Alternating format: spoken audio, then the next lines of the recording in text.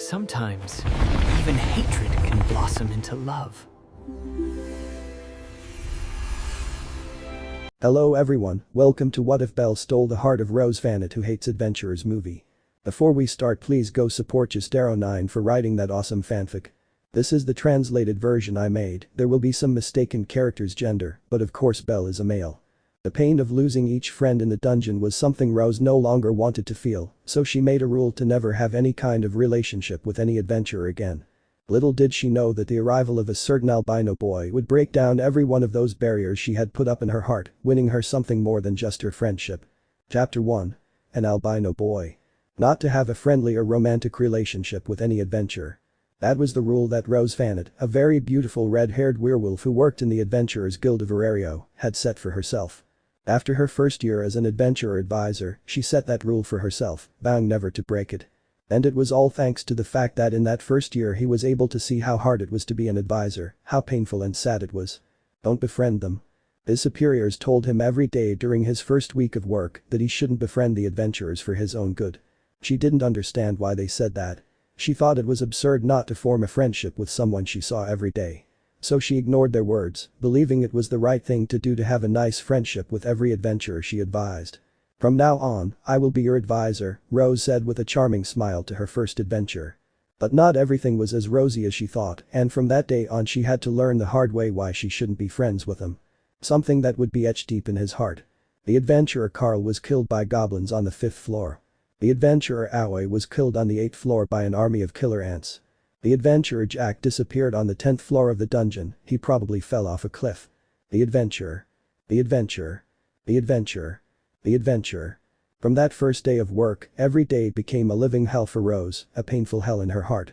Rose could perfectly remember each of the adventurers she advised in that first year, adventurers with whom she treated kindly and became friends. Also that weeks later they would arrive with the tragic news that they had died in a grotesque way in the dungeon. Why were they dying? Was it their fault? If I had advised them better, perhaps they would have been better prepared for the dungeon and wouldn't have met such a tragic end. Every day, that same question repeated itself over and over in her mind, blaming herself for the deaths of all those people she was supposed to be preparing so they wouldn't die down there, something she had failed at time and time again. I told you so, said one of her superiors as she watched with tears in her eyes as they brought in the dismembered body of one of the adventurers she advised, an adventurer who had become her friend a few weeks ago and was now dead. Now I understood. He understood why the other advisors had no relationship with the adventurers beyond a professional one. They didn't want to feel the same pain she had felt, pain which they probably experienced the hard way, just like her.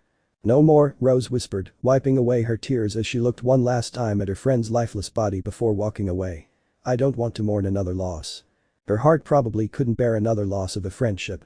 So she would make a decision that would completely change her life, a decision for her own good. A purely professional relationship, he whispered with a dejected expression. At that moment, the kind and smiling Rose, who had been friendly with each of the adventurers she advised, had disappeared, replaced by a merely professional one. One which would not feel any kind of feeling towards its adventurers. One who would be cold and reserved with others. One which would freeze her heart so that she would never suffer again. It's for the best, she whispered, a feeling of sadness creeping in. And with that promise, the years went by for Rose, years in which she never again had any kind of friendship with her adventurers. The vast majority ended up dying at some point in the dungeon. It hurt him, but not as much as when he formed friendships with them. At that moment she knew she had made the best decision so that her heart would no longer suffer. And that continued for a very, very long time. Until a certain albino boy came into her life, destroying each of those barriers she had put up with just his personality, winning something more than her friendship. Current time. Another busy day at the Arario Guild where advisors walked back and forth fulfilling their duties, something that had been an everyday occurrence since the guild was created. Except for Rose, who stood with a calm expression leaning against the counter, watching the guild entrance. She almost always finished her work quickly, so she had plenty of free time, and since she didn't currently have any adventurers under her supervision, she had a lot of free time at the counter. I think I should ask for a raise, the wolf girl thought, watching her colleagues fall behind with their work, as most of them spent their time chatting instead of working. Except for her, since being a very reserved person she focused more on her work, leaving conversations for later, although when she was free everyone else was busy, so she spent most of her time alone. Rose, help me. The beautiful girl with pink hair approached her with a worried expression. She was his coworker and friend Misha, who begged for his help while a large stack of papers was in his hands. Do it yourself, you always let everything pile up because you're lazy, Rose scolded, making Misha smile nervously. Haha, I can't help it, she said, embarrassed, then looked up at her friend Ina in the distance. Ina, help me.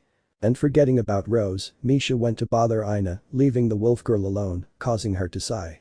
Maybe I should take my work more calmly, he thought, realizing he had a lot of boredom and free time. At that moment, a shy albino boy entered the guild through its enormous doors, nervously observing his surroundings. Just by looking at him, they could tell he was new to the city. I hope he's not here for what I think it is, Rose thought, watching the shy boy approach her. Her other colleagues were busy with paperwork and all that, so she was the only one available to attend to people. Good morning, the albino boy greeted with a shy attitude and a little embarrassed at the sight of Rose's beauty. Good morning, he returned the greeting with a tired expression. Do you need anything? Well, I'd like to be an tea adventurer, he said with an embarrassed smile. I knew it, Rose thought with disappointment. The boy was too young to throw himself into the dungeon to die. But she was nobody to stop it, she was just doing her job. Besides, he had already promised not to interfere in their lives again. Sure, wait a moment, Rose said, resignedly searching for a sheet of paper and a pen, which she then handed to the albino. Write here your name, your age, what you did for a living before, and which family you belong to. With a nervous demeanor, the boy took the things in his hands. Understood, I'll be back in a moment, and with those words the boy went to a table in the guild to fill out what they asked him to. Rose just stared at the albino's face for a few seconds before looking back at the guild. I didn't want to memorize his face. After all, it was more than obvious that he would die in a few days in the dungeon, just by looking at his attitude it was evident. It's just going to be monster food, she thought, disappointed. This had happened so many times since she became an advisor. A new boy or girl would arrive at the guild wanting to be an adventurer, and the next day they would be reported dead.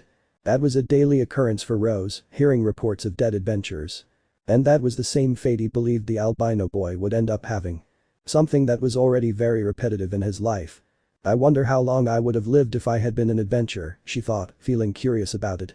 Elisto. Rose was pulled from her thoughts when she heard the albino's timid voice catching her attention.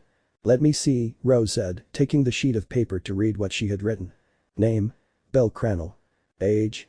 14 years. Previous occupation. Farmer. Family. Rose could only sigh when she saw his age. He's just a kid, I thought, watching the albino's eager smile, probably about going to the dungeon. Then he looked at the sheet again, noticing that he hadn't written about his family. Don't you have any family? Rose asked the shy boy. And no, I arrived in the city recently so I didn't make it a point to look for a family, she replied with a nervous smile. Then you can't be an adventurer until you get a family, Rose said in an authoritative voice, watching the albino's expression change to a disheartened one. First find a family, or you won't enter the dungeon.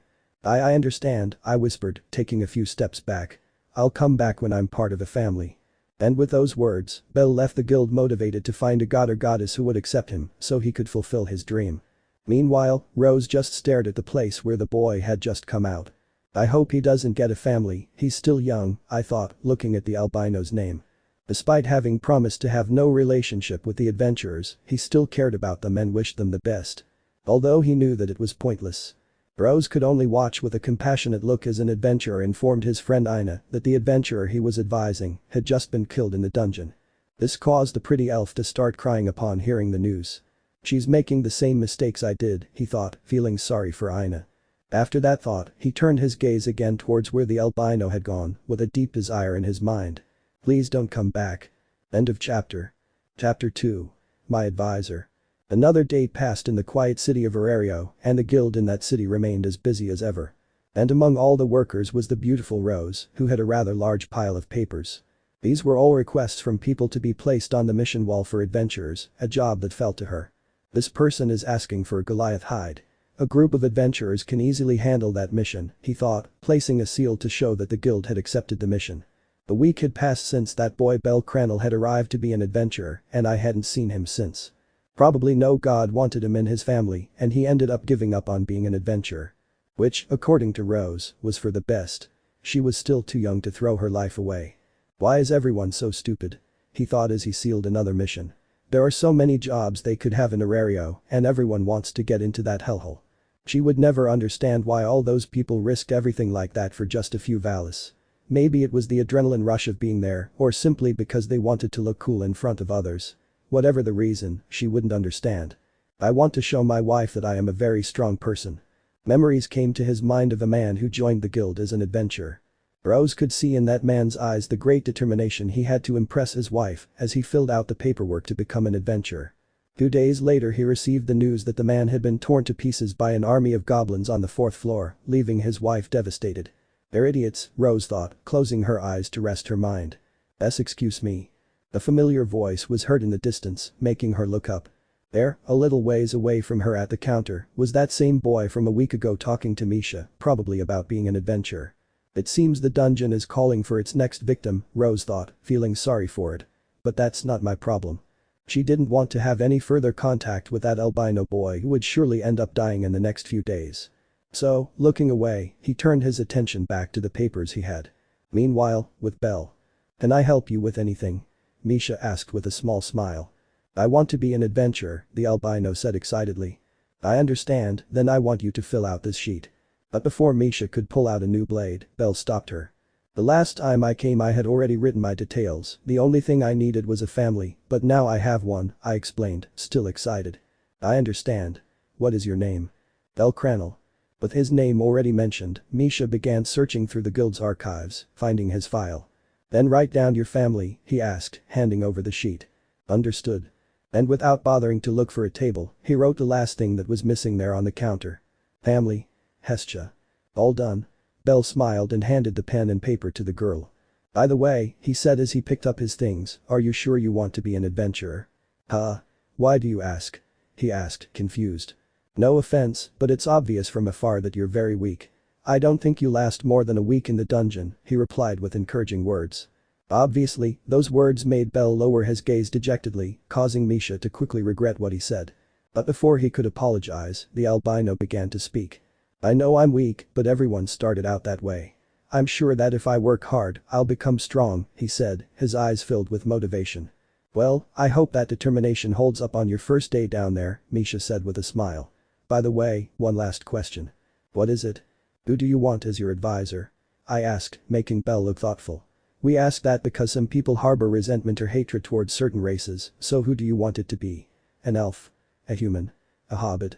As Misha gave the options, Belle remembered the appearance of the first girl who served him that day. A beautiful red-haired wolf girl, with a serious look that made her look even more beautiful.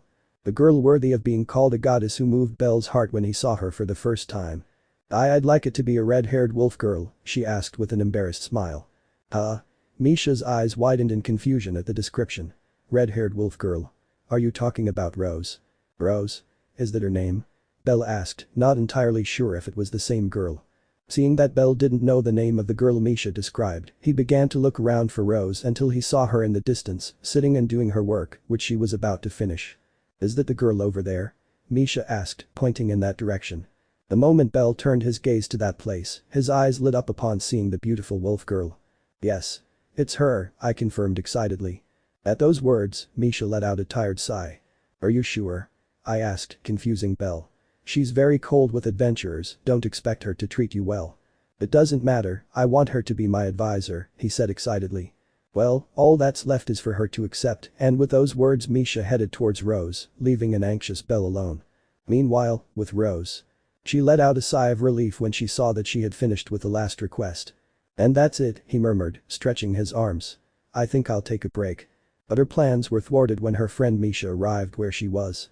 "Our Rose," she said with a nervous smile. "What?" he said, narrowing his eyes. "Look, there's a guy who wants you to be his advisor," she said, pointing towards the counter. Rose turned her gaze towards the place, meeting Belle's gaze, who became nervous when their eyes made contact, quickly lowering his gaze. "No," he replied curtly, preparing to leave. "Please, Rose." Misha pleaded, taking her hand. "I'm not going to advise a boy who will most likely die in the next few days," he refused again, trying to free himself from the grip. "Please.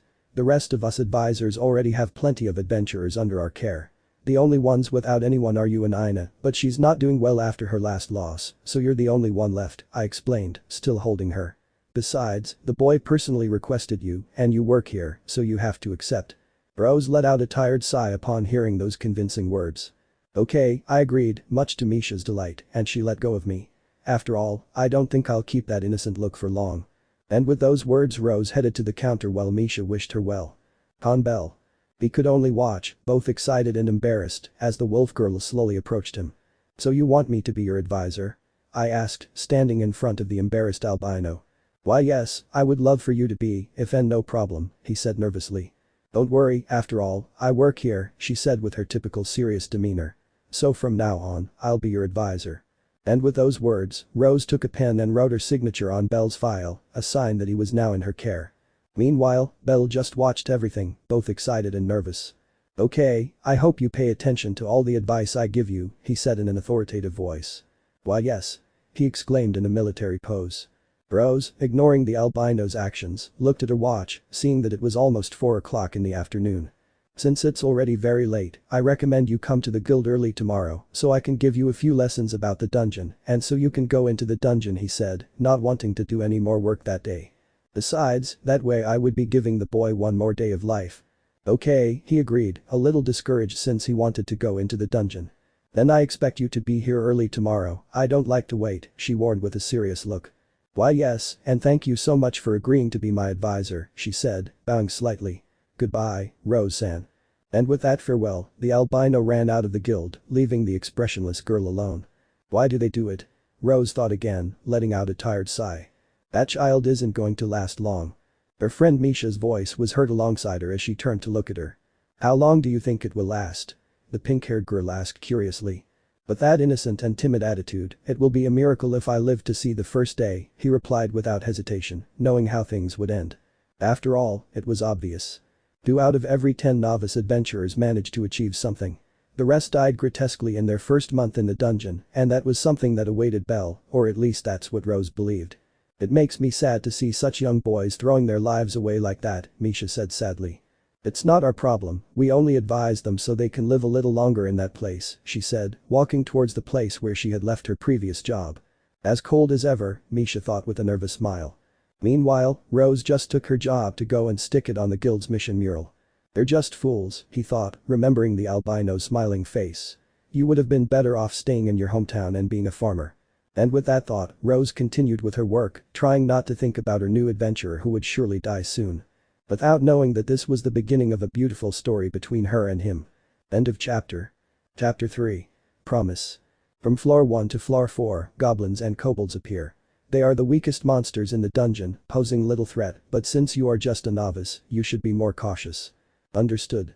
We find ourselves as always in the Aurario Guild, specifically in one of the private rooms where advisors can talk to the adventurers under their charge.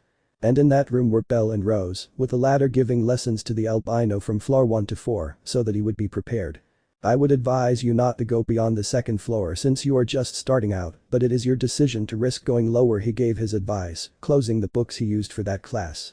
"Don't worry, Rose-san, I don't plan on putting my life at risk," the albino promised with a smile. "Don't misunderstand things, I'm not worried, I'm just doing my job of giving you advice, nothing more." I shook my head with a monotonous expression. Misha-san was right, she is very cold, Belle thought with a nervous smile. "But I will make her trust me," he thought with determination. "So now you're somewhat prepared to go to the dungeon," said the wolf girl, observing the albino's clothing.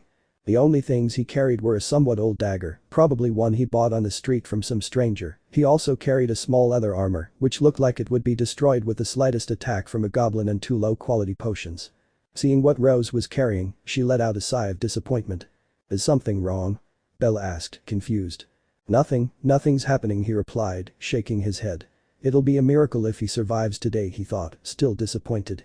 At that moment, a faint sound was made by the clock in the room, indicating that it was already 8 in the morning. "Wow, it's been an hour since we started class, time flew by," Belle remarked, standing up. "So am I ready to go to the dungeon?" "If you still remember everything I taught you today, then you shouldn't have any problems," the girl replied, also standing up. "If you'll excuse me, I have more work to do." "Of course. Then I'll begin my adventure," Belle said excitedly, running towards the exit of the room. But just before leaving, he stopped abruptly, confusing beastman. "Rose," and Belle said, turning to look at her. "And? Thank you, and I promise to return alive," he promised with a big smile. And after those words, Belle left the room eager to begin his adventure. Meanwhile, Rose just stood in the same place watching where the albino had just come out. "I promise to come back, Rose-chan. When I get back from jail we're going to buy lots of clothes." When I get back I'll treat you to some drinks, Rose. Thanks to those words from Belle, memories of the promises made to him by his first adventures came back to him. Promises which, unfortunately, they were unable to keep. They all say the same thing, they're just empty promises, she whispered, picking up her books and leaving the room to continue her work. Thanks to those words, he became moody as he recalled those painful memories which continued to affect him to this day. So the boys already left, Misha said, watching her friend leave the room. How was your class? Well, I'd say, he said, letting out a tired sigh and putting his books on a table. At least he paid attention throughout the whole class. If that's the case, maybe he'll survive a day unless he risks going even lower, like almost everyone else does. That's not my problem anymore, said Beastman, walking to another table which had a stack of papers on it her work. I already took care of showing him everything about the first few floors.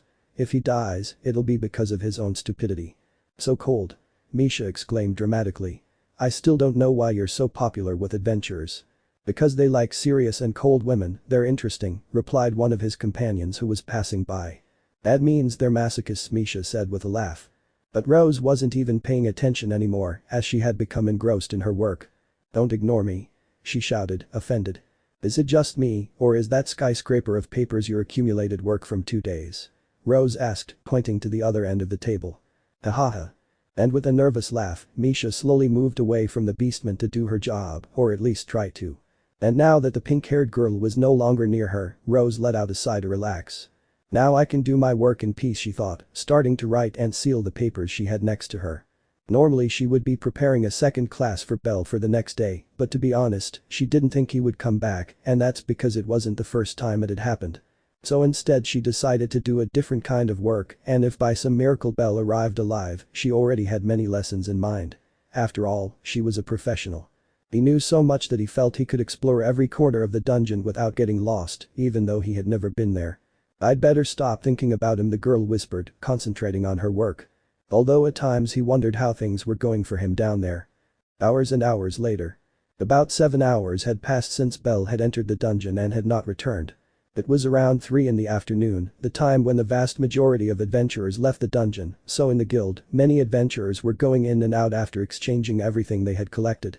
And at one of the guild counters was Rose exchanging some magic stones from the adventurers for Valis with a serious expression as was her custom. It's scary. But she's pretty. The pair of friends said this as they left the guild after being served by Rose, but she didn't even pay attention to their words. It's almost 5 o'clock, the girl thought, looking at the clock on the wall. It seems she hasn't returned, Misha said, approaching her. I think she's already dead. It's likely, he said, wishing it was already 5 o'clock in the afternoon. Her shift ended at 5 and she was ready to rest after such a hectic day. Aren't you even a little worried? Misha asked, surprised by her friend's coldness. I'm not a robot, you know, he said sarcastically. But worrying won't accomplish anything. It'll only damage my sanity. If he comes back, great, and if he doesn't, well, he'll just be another one on the list of adventurers who died under my command. I am sorry. Misha quickly apologized when he saw Rose's expression change to sadness for a few brief seconds. She was someone who didn't show her emotions to others, but there were days when it was very difficult for her not to show her sadness when remembering those dozens of people who died in her care. Although he didn't show it, every death affected him, even if only a little. I am so sorry to say you had no feelings, Misha apologizes, regretting her words. Relax, I know you didn't mean it that way, Rose said with a slight smile. The smile that stole the hearts of the adventurers who were there. Seeing Rose smile was something that happened very rarely, and when it did, 1 or 2 men ended up falling in love with her. Ooh. What's wrong? Rose asked, confused, as she saw her friend's expression quickly change to one of surprise. Look. He said, pointing at the guild door. Rose, still confused, turned her gaze towards the entrance. Wow, what a day. Rose looked a little surprised as the boy she thought wouldn't survive his first day in the dungeon walked towards her with a tired but satisfied face. I slowly observed each part of his body, noticing that he had 1 or 2 wounds on his face or arms, but nothing serious. That boy came back alive, whispered Misha in surprise, taking a few steps back to leave them alone. I'm back, Rose-san. Belle said with a big smile as he stood in front of Beastman. Meanwhile, Rose quickly recovered from her surprise and returned to her serious demeanor. Congratulations, you made it through the first day. Rose congratulated him without any change in her expression. I told you, didn't I? I was going to come back, he recalled with an embarrassed smile, remembering that he wanted to seem interesting at that moment. Well, good for you for keeping your promise, he said dismissively. So? Rose said when she saw that Belle wasn't saying anything. So? What's going on? I asked, confused. Did you bring magic stones? I asked impatiently. Oh. Of course. And with a shy smile for not having noticed before, Belle placed a bag with some magic stones on the table. Meanwhile, Rose just took the bag to go exchange them for Valis, although inside she was a little surprised. He killed 25 goblins and 17 kobolds, I whispered in surprise after counting all the magic stones. I don't think he's as weak as I thought. After getting over his surprise, he took the bag with the Valis and walked back towards Belle. Congratulations, you won 4,500 Valis, that's a good amount despite it being your first day, he said, handing the bag to a surprised Belle. Wow, I won a lot, he said in surprise. And I spent most of the time walking because I was lost. Did you get lost? I thought you had the first floor of the dungeon memorized by now. Rose asked, confused. Haha, for a moment I got nervous being down there and I forgot some things, he confessed, embarrassed. Since the beastman murmured, letting out a tired sigh. Come back tomorrow at the same time, we'll review everything we saw today and a few other things. Yes. Belle agreed, excited to have another class with her. If you have nothing left to do, go back home, he said with an anime-style sweat drop when he saw that Belle wasn't moving from the spot. Oh. Sorry, he apologized, embarrassed, having been lost in her deep gaze. Gee, goodbye Roseanne, and thank you. And with a small, shy smile, Belle left the guild under Rose's watchful gaze. She had to admit it, the boy surprised her a little by having survived that first day.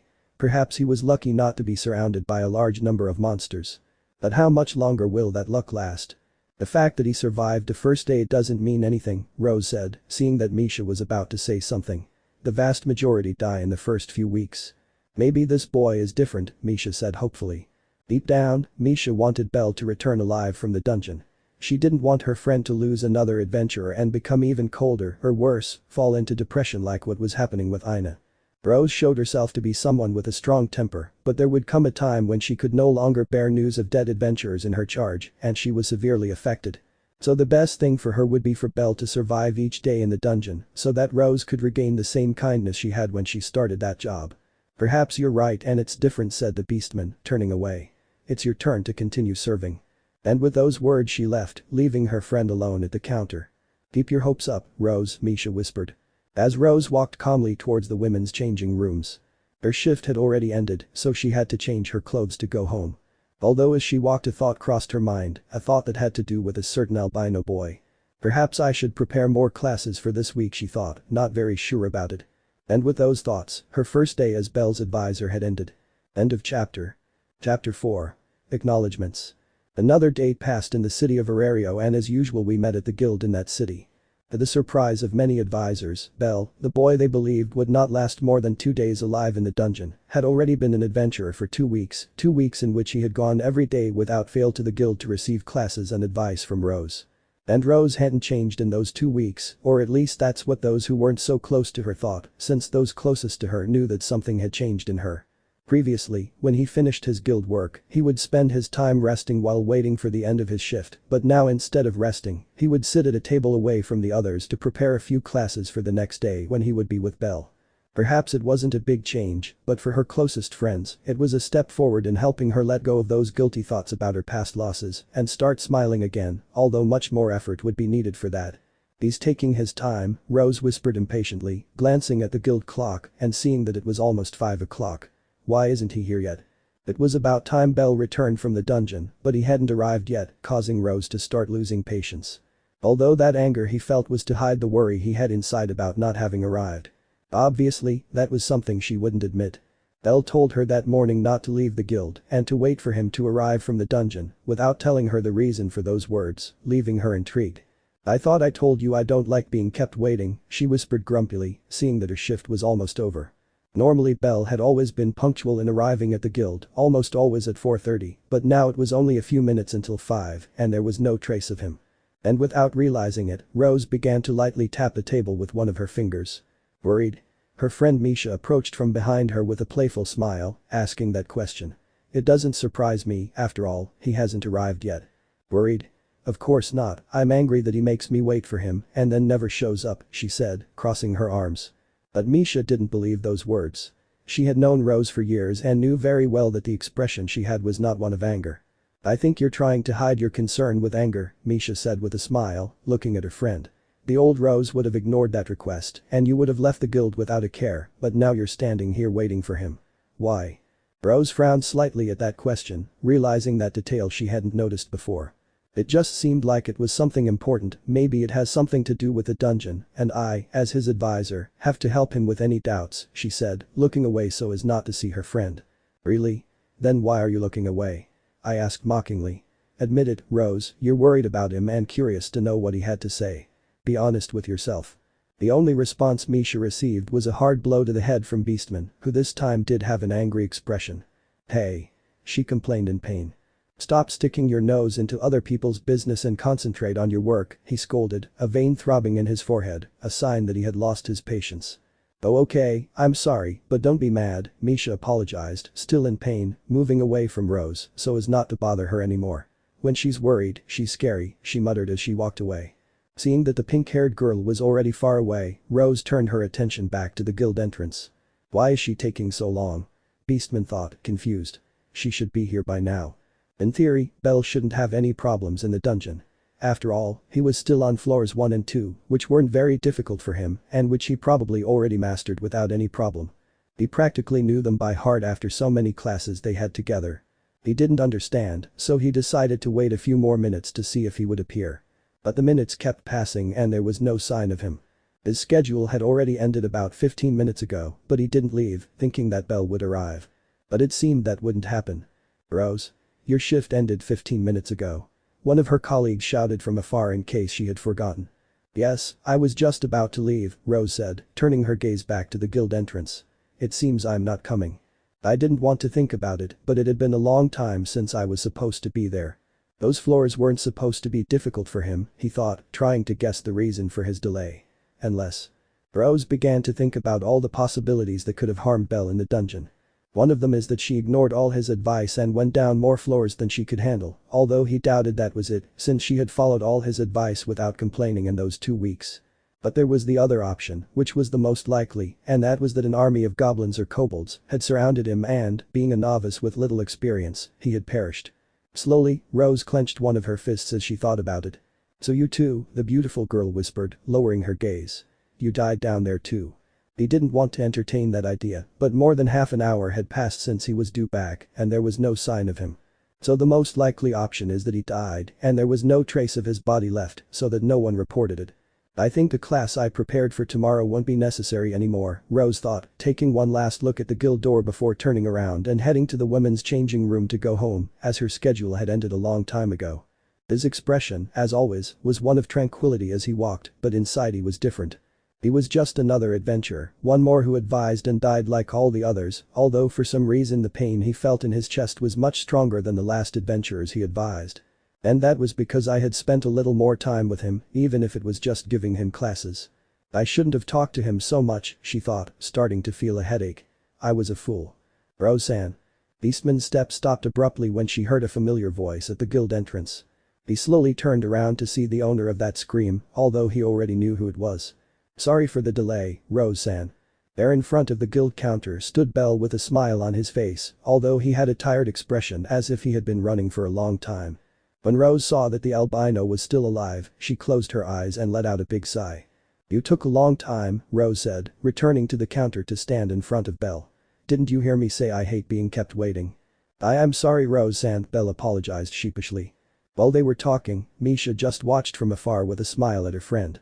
She was probably the only one who noticed how Rose's expression changed to one of relief for a few brief seconds upon seeing her adventurer alive. She doesn't want to admit it, but she's starting to care for him, Misha thought, happy for her friend. Back to Rose and Belle. Can you tell me why you took so long? Rose asked, her voice tinged with anger. My shift ended 15 minutes ago, and I'm still here waiting for you. I am so sorry, Roseanne, but I had something very important to do, Belle apologized again, bowing slightly in apology. Important? Then you left the dungeon a long time ago, Beastman asked, surprised. Actually, I left half an hour ago, I explained with a nervous smile. And why didn't you come here directly? He asked again, starting to lose his patience, thinking that Belle was simply trying to play a joke on him. I had to do something very important before coming, he explained, holding something tightly in his hands. When he said those words, Rose noticed a small box in Belle's hands. And what would be important about that? Rose asked curiously. You'll see. A blush spread across Belle's face as he began to stutter from how nervous he felt. Don't tell me that boy also fell under Rose's spell. Poor boy, he'll be rejected by her. After all, she's close to reaching the record of the Sword Princess. These were the whispers of a group of adventurers as they watched a nervous Belle. Rose was probably one of the most beautiful and popular women in the guild, and she undoubtedly received declarations of love from many adventurers throughout her life. Confessions which she always rejected with the same words. I don't want to form a relationship with someone who will surely die in a dungeon. And that has been repeated over the years, rejecting almost the same number of adventurers as the princess with the sword rejected. And today, for all those people, Belle would be added to that list. Well, I remind you that I have things to do around the house, Rose said, already tired of the albino not saying anything.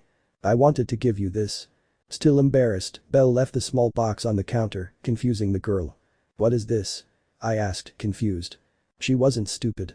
She knew it was a gift from Belle to her, but she wanted to know what the meaning of it all was. Well, we've only known each other for 2 weeks, but you've done so much for me. Thanks to all your teachings, I've managed to survive in the dungeon, so I wanted to give you a gift to show you how grateful I am, he explained, embarrassed and avoiding Rose's eyes. What a nice gesture. These were some whispers from some of the advisors as they listened to Belle's words. Are you an idiot? And as expected, Rose spoke with hurtful words, just as she did with all the adventurers who wanted something with her. As she said those words, Belle lowered her gaze sadly, thinking that Rose wouldn't want her gift. Look at you, the girl said, pointing at the albino. You have a dagger that's about to break, and your leather armor is useless, and instead of buying better equipment to be safe in the dungeon, you buy me a gift. Are you serious? Rose really wanted to hit the albino on the head to make him think better. But I wanted to give you a gift, he whispered in a shy tone of voice. Advising you on how to survive down there is my job, I don't need you to give me gifts, he said wearily. I appreciate the gesture, but you should think about your safety before spending money on other things. But. No buts, if you ever want to thank me, then always come back alive from the dungeon, that way you'll show me that I'm doing my job well as your advisor. The moment Rose said those words, those closest to the place looked at her in surprise, since it was the first time she had told an adventurer how to thank him. Normally she always rejected them coldly and left the place, but this time was different. Lucky you? Shouted some angry adventurers. But I would still like you to accept the gift, Belle insisted, pushing the small box. No, take this back to the store and use the money to buy yourself a new dagger or armor, he refused, not wanting to take the gift. Well, I have no intention of returning it. I'll leave the little box here, he said decisively. Besides, I'd be embarrassed to return it after telling the saleswoman I was giving it to a special woman. I'd look like a reject. He thought nervously. Don't be stubborn and give it back, he said, beginning to lose his patience. While the other advisors just watched the interaction between the two with amused smiles, especially their friend Misha. They looked like a couple arguing. After so many years Rose is finally starting to be a little more expressive with an adventurer, thought Misha, watching everything with amusement. Belle, look at the time, Belle dramatically checked her arm as if she were holding a watch. It's already very late, Kami-sama will worry if I don't arrive, she said, taking a few steps back. Belle, take the box, Rose insisted as she saw the albino leaving. Goodbye Rose-san. And refusing to carry the Belle box, he started running towards the guild exit. Hey, don't go. I shouted angrily as I saw the albino leave the guild. You're stubborn. The people who were there burst out laughing when they saw all that. Except for a few adventurers who were jealous when they saw that boy chatting so naturally with Rose. Think about your safety, idiot, Rose whispered wearily. After that, he looked at the counter, saw the small box, and picked it up. I'll have to give it to her tomorrow, he thought, still annoyed, as he walked towards the changing rooms. She truly appreciated Belle's gesture, but according to her, it wasn't necessary. After all, that was her job. At least I'm coming back alive, he thought, looking at the little box. Upon seeing it, she felt curious to see what was in that little box, so she slowly opened it to see its contents. You're a fool, this must have cost you a lot, he thought, slapping himself in the face. What the little box contained was a silver-colored necklace in which you could place a small photo inside, a photo that was special to the person. Your safety comes first, idiot, he whispered with disappointment. Although she couldn't help it, a very, very small smile formed on her lips because of the cute gesture. Spending your money on this, thanks. A smile that would be the beginning of their love story. End of chapter. Chapter 5. You worry me. Roseanne, can I go down to the 5th floor? If you feel like dying, then do it. We find ourselves once again at the Adventurers Guild in Arario where Rose and Belle were chatting at one of the many tables in the place. A full month had passed since Rose began mentoring Belle, and she was quite surprised by the albino's results, though she didn't show it. It was then that she realized, for the first time, that she had been wrong. Belle had proven her and all the other mentors who hadn't believed in him wrong by surviving a month down there. Although deep down Rose felt relieved to have been wrong about it, despite all that she still maintained her relationship as adventurer and advisor with Belle, although she couldn't help but always chatted together a little. And today was one of those many conversations where Belle made that request to go down more floors. Is that a no? The confused albino asked, taken aback by his advisor's harsh response. Listen, Belle, Rose explained, trying to reason with Belle. You've proven you can handle floors 1 through 4 without any problem, but from floor 5 onward, things are a bit different. As we discussed in previous classes, other types of monsters appear there a bit stronger and in larger groups. They also spawn much faster, and you're not ready for that yet. You'll have a lot of trouble, and a small distraction could be the end of your life. But the first few floors are too easy for me, Belle said, trying to convince his advisor. Let me go, Rose-san. I'm sure I won't have any problems. You're not understanding me. If you want to go down those floors, go ahead, it's your decision, but I've already told you about all the problems you could have there. That's my job, to warn you about all those dangers, I explained in a calm tone. I know you're strong despite being a level 1, but you lack experience, and without experience and skill, someone much weaker than you can beat you. Ugh, when will I be able to go down to those floors? He asked, dejected. I really wanted to go to those apartments. I felt like I wasn't making any progress in the first ones. Whenever you want, I already told you it's your decision, he replied, standing up. But remember, strength isn't everything. And with those words, Rose walked calmly to the counter, leaving a thoughtful Belle alone at the table. He didn't understand. Rose told him he could go whenever he wanted, but that he wasn't ready to go there. He was confused. Am I still too weak? He whispered despondently. Don't worry, Belle. The female voice was heard next to him, making him look up. There in front of him was Rose's friend and classmate, Misha, looking at the albino with a smile. Misha-san, murmured the rabbit, looking at the pink-haired girl. Maybe Rose has those harsh words, but she's saying them so you don't go down to those floors, I explained, sitting down where Beastman had been. Deep down, she's just worried about you. Worried about me? Yes, believe it or not, of the last 10 adventurers she's advised, you're the one who survived the longest. I think she doesn't want you to die, even if she says it like that. You know how Rose is. She has trouble expressing her feelings, she's like a tsundere, he said with a hint of mockery. Belle was about to let out a soft laugh, but saw a person behind Misha, which startled him. Misha-san. Although she can sometimes be a bit harsh and cold with her words, that's perhaps why she's never gotten a boyfriend. Misha-san. Sometimes I wonder how she's so popular among adventurers, maybe I should be cold like her too. Misha-san. Huh? What's going on? I asked, confused by the albino's shout. All she saw was the rabbit pointing his finger behind her with a nervous smile. She didn't need to be a fortune teller to guess what the albino wanted to tell her. So you were talking behind my back. Rose's voice was heard behind her, confirming her theory and making her start to get scared. I was just giving her advice. Exclaimed Misha, startled, as she stood up. Advice? What kind of advice exactly? I asked, squinting. Well and I. If you're so keen to give advice, then advise your adventurers who have been waiting at the counter for 10 minutes now, instead of advising my adventurer, he said, pointing to 2 men who were waiting for Misha with bored expressions. Why yes, goodbye Belle. And without waiting, Misha ran off before Rose could get any angrier with her. Sometimes she's a real pain, Beastman muttered, turning her gaze to Belle. You should go to the dungeon before it gets too late. I have to get to work. Wait, Rose-san. Exclaimed the rabbit, stopping the girl in her tracks. And? Do you really care about me? I asked, embarrassed. I know you act very cold towards me almost every day, but Misha-san says it's because you don't want me to die. That idiot, she thought angrily at what her friend had said. Don't get confused, I only give you advice as your advisor. After all, that's all our relationship is. Adventurer and advisor, nothing more. That answer made Belle lower his gaze, discouraged and disappointed. For a moment I thought that he and Rose were already close as friends because of all the time they had spent together, but it seemed that Rose didn't think that way. She only saw him as an adventurer who needed advice. I understand, sorry if I bothered you with that question, he whispered, turning away. I won't take up any more of your time, Rose-san, I have to go. And with a dejected aura surrounding him, Belle walked towards the exit, being watched by the Beastman. Belle. The albino stopped walking when he heard his advisor's voice, turning to look at her. He just looked at Belle with a serious expression, then let out a tired sigh and spoke. If you want to go down to the 5th floor, you need to buy a better dagger and better armor, so you'll be better protected down there, she advised, making the rabbit look at her slightly surprised. On one floor of the Tower of Babel, there's a shop that sells weapons and armor at a good price for beginners. You should go there and buy one of those two options, and if you don't have enough money, the guild can give you a small loan to buy them. I report, confusing the albino. Why are you telling me that? He asked, confused. Meanwhile, Rose just turned around and started walking slowly back to her workplace, then said a few words. Did you forget? You promised me you'd come back alive from the dungeon, at least put some effort into your safety so you can keep keeping your promise.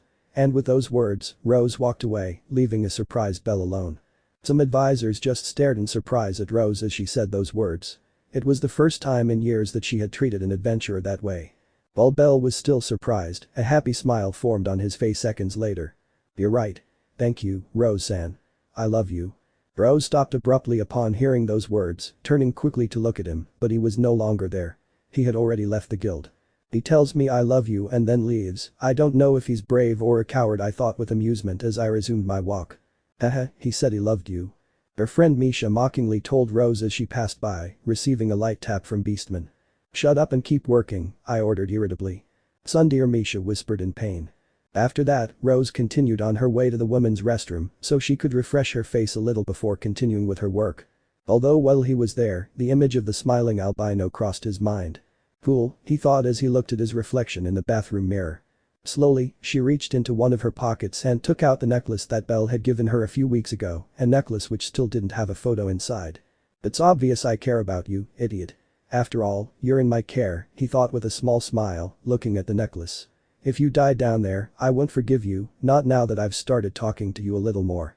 One of the many barriers that Rose had in her heart had just been broken down by Belle. End of chapter. Chapter 6.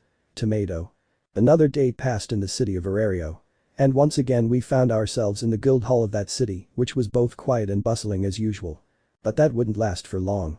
I feel like something troublesome is coming, thought the beastman who was at the counter waiting for her foolish adventurer to return from the dungeon. Rose-san. Upon hearing a shout calling her name, Rose let out a tired sigh, knowing who it was. You always have to enter the guild shouting my no. Rose was about to scold Belle, but stopped abruptly when she saw the albino, and that was because he was different than before.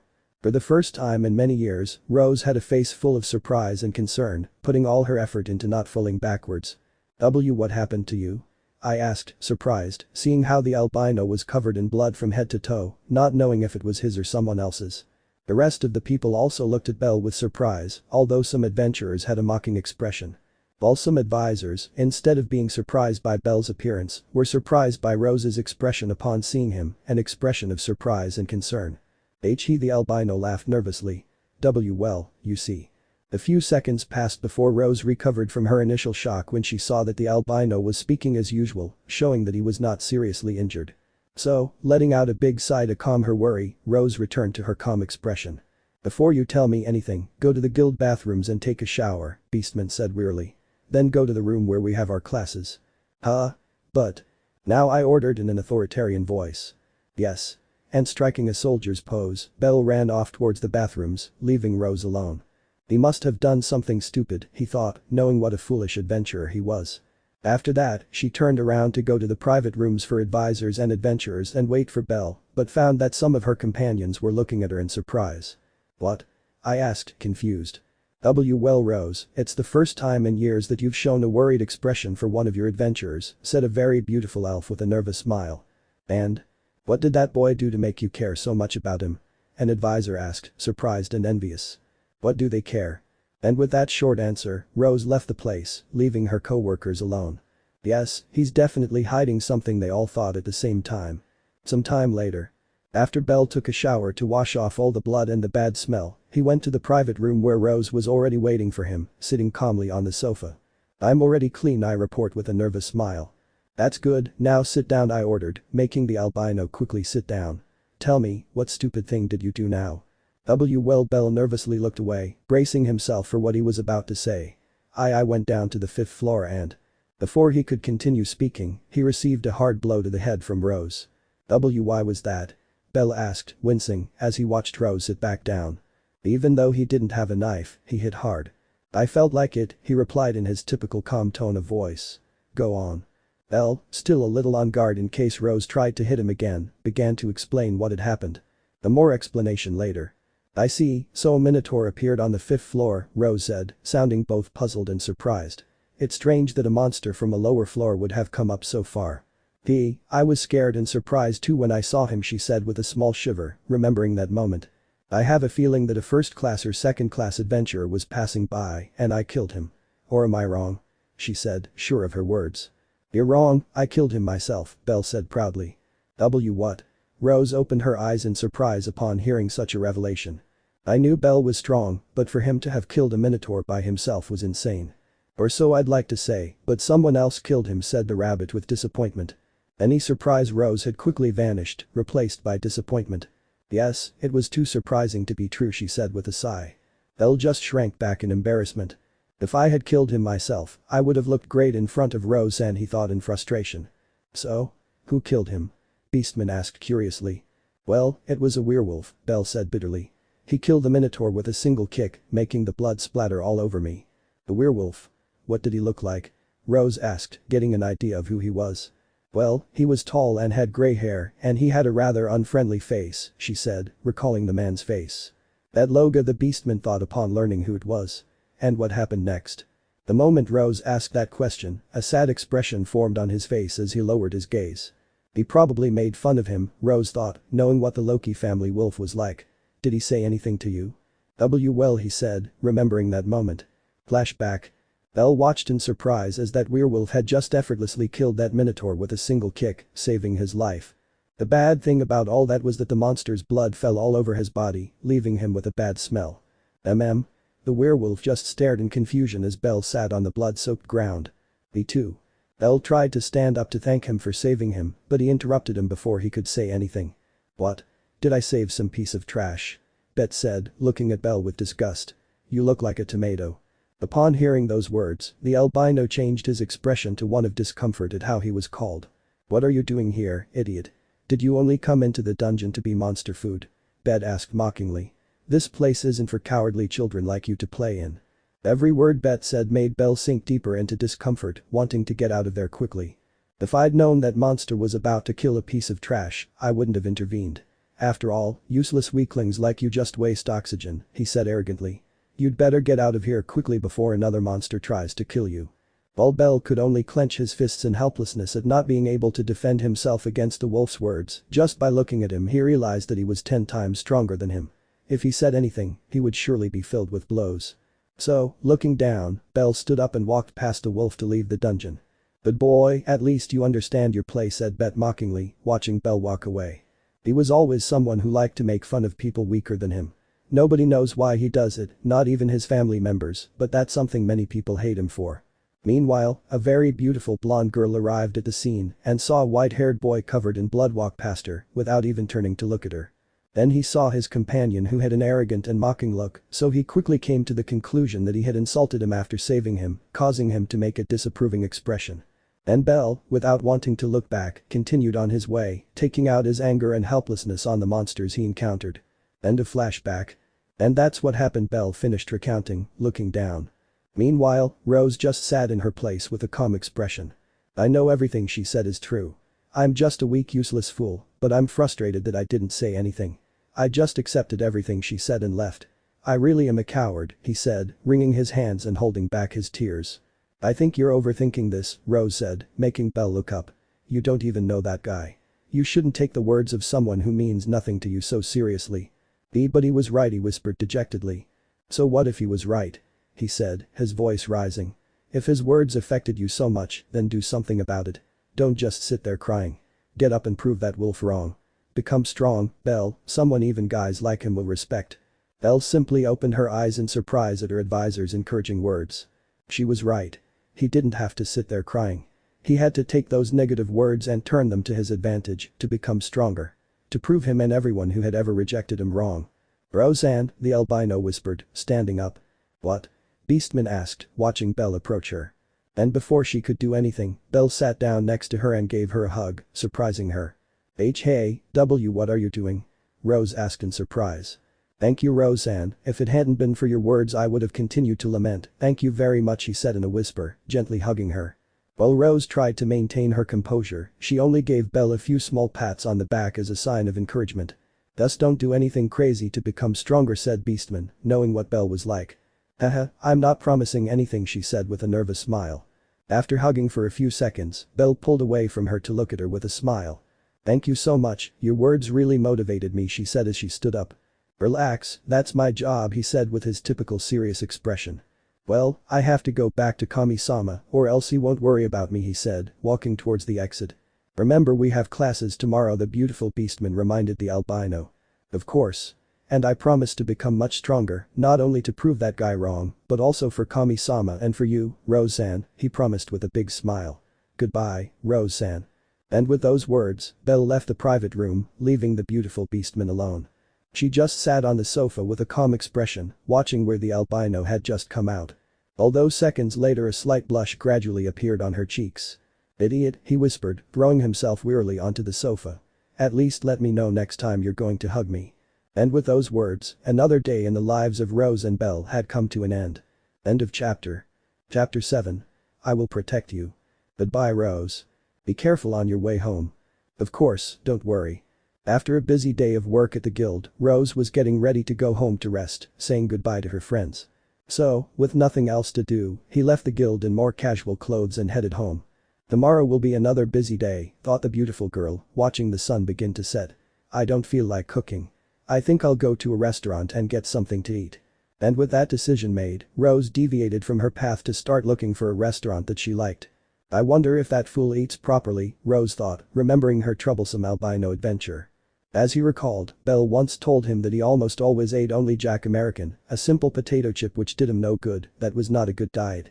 She should balance her food more or she'll end up fainting in the dungeon, he thought with amusement.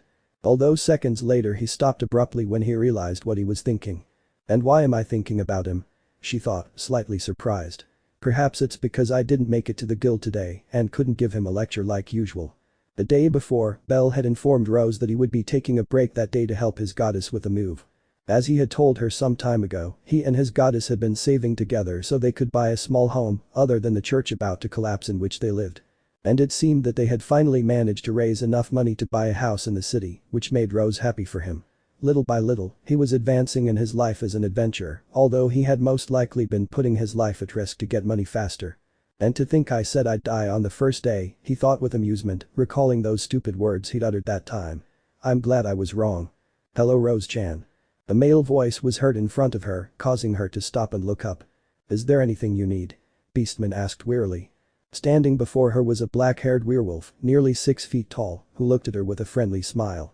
Don't you remember me? The wolf asked, feigning pain. I don't really bother remembering faces that are unimportant in my life, she said irritably, making the man frown. I'm Nathan, you rejected my confession of love a few months ago, she said, hiding her anger. As always, you were so cold when you rejected me. Honestly, I don't remember you, she said dismissively. If you'll excuse me, I have things to do. Not wanting to talk to him anymore, Rose continued on her way, passing him by, or at least it was her intention if the guy hadn't stepped in front of her, stopping her again. Don't leave so fast, Rose-chan, she said with a friendly smile. Seriously, I'm busy, I don't have time to talk, she said, starting to get angry. Don't be angry, my beautiful Rose-chan, I just wanted to invite you to spend some time together and go eat something and have a nice moment, he invited, wanting to stroke her hair, but Rose moved his hand away. I'm sorry, but no, she refused, already tired of it. Wasn't that clear the first time? So you do remember me, she said arrogantly. As cold as ever, that's why I love you. You're unpleasant, I whispered with disgust. Don't even think I'm going to trust you after you tried to take advantage of Ina. I was a little drunk that day, the guy excused himself. Besides, I didn't do anything to her. That was because the other advisors stopped you before you could do anything, she said angrily. I have things to do and I don't want to waste time with you. And starting to walk again, Rose tried to pass by that guy who gave her a very bad feeling. So you're going to keep being stubborn? The disappointed man said. You leave me no choice, guys. No sooner had she said those words than 2 men appeared from the shadows, grabbing Rose by the arms to prevent her from moving. What? He said in surprise, trying to break free from the grip but he couldn't. Level 2.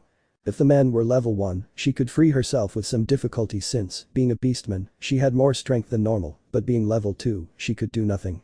"They are my friends, you rejected them a while ago too," said the wolf, pointing to the two humans who were holding his arms. "Hello Rose," one of the men greeted with a nasty smile. "Your arms are soft. I'm warning you, you'll have serious problems with the guild if you don't stop right now," Rose warned angrily, trying to break free from the grip. "We don't care about the guild," Nathan said mockingly, taking a small bottle out of his pocket. Upon seeing the rose bottle, she began to get scared, showing it in her expression. "Ooh, I like that expression," he said, looking at Beastman. "Looks like you know this bottle." "Let me go," Rose shouted, agitated. "Haha, you're wasting your time, Rose," said one of the men holding her arms. "Only adventurers live on this street and at this hour everyone's in some bar drinking and celebrating, so nobody will be able to help you." "Relax, Rose-chan," said the werewolf, approaching her. "This potion will make you feel wonderful. You'll feel so aroused that you'll want to release all that pleasure with anyone nearby and we'll be there to help you, so we won't force you to do anything." "Let me go," she whispered, filled with fear. "Let me go, damn it." Filled with desperation, Rose kicked the wolf, hitting its groin hard. "Ah."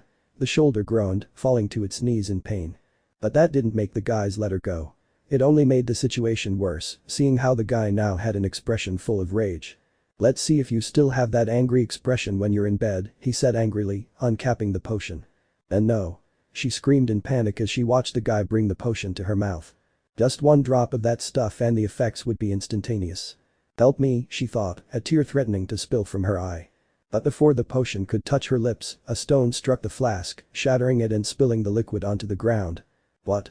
The three guys and Rose stared in bewilderment at what had just happened. But before anyone could do anything, another stone flew out at high speed, hitting one of the werewolf's eyes, causing him to fall backward to the ground, groaning in pain. "Who's there?" one of the guys shouted, letting go of Rose and getting into a fighting stance. Serious mistake. With one of her arms free, Rose threw a punch at the other guy's face, stunning him a little, but thanks to that he loosened his grip, allowing Rose to apply a little force to free herself. "Idiots. Don't let her go."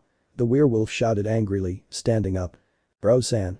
A scream was heard from the top of a house, making Rose look up. "Belle!" exclaimed Beastman upon seeing the albino. "The happiness I felt at that moment was much greater than when I saw him return alive from the dungeon." He took a great leap and fell to the ground, ending up facing the guys with Rose behind him. "You'll regret trying to hurt Rose-san," Belle said angrily, pulling out a dagger. "You idiot kid," Nathan said angrily. "You must be that new adventurer of Rose's who's always being nice." "Lucky kid," said one of the guys, pulling out a dagger. "The three of you against me alone," Belle challenged, raising his weapon. "Don't do it, Belle, those guys are level 2, they'll destroy you," Rose said, clearly worried about the albino and not wanting him to get hurt. Something that the men did not like at all. "Seriously, kid, what did you do to make Rose-chan treat you like that?" Nathan said enviously. "I'll have to smash that face of yours in." "Belle," Rose whispered, taking the albino's shoulder, wanting to stop him. "Don't do it." "Relax, Rose-san," Belle said with a smile. "This thing defeats even level 2s. That?" Rose was simply confused by the albino's words. Although seconds later he understood what he meant. He must be killed.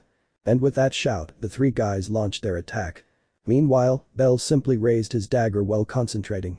Seconds later the dagger began to be surrounded by a yellow light, surprising the three of them. But it was too late for them to do anything. "Take this." And with that shout a powerful burst of lightning shot out of the dagger, hitting the three guys and sending them flying into a building, collapsing it in the process.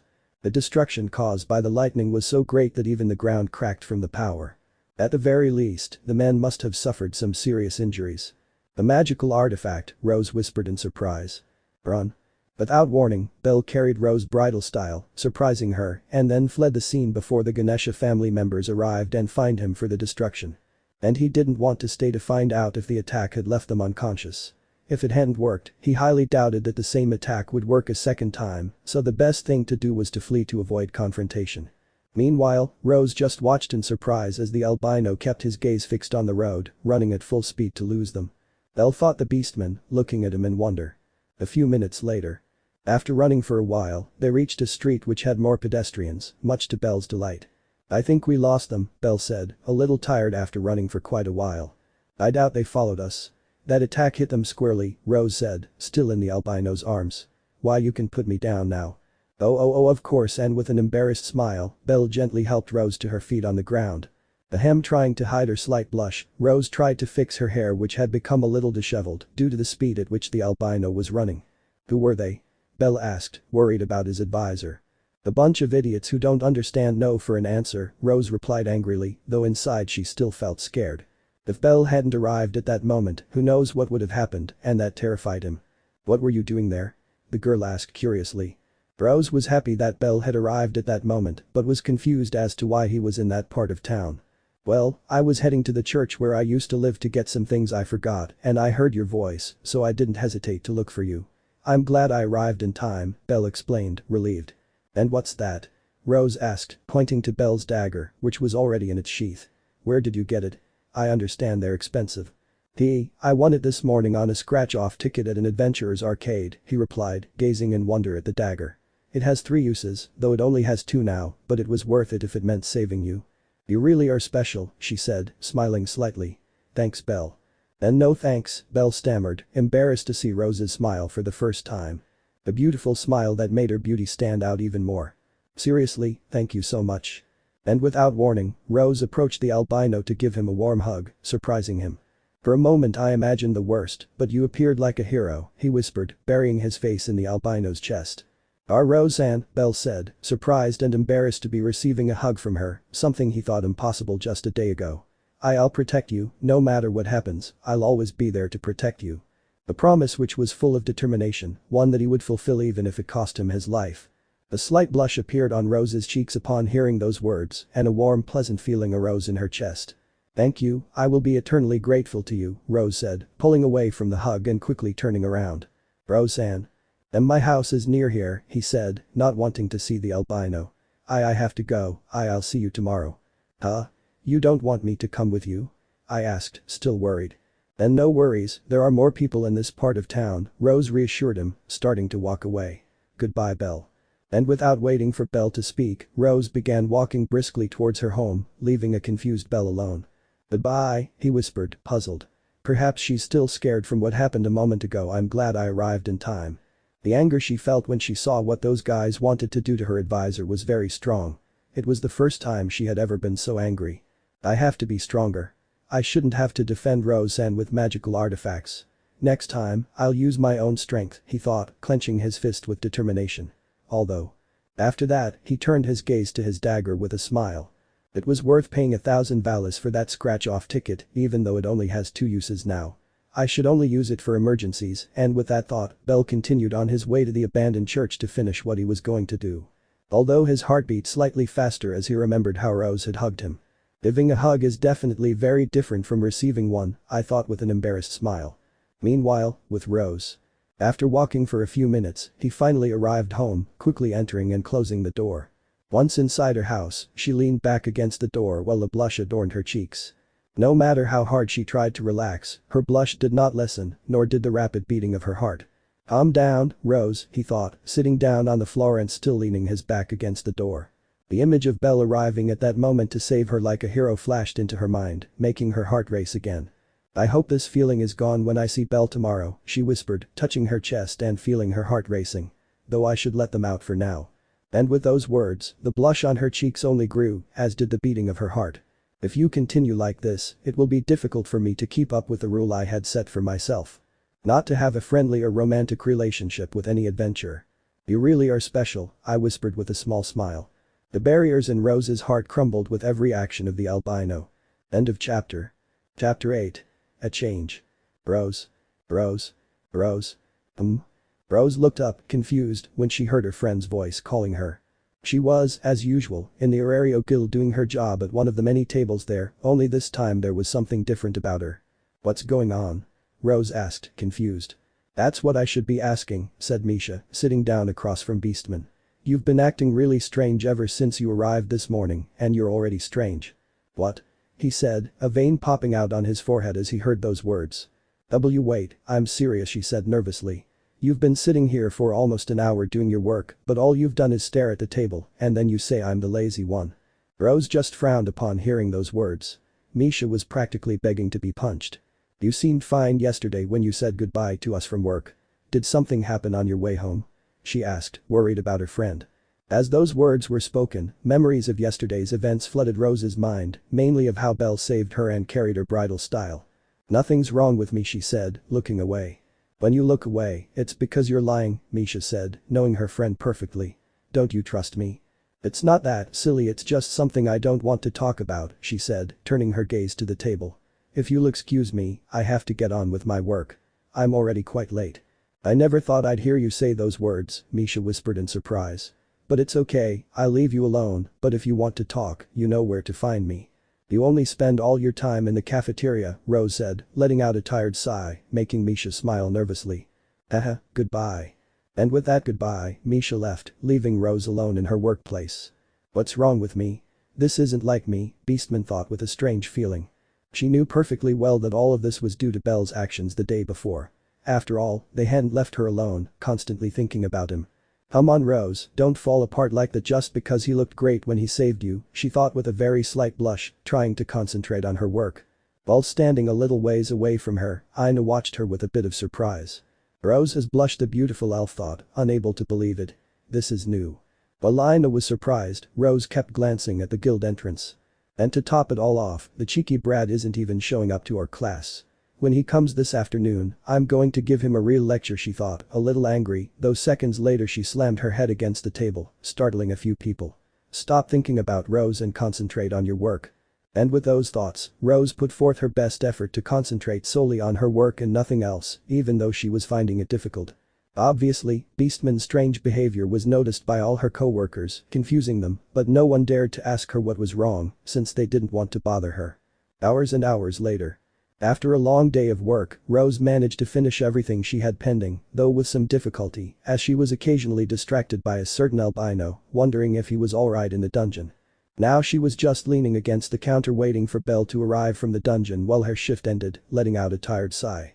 I said I was going to give him a lecture, but I don't even know what to say to him, he thought, watching the adventurers enter the dungeon, hoping Belle was one of them. You know, I didn't mean to say it, her friend Misha carefully approached Rose so as not to upset her. What didn't you mean? I asked, narrowing my eyes. Well, lately you seem like a woman waiting for her husband to come home from work, staring at the door, said Misha with a nervous smile. She's dead, was the thought of all the advisors upon hearing what Misha said. While he was alone, he covered himself with both hands, waiting for Rose's blow. But the seconds ticked by and the blow never came, confusing her. So, still on guard, I looked up to see what was happening to my friend. And what he saw left him speechless. And not only her, all the advisors and nearby adventurers were surprised by what was happening. Our Rose, her friend stammered, unable to believe it. She was as always, she had an angry expression, but the big difference this time was that a small blush adorned her cheeks, a blush which reflected embarrassment. Whhh, who are you and what did you do to Rose? Misha shouted, upset and unable to believe it. It's me. Idiot. Rose raised her fist and hit Misha on the head, disorienting her slightly. But that didn't take away the slight blush that still lingered on her cheeks. How beautiful. Some men thought, captivated by her beauty. Well, at least I know you're the real one, Misha said, hurt. But that's not normal for you. I know, Rose whispered, trying to relax, which she was slowly managing to do. Is it because of Belle? Have you fallen in love? Before he could finish speaking, Rose covered his mouth, preventing him from continuing to speak. Don't say those words, Beastman warned, trying to control her embarrassment. And you're wrong, I don't feel that way. Then why? Misha asked, confused. Why are you behaving like this? I don't know, he replied, looking down. Obviously, I wouldn't tell her about yesterday's events and how the albino saved her, mainly because I didn't like to talk about that unpleasant experience I had to go through. Very well, maybe you can deny that you're not in love with him, but you can't deny that you no longer see him as an adventurer you have to advise, right? Misha asked with a mocking tone. Rose. Every day I wish he would come back alive from the dungeon. Happy now? She replied, starting to blush a little again and accompanied by an angry expression. Yes. I'm happy with the answer, Misha said excitedly, wanting to shout with joy. At least you're not as cold as you used to be. Listen Misha, it's a miracle I didn't hit you again, so stop asking questions or you'll get more than one, he threatened with his fist raised. Roseanne. The albino's shout was heard at the entrance of the guild, letting Rose know that Belle had already arrived from the dungeon. Don't worry, I'm leaving now, and with a playful smile, Misha walked away, leaving Rose wanting to hit her. So, letting out a sigh to relax, Rose turned her gaze forward where she could see the smiling albino approaching her. This made Beastman a little nervous, but she was able to control it. Hello Rose, and Belle greeted her as he stood before her. Hello Belle, she returned the greeting, appearing calm. It seems that with each passing day you arrive from the dungeon with fewer injuries, she commented, noticing the albino had very few wounds. That's because the first few floors are really easy for me, Belle said proudly. By the way, how are you? I'm fine and it's all thanks to you, she said with a warm smile which surprised Belle and a few others who were watching them. Although seconds later she realized what she was doing, quickly erasing her smile and returning to her calm expression. Ahem, leaving that aside, let me tell you that tomorrow we will have a written exam on floors 5 through 8. If you get a perfect score, you will get permission to go down those floors, I informed her, trying to sound calm. Did I think I could go to those apartments whenever I wanted? He said, confused. I already know that, idiot. I just want to be sure you've been paying attention in the last few classes, so you'd better get a good grade or you'll regret it, she warned with a serious expression, scaring Belle. Don't worry Roseanne, I'll do my best, he promised with a nervous smile. I hope so, he said, glancing at the guild clock and realizing his shift was over. You brought magic stones. Oh, of course. I exclaimed upon realizing this, taking out a rather large bag full of magic stones and handing them to Rose. The amount he brings in is increasing every day, I thought, no longer surprised by Belle's achievements. After a few minutes, Rose handed the albino a bag full of valise. Alright Belle, if you'll excuse me, my shift is over so I have to go home, goodbye and remember to prepare for the exam, he reminded her, turning to leave. One more thing, Roseanne said Belle, stopping Rose in her tracks and making her turn to look at him. Normally she would have been angry at him for keeping her on her way out, but for some reason she couldn't get angry with him anymore. Do you need anything else? She asked curiously, looking at Belle, who had a nervous expression. Well, can I walk you home? He asked, embarrassed. What? She said, opening her eyes slightly in surprise. Don't get me wrong. I shouted before Rose could get angry. I'm just worried something bad might happen to you again on your way home like yesterday, so I want to make sure you get home safely.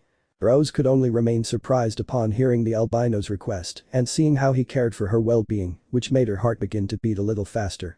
I'm sorry if I seem like a stalker with that request, he apologized, embarrassed. I just want to protect you. Don't worry, Belle, I know very well you're not that kind of person, Beastman said, reassuring the rabbit. And regarding your request, yesterday I went out of my way to eat at a restaurant, so I had to walk along a lonely path, but I don't plan to do that anymore. Today and every day after, I'll take the usual path, which is safe, since there are always a few members of the Ganesha familia patrolling, so I don't need you to watch over me. I understand, he whispered dejectedly. But. Belle looked up upon hearing those words and found himself face to face with his advisor, who was looking in a different direction, away from him. I don't mind having a little company on the way home, she said, trying not to show her embarrassment. What are you doing, Rose? Remember the rule about not associating with adventurers. She mentally screamed as she realized what she was doing. Then she turned her gaze to Belle, who had a happy smile upon seeing that she had agreed to be accompanied by him. I promise not to be a bother on your way home, the albino promised with a smile. Although at this point I think that rule is starting to lose its importance, I thought, suppressing a small smile. Relax, Belle, you're not a bother. Thank you, he whispered sheepishly upon seeing Rose's beautiful smile again.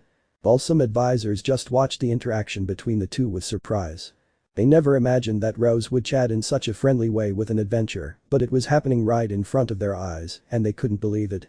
Then wait for me here, I'm going to change my work clothes, and with those words Rose walked away towards the changing rooms, leaving only a smiling Belle. While I'm alone, I wait calmly for Rose with a smile.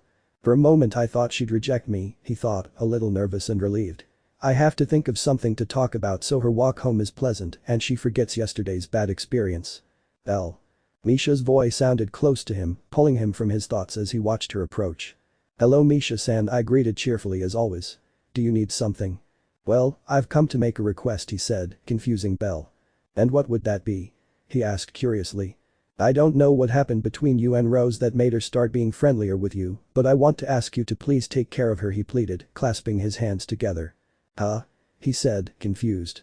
She may seem strong, but she's actually very sensitive when she starts to trust someone, so please don't hurt her, she pleaded, clearly worried about Rose. Don't worry Misha-san, the last thing I want to do to Roseanne is hurt her, and I promise to protect her, even if I have to give my life in return, he promised with great confidence in his words. I'm glad to hear that, Misha said, relieved. And please, don't put your life in unnecessary danger in the dungeon. Why are you asking me that? He asked, confused. Just promise. She shouted angrily. I promise. He exclaimed, frightened. Well, that's enough, he said, letting out a tired sigh. And you'd better keep your promises. Which promises? Rose's voice was heard behind Misha, making her jump in fright. I'm not doing anything. She shouted, agitated, before running away before Rose could hit her. This caused both of them to have an anime-style sweat drop. You've traumatized her, Belle said with a nervous smile. He's just exaggerating, he said, letting out a tired sigh. Shall we go? Why yes, he said a little nervously upon seeing Rose in an outfit that wasn't her work attire. Yesterday he hadn't been able to appreciate her much for obvious reasons, but now he realized that she was much more beautiful than he had thought. What are you staring at? Rose asked, a little nervous because of Belle's gaze. And nothing, he said, embarrassed, looking away. Let's go. And with those words, they both began to walk out of the guild under the watchful, surprised gaze of some people who couldn't believe what they were seeing. Except for Misha, who had a small smile on her face as they both walked away. I'm really surprised that Rose has started acting friendly towards him. I don't know what happened between them, but it was more than enough for Rose to be more open about her feelings for him, and that makes me happy, he thought with a smile, though it disappeared instantly. But it also terrifies me. And please, don't put your life in unnecessary danger in the dungeon. The promise that Belle was forced to make came back to his memories. You'd better keep that promise. If something bad happens to you now that you're closer, I seriously doubt Rose could bear it, he thought, his eyes filled with worry. I just want to see her happy. She deserves it more than anyone. And with those thoughts, Misha continued her work, unable to help feeling a little excited to see how things would continue to develop between the two of them. End of chapter. Chapter 9. I will believe in you. Sunset was beginning to fall in the city of Arario, with little time left before nightfall. A certain curious couple was walking calmly through its streets with an awkward silence around them. Well, that was only happening to one of them. We've been walking for 5 minutes, and I haven't said a word, Belle thought nervously, observing his advisor's calm face as she stared at the path. I decided to accompany her, and I don't even have anything to talk about. I'm an idiot. While the albino was scolding himself in his mind, Rose was thinking about her own things. It feels a little awkward walking together and not talking about anything, the beautiful girl thought, glancing sideways at Belle. Besides, he seems a little tense, maybe it's because of the stress of going to the dungeon every day. Roseanne. The albino's nervous voice pulled Rose from her thoughts, drawing all her attention to him. Yeah? Have you ever thought about being an adventurer? I asked, a little embarrassed. That was the first question that crossed his mind, making him feel stupid. Luckily, that question had the effect of starting a conversation. To be honest, there was a time in the past when I wanted to be an adventurer, she replied, making Belle's eyes widen in surprise. Really? I asked, unable to believe it. Yes, I even almost quit being an advisor to join a family, she said with a touch of nostalgia in her voice. And why did you want to be an adventurer? If you don't mind saying, of course, he asked, embarrassed and feeling like he was intruding. Well, years ago when I started in this job I had an adventurous friend whom I mentored, she began to explain, recalling those moments. We were very close friends, almost like sisters, since we talked every day and walked home together because we lived near each other. As Rose explained, Belle listened attentively, feeling a little surprised that she was telling him about a moment in her life.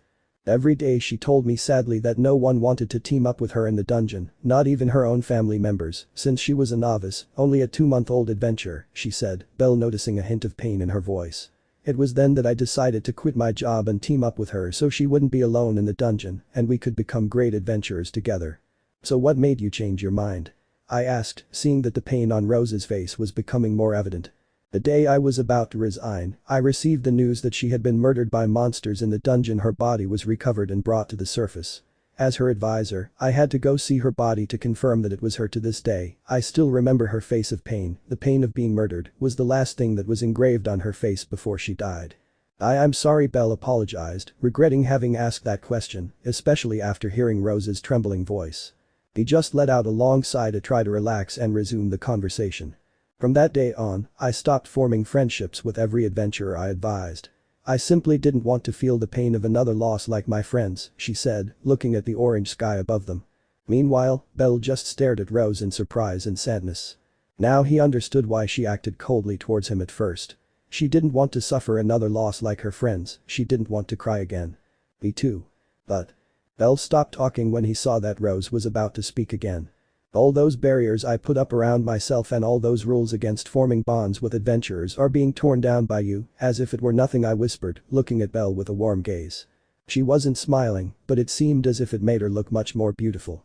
Obviously, those words and Rose's beautiful expression made Belle blush and his heart start beating strongly. But sometimes I wonder, will you still make it out of the dungeon safe and sound, or will you die down there someday like everyone else? I ask with a touch of sadness. That question almost never leaves me alone, you know. Me too. Seeing Rose be honest with him for the first time had taken him by surprise, making his heart beat like crazy. In short, she was telling him that what prevented her from being close to him were her doubts about whether he would still come back alive from down there. The last barriers in her heart were refusing to fall because of those doubts. Belle was about to speak, but a certain noise stopped him. Prrrrrrrr. The sound of a hungry stomach was heard, leaving a silence in the place. Gradually, a blush began to form on Belle's face due to the embarrassment he felt. "Was that your stomach?"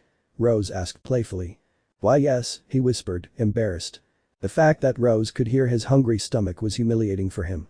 "There's a small restaurant nearby, I'll treat you to lunch," said Rose, starting to walk. "Huh? And no need," Belle said, not wanting Rose to spend money on him. "Of course, it's the least I can do for saving me yesterday," he said, looking seriously at Belle. "You don't owe me anything, Rose-san. Didn't I tell you? I would be eternally grateful to you, but I would also be eternally indebted to you. Even if I gave you 1,000,000,000 valas, it would never be enough to repay you for what you did for me in that place," she said with great confidence in her voice, making Belle nervous. "But I didn't save you so you'd be indebted to me," he said, not wanting Rose to feel pressured or anything like that. "I know, silly, and I'm not pressured if that's what you're thinking.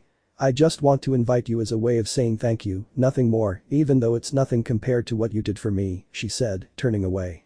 "And you'd better accept. I won't take no for an answer." "Okay," Belle agreed, defeated. "Okay, let's go then," and with a little encouragement in her voice, Rose started walking towards the restaurant, followed by an embarrassed albino. Some time later. Now they were both sitting in the seats of a small restaurant waiting for their food to arrive. "Seriously, you don't like sweets?" Rose asked, slightly surprised. "It's not that I don't like them, I'm just not a big fan of things that are so sweet," she replied with a nervous smile. "What about you?" "Well, the truth is I love desserts, especially apple pies, they're my favorites." "Apple pies, got it," Belle said, noting it down in his mind. "If I had to name a dish I don't like, it would be all kinds of fish. I don't like the taste," she said with a hint of distaste. "Besides, it's really tedious having to be careful not to eat any fish bones." "Haha, I'm not a fan of fish either, but I don't dislike the taste," said the albino, feeling happy to be having a pleasant chat with Rose. For the first time, he was getting to know something about her. "Here's what you ordered," said a waiter approaching their table and handing them their food. For Rose, a small chocolate dessert and a coffee, and for Belle, a cheese and ham sandwich accompanied by pineapple juice. "It's a shame they don't sell apple pie here," Rose said, starting to enjoy her dessert before watching Belle drink his pineapple juice. "I thought you didn't like sweets." "Huh? Well, pineapple juice is an exception, according to my grandfather it will help me a lot," I explained, placing the juice on the table. "Ooh, and in what exactly?" I asked, squinting. "I don't know, I never really understand it," he said, puzzled, before taking a bite of his sandwich. Rose just sighed and continued eating. She already had an idea of why her grandfather had advised her to drink pineapple juice. I bet his grandfather was a womanizer, Rose thought, forming that idea in her head. I'm glad Belle didn't copy his personality. After that, they both continued enjoying their meal without talking. The atmosphere was pleasant without needing to say a word, so they just focused on eating. Meanwhile, outside the restaurant, two female consultants were chatting animatedly. They were Misha and Ina, who stopped when they saw the restaurant in front of them. "I'm a little hungry, let's go in there," said Ina, wanting to eat some dessert. "Of course." Misha agreed excitedly. So, with the decision made, they both started walking towards the restaurant. Although out of the corner of her eye, Misha saw a certain curious couple eating peacefully in that restaurant, making her open her eyes in surprise. "Rose and Belle, I thought I was just going to walk her home," the girl thought in surprise. "This guy certainly doesn't waste any time." "Misha?" Ina said, surprised to see that her friend wasn't moving. "You know, Ina, meals in restaurants are a bit expensive, let's go eat at a street stall instead," he suggested, not wanting to interrupt the date they were having. "Now that you mention it, you're right, and it's still a long way off from payday to spend a lot of money," she said, slightly surprised to realize that. "Then let's find another place to eat," I exclaimed, grabbing Ina's hand and leaving before Rose could spot us. "I'll have something to tease Rose about tomorrow," I thought with a playful smile as I disappeared. Back to the couple. "Are you sure that's all you want?" Rose asked, seeing that Belle was almost finished with his sandwich. "Huh? Of course. Why do you ask?" he asked, puzzled. Well, I understand that men eat more than women, so I thought you'd eat more, I explained, remembering when I used to go to bars with Misha and watch men devouring large amounts of food. You're right about that, but since I was a child I've trained my stomach not to eat large amounts of food, he said, finishing his sandwich. Once I tried to eat more than I should and ended up with a stomach bug. Really? He said playfully, imagining that. Yes, since then I decided not to eat large quantities of food. It's just not for me. While Rose only smiled slightly as she listened to Belle's story, she was finding it very pleasant to spend this time with him. I shouldn't get attached to you, but with each passing day it's becoming more difficult, the beautiful girl thought, watching Belle drink his pineapple juice. Should I take that risk? And with that thought, the rest of the time at the restaurant flew by for both of them. A little while later. After spending a pleasant time at the restaurant, they both left and continued on their way to Rose's house. Thank you so much for the food, Roseanne, I promise I'll pay you back, Belle said gratefully. You're welcome, and you don't need to pay me. I thought I'd already made that clear, he said, giving Belle a light tap on the head. You're too stubborn. I can't help it, really, she said with a nervous smile. Next time, I'll treat you to lunch. The moment Belle said those words, Rose opened her eyes slightly in surprise. Seconds later Belle realized what he had said. Oh, of course, if you want to go out with me again, he said, embarrassed for having said those words without realizing he had invited her on a date, or so he thought. Relax, to be honest I had a nice time with you, I wouldn't mind going out with you again, she agreed with a small smile, making Belle blush. Well, he said, trying to hide his excitement. After that, Rose stopped, causing Belle to stop walking as well. This is my house. Wow, I whispered in surprise, looking at a normal house for one person. What? Did you think I lived in a mansion or something? He asked playfully. Well, to be honest, that did cross my mind at some point, she replied with a nervous smile. I don't blame you, you're not the only one who thinks that. Many adventurers and advisors think I live in a luxury house or something, they say, because I have the appearance of a beautiful queen or something. They're right, actually, Belle said, not realizing what he said until seconds later. What? Rose was a little surprised by his words as a blush appeared on her cheeks. What I wanted to say is Belle, like any good conqueror, began to stutter nervously. Let's end the conversation here, she said with a sigh, then walked toward her house. Goodbye, and thanks for the company. Wait. Out of pure reflex, Belle grabbed Rose's hand to stop her from moving forward. He was simply surprised by the albino's sudden action. There's something I want to tell you, she said without letting go of her advisor's hand. And that would be it? She asked, a little nervous because her hand had been suddenly taken. If it had been another man, I would most likely have pulled my hand away instantly, but with Belle I couldn't do that. For some strange reason, I felt a pleasant sensation. While Belle just watched his hand clasped with Rose's, he then looked up and met her gaze directly. I will always come back to you, he said with a look full of determination, surprising Rose. That?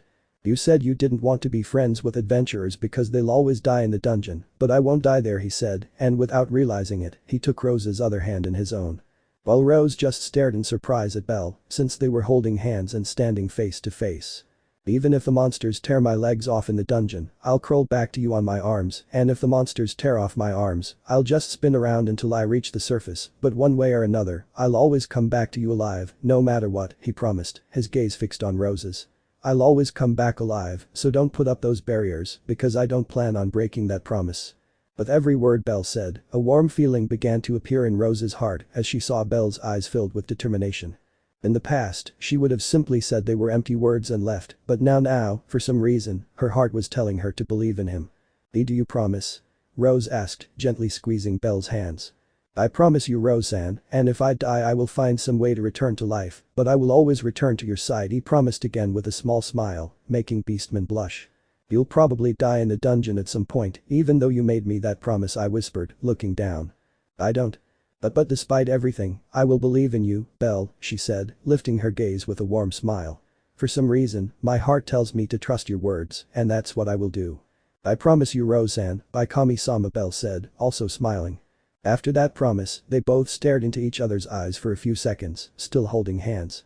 Shortly afterwards a blush appeared on both their faces as they let go of each other's hands.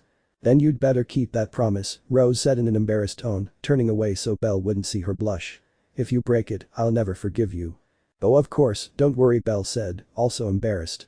Goodbye, Belle, I'll see you tomorrow. And with those words, Rose walked home, quickly went inside, and closed the door.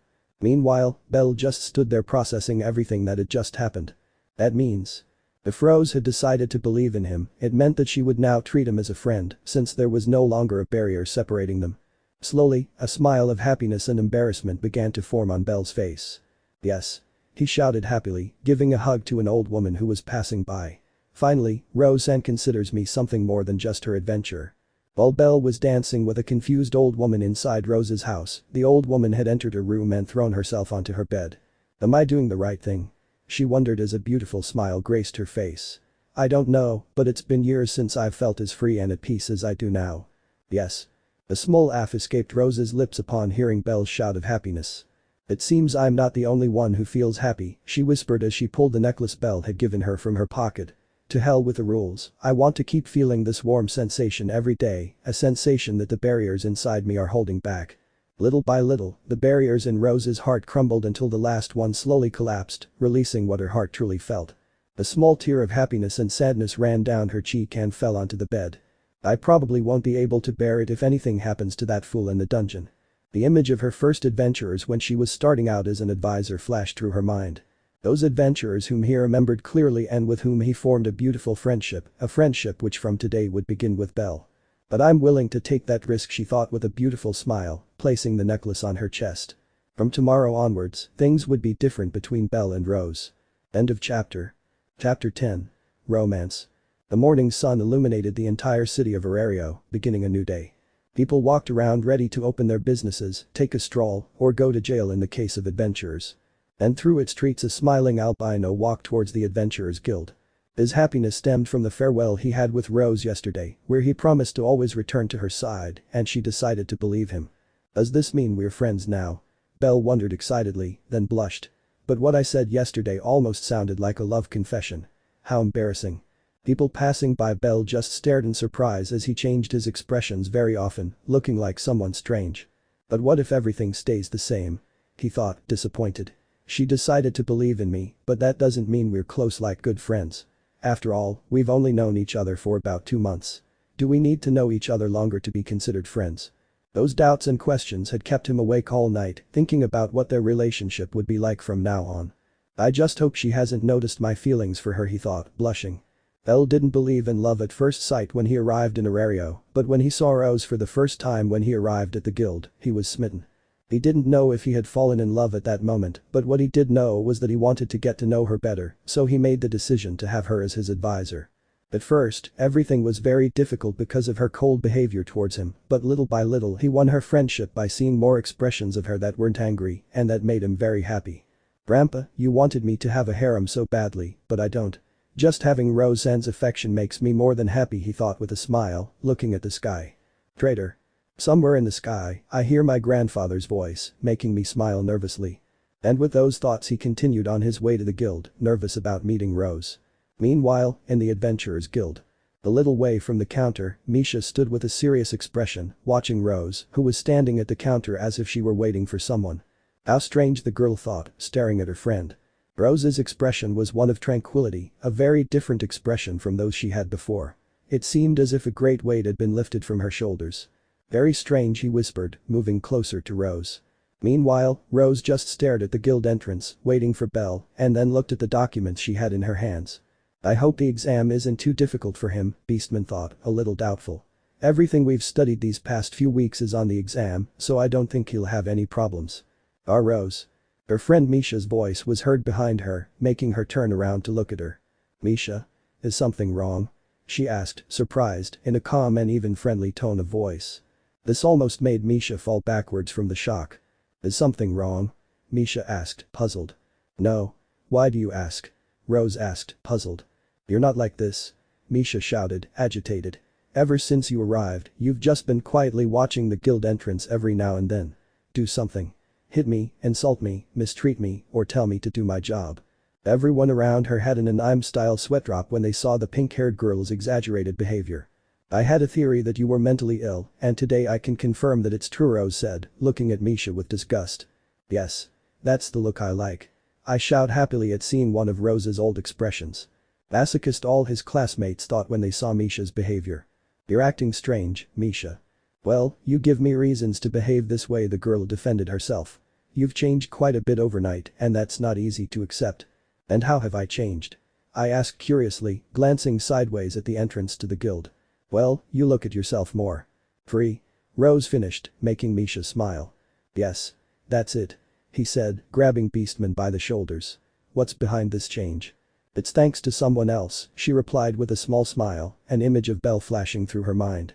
Thanks to that person, I can now be freer with myself and not hold back what I feel.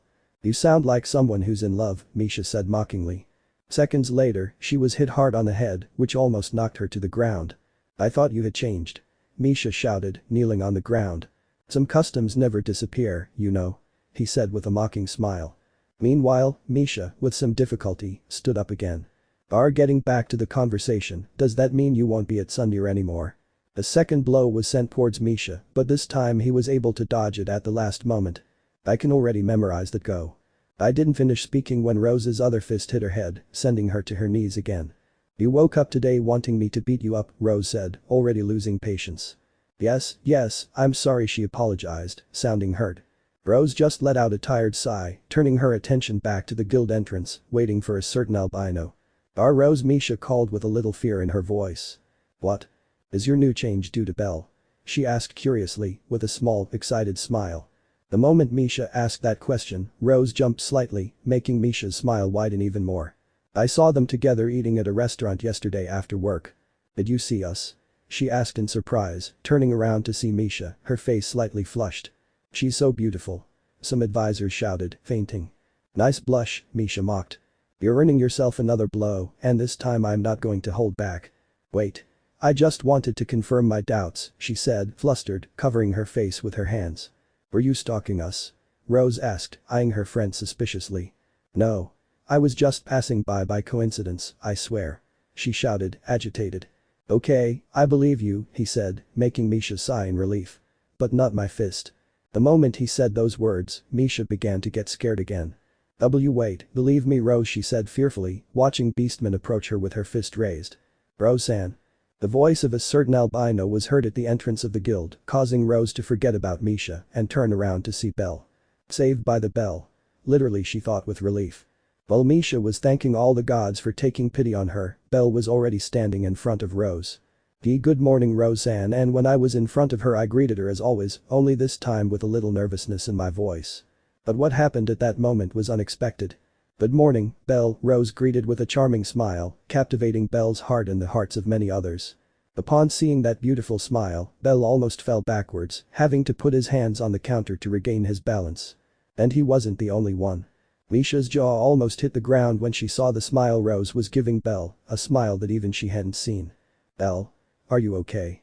Rose asked, a little worried by her adventurer's behavior. I'm fine, don't worry, he replied, trying to control his heart because of her sudden kind treatment and beautiful smile. That's good, for a moment I thought you were sick, she said, letting out a sigh of relief. I'm glad you came. You forgot to come to our class yesterday morning, and I thought the same thing would happen today. Well, it's impossible for me not to come see you after what happened yesterday.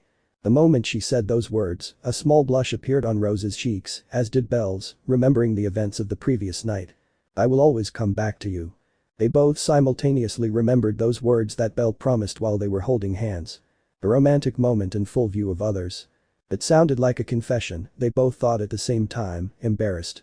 Well, I'm glad you didn't forget, since today we have an exam to see if you can go down more floors, he said in a timid and nervous tone of voice, looking for a specific sheet of paper among so many documents. Is it necessary? Belle asked nervously, since with the whole situation and Rose's promise, he had forgotten everything he studied. The moment Belle said those words, Rose's expression changed to a serious one. It's very necessary, and if you fail, you won't be allowed to go down those floors, he warned in an authoritarian tone of voice. But you said I could go down whenever I wanted. He said, surprised by the sudden change. That was the plan at first, but I changed my mind.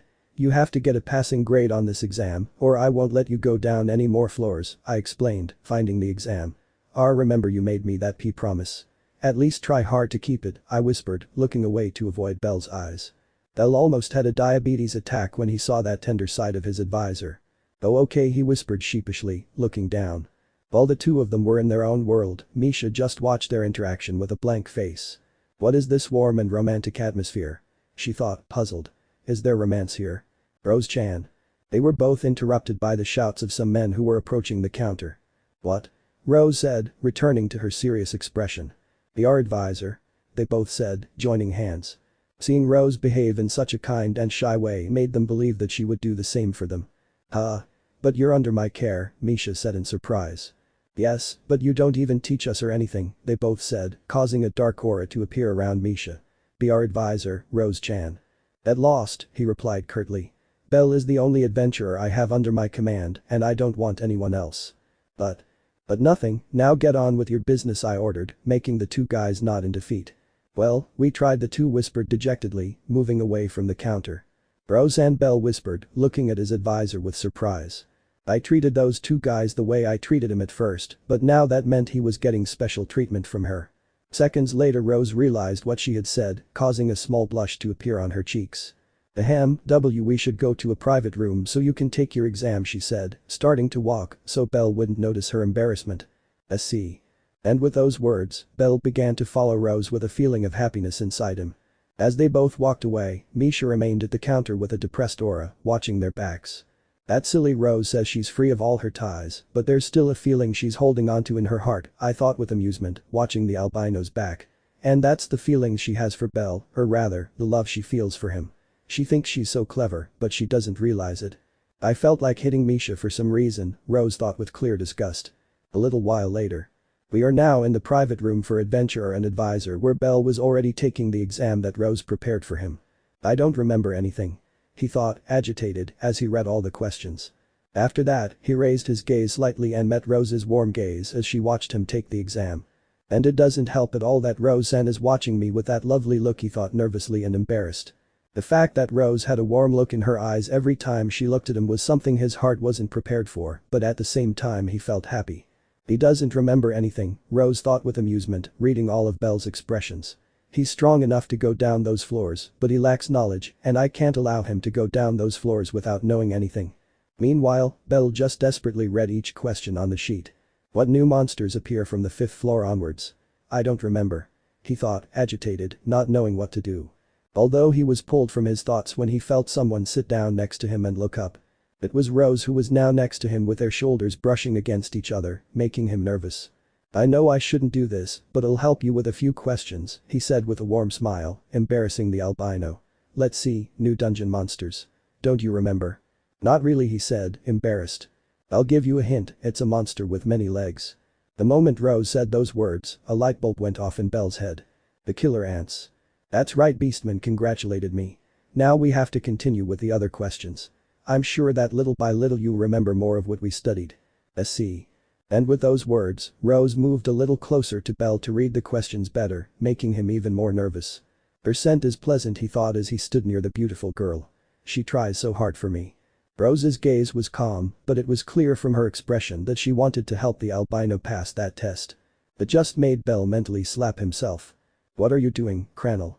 I have to prove to Roseanne that everything she's taught me hasn't been in vain," he thought, filled with determination.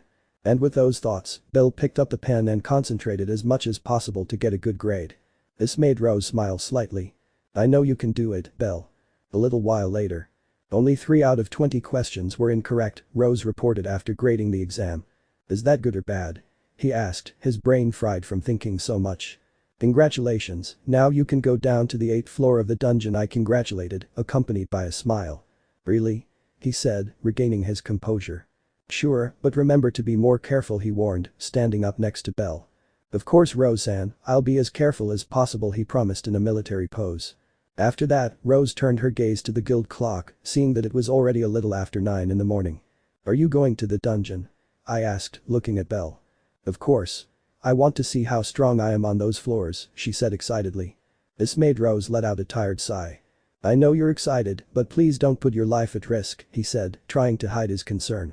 "I promised you, Roseanne, I will always come back to you," he said smiling, making Beastman blush. "Why yes, you made that more than clear to me yesterday," she whispered, embarrassed, looking away. That only made the atmosphere between them awkward in a good way, with only the rapid beating of their hearts being heard. "Why you should leave now so you don't come back late." "Why yes, I promised to arrive before your departure time." And with those words, Belle walked towards the door of the room to leave. "Belle." Rose's voice stopped her walking, turning to look at her. Take care, please, the girl said goodbye with a small smile. Of course. I exclaimed excitedly. And with that goodbye, Belle left the room, leaving Rose alone, who let out a sigh to relax. Ever since yesterday, it's hard for me to feel calm when I'm near him, I whispered, blushing slightly. Was it necessary for him to make that promise as if it were a confession of love? Perhaps it's because it was a confession of love. A second voice was suddenly heard in the room, startling Rose, who threw a punch in the air. Luckily for Rose, the voice did not belong to a ghost, but to Misha, who was knocked out on the floor. "You're being funny," she said, blushing at those words. And after that he left the room, leaving the knocked-out Misha alone on the floor. Meanwhile, with Belle. He was outside the guild with a smile full of happiness on his face, in short, a silly smile. It seems I was worried about nothing, he thought with relief. Seeing Roseanne act like this took me by surprise, she's so cute. After those thoughts, he turned his gaze to the Tower of Babel where the dungeon was located. Now I have to focus on returning alive from the dungeon every day, just like I promised, he whispered, clenching his fist. And when I'm strong enough to protect her, I'll tell her those words. And with a flame of determination in his heart, Belle headed to the dungeon, ready to begin his true adventure. End of chapter. Chapter 11. Dinner. We found ourselves in the Adventurers Guild of Verario as usual. At the counter stood the beautiful Rose counting all the magic stones that Belle brought from the dungeon while he waited patiently, watching her. Although Belle's gaze seemed a little restless, as if he wanted to say something to Rose, but hesitated to say those words or not. Was it daring? Well, he didn't think so, but he was still embarrassed. Is something wrong, Belle? His advisor's kind voice pulled him from his thoughts, realizing that she was now watching him. Why do you ask? I asked with a nervous smile. Since you arrived at our classes this morning you've been a little restless, and now that you're back from the dungeon you're still the same. Did something bad happen? She asked, a little worried. Nothing bad is happening to me, Roseanne, I clarified before she got the wrong idea. So? The truth is I want to ask you a question, she said with a shy smile as she ran her hand over the back of her neck. Which question? Roseanne, will you be free tonight? When Belle asked that question, Rose froze for a few brief seconds before coming to. Her heart rate increased because of that question, while her cheeks wanted to blush. But I managed to maintain my composure, always keeping my gaze calm. Why yes, I'm free tonight, he replied, counting his valise. Actually, I'm almost always free, he thought with an inward nervous smile. Why do you ask? Roseanne, would you like to come to my house for dinner? The sound of many coins falling to the floor was heard throughout the guild, capturing the attention of everyone who was there at that moment. Rose, money goes on the table, not on the floor. Her friend Misha's voice could be heard in the distance with a mocking tone, but Rose paid no attention to it. His mind at that moment was on Belle's request. Are you alright, Roseanne? Belle asked, worried about what had happened. I am sorry, I just got distracted, she apologized sheepishly as she began picking up all the coins that had fallen to the floor. Let me help you. And with a leap, Belle was on the other side of the counter, standing in front of Rose and bending down to help her pick up the coins that were left on the floor. Meanwhile, Rose was just trying to hide the slight blush that adorned her cheeks as she remembered Belle's proposal.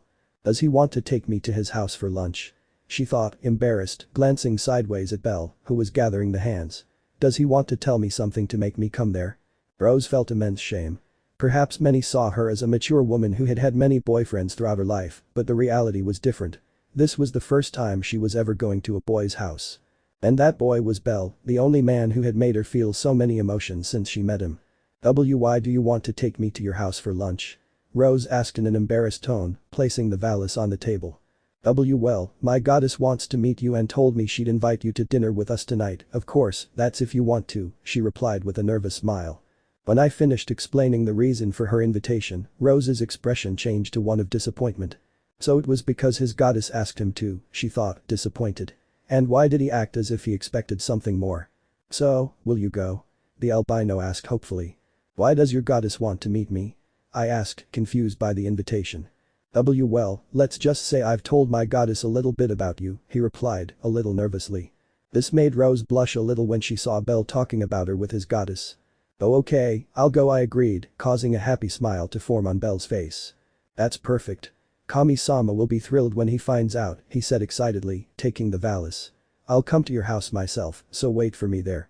Of course, Belle, I'll be waiting for you, Rose said, waving her hand from side to side as she said goodbye to an excited rabbit who then left the guild. The moment he disappeared from her sight, Rose let out a sigh, trying to relax. For a moment I thought it would just be him and me at his house, she thought, hiding her embarrassment. What's wrong with me? I'm not the type of woman who gets nervous over every little thing, but that idiot can make me feel this way with any little action. While lost in thought, he glanced at the clock and saw that it was already his departure time. Although a few steps behind her pulled her from her thoughts. She didn't need to turn around to know who it was. I'm warning you, Misha, if you say something stupid I'll give you a good punch, Beastman warned without even turning to look at her friend. Don't be mean, Rose, this time I had some good words for the situation, Misha complained, wanting to say that sentence.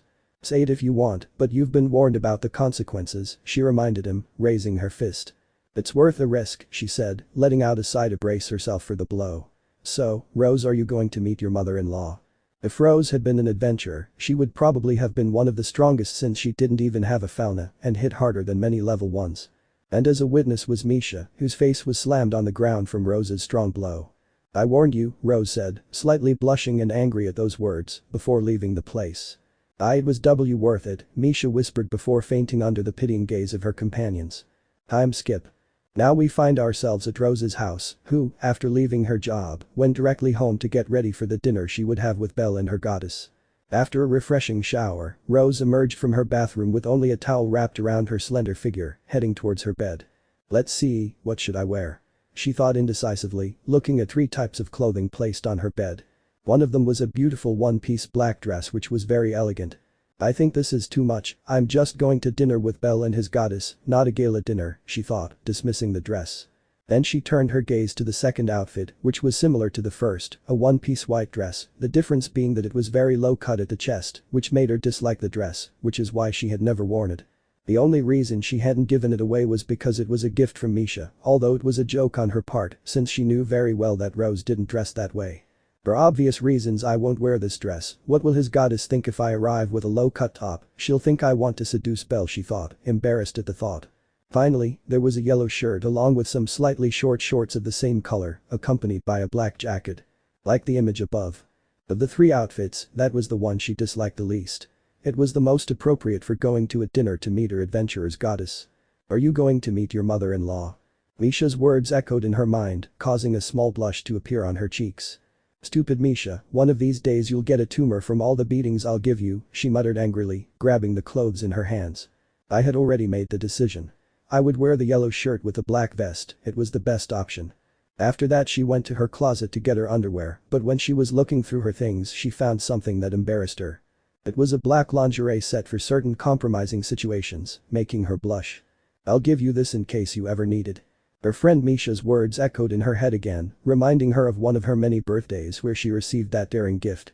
I'm going to hit her tomorrow as soon as I get to the guild, she thought angrily, pushing the lingerie aside. So now, wearing all the clothes she would use in bed, she took off her towel to put on her clothes. A little while later. Now dressed, Rose went to her vanity to brush her hair and put on some lipstick. Although while applying lipstick she stopped abruptly, noticing a detail.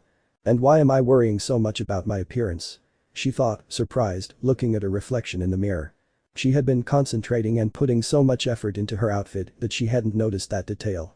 You're doing it to impress Belle.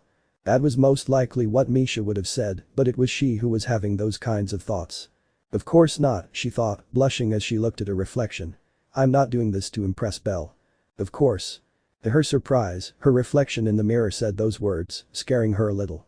I think I've put on enough lipstick, she thought nervously, slowly moving away from the vanity. Then she turned her gaze to the bed where the necklace Belle had given her some time ago was, a necklace which still did not have a picture on it. I think it's a good time to use it, she thought with a smile, taking it and placing it around her neck. Now she was ready, she was dressed, she had put on lipstick, she had her necklace on, and she had put on perfume, now she just had to wait for Belle to arrive at her house. Talk. And thinking of the devil, Beastman thought with amusement as she heard the door being knocked on. Before going to open the door, she looked at herself in the mirror one last time and was satisfied with her appearance. So, feeling a little embarrassed, Rose walked towards the entrance to open the door and greet Belle. Here we go, thought the beautiful girl, letting out a sigh to relax and opening the door. Hi Ro. As was obvious, the visitor was Belle, who was going to greet Rose, but when he saw her his words were cut short, leaving him perplexed. Hello Belle, Rose greeted, a little embarrassed, seeing how Belle looked at her in surprise. Beautiful. These were the words that repeated themselves over and over in Belle's mind, leaving him mesmerized by how beautiful she looked. I don't mind you looking at me, but it's a little awkward, Rose said, sounding a bit uncomfortable. The moment Rose said those words, Bell snapped out of his daze. "I am sorry, Rose-san," he apologized, bowing in apology. "It's just that you look so beautiful that I couldn't say a word." Upon hearing Belle's sincerity, Rose's face almost exploded in a deep red, causing her to lower her gaze in embarrassment. "Thank you, you look good too," I complimented without looking up. Belle's outfit consisted of a white shirt accompanied by a black jacket and black pants. His clothing made him look a little more mature, obscuring his innocent face. Thank you," Belle said, also embarrassed by Rose's praise. After that exchange, both remained silent, unsure how to continue the conversation because of how nervous they felt.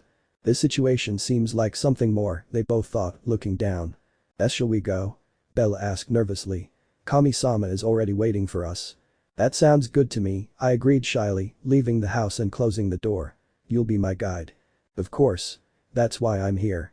And with those words they both began to walk side by side in silence through the streets of Arario, which were illuminated by streetlights. At times they both glanced at each other out of the corner of their eyes, still trying to process the situation. "She looks so beautiful," thought Belle, looking at his advisor's pretty blushing face. "This feels different," Rose thought, glancing sideways at Belle. As she did that, her gaze met Belle's, causing them both to look away at the same time. "I wish the situation were different," they thought, listening to their heartbeats. If it weren't for the goddess Hestia arranging all this moment would be like a date for both of them. And that was something they both desired deep in their hearts, although one of them would find it hard to admit. And so, both of them under the moonlight, they continued their walk towards Belle's home on a night that would be special for Rose. End of chapter. Chapter 12. A memory. Is this your house? Why yes. We found ourselves on one of the many streets of Arario where Belle and Rose were standing in front of a house that was neither too small nor too big, it was just big enough for a small group of people to live in. "It looks like a cozy place," Rose complimented with a small smile as she spotted a small garden in the yard. "Thank you, it was a bit expensive for me and Kami-sama, but it was worth it, now we don't have to worry about the church falling on us." That comment made Rose let out a small laugh. "Was the church really that bad?" he asked jokingly as they both walked towards the door. "Not so much, even though it was a very neglected place, I have a lot of affection for it," he replied nostalgically. As he stood in front of the door, Belle was about to open it, but someone else got there first. "I was waiting for you." A small woman with 2 pigtails greeted them with a friendly smile. "Roseanne, I present to you my goddess Hestia," Belle introduced the small woman. "It's a pleasure, Hestia-sama," Rose greeted politely, bowing slightly. "The pleasure is all mine, Rose-kun. I'm finally happy to meet you. I'm glad you accepted the invitation. Come in." And with those words, Rose entered the house, a little nervous, followed by Belle and his goddess. Upon entering, the first thing she felt was a homey and pleasant atmosphere, probably because Hestia was the goddess of the hearth. "The house looks bigger from the inside," Beastman commented, looking at the hallway and the living room. "Belle-kun said it was too big for just 2 people, but he forgot that we'll have more members in the future, so I decided to buy this one, and it was worth it," she explained excitedly. "You're the first person to visit us, so be proud." Rose laughed nervously upon hearing those words. "Don't pay any attention to him, he sometimes tends to say things like that," Belle whispered close to Rose's ear, making her jump slightly. I understand," she whispered, a little nervous, since her ears were very sensitive when someone came close to whisper something to her. "Alright Rose-kun, we have a lot to talk about, but first we should put the food on the table, so wait a moment," Hestia said, walking towards the kitchen. "Let me help you," Rose offered, wanting to help the goddess, but Belle stopped her. "Don't worry Roseanne, you're a guest, just wait quietly," Belle said, following his goddess to the kitchen, leaving Rose alone in the dining room. Seeing that she was alone, she sighed and took a seat at the table. "Even as a guest, it feels strange not to help at all," he thought with a little discomfort. After those thoughts, Rose began to observe the entire place. The house still looked somewhat empty since it hadn't been bought for very long, just a few pieces of furniture here and there in the dining room. But what caught his attention the most was a painting that was stuck on the wall. So, out of curiosity, she stood up again to look at the photo. "They look so happy," I thought with a smile. The photo was of Belle and Hestia, both smiling, and behind them was the house they were in now. They probably took the photo when they bought the house. "I even feel a little envious," I murmur heavily. "Seeing such a warm and welcoming place reminds me of the lonely life I lead at home. If you feel lonely, you can visit us whenever you want." Belle's voice was heard behind her, startling her a little and making her turn around to look at him. There he was with a shy smile, holding 2 plates of food which he went to place on the table. And you know, Kami-sama and I would be happy if you came to visit us. I can say with certainty that my goddess likes you," she said, still smiling nervously. Well, I'm glad to hear that, Rose said, walking back to her seat. And about the invitation, I'll think about it. You don't need to think about it, simply if you ever feel lonely or want company you can come here, we will welcome you with open arms. And with those words, Belle went back into the kitchen, leaving Rose with a warm feeling in her chest. I haven't even left and he's already inviting me again, I thought with amusement. The next to enter the dining room was Hestia, who brought the last plate of food in her hands and placed it on the table. By the way, Rose-kun, Hestia said, catching Rose's attention. Yeah? Do you like pineapple juice? That question made Rose slightly close her eyes suspiciously. I guess, she told Belle to go buy a drink and he brought back pineapple juice. Is that right? That's right. Hestia said with a nervous smile. It seems you know him very well. Enough to know that his grandfather was a pervert, he said, letting out a tired sigh. So you think so too, you know, Rose-kun, I feel like you and I will get along very well, Hestia said, making Rose smile at those words. I hope so, Hestia-sama. After that, Belle entered the dining room with the drinks in his hands, carefully placing them on the table. I think everything's on the table, Belle said, sounding unsure. Yes. Everything's ready, Hestia replied, sitting down in her seat, followed by Belle. The meal consisted of the classic spaghetti with meatballs and the pineapple juice that Belle brought. We're very sorry we can't offer more, but the purchase of the house left us in the red, Hestia apologized with an embarrassed smile. Don't worry, Hestia-sama, I am very grateful for your invitation to dinner, and that's not to mention that this place is warm and pleasant. Upon hearing those words, Hestia and Belle smiled happily, pleased that their home had been praised. Great. Let's eat. And with those words, the three of them sat down to eat the spaghetti, which surprised them because of how good it tasted. I've improved in the kitchen, Hestia thought proudly. And with a warm and welcoming atmosphere, the three continued to enjoy dinner.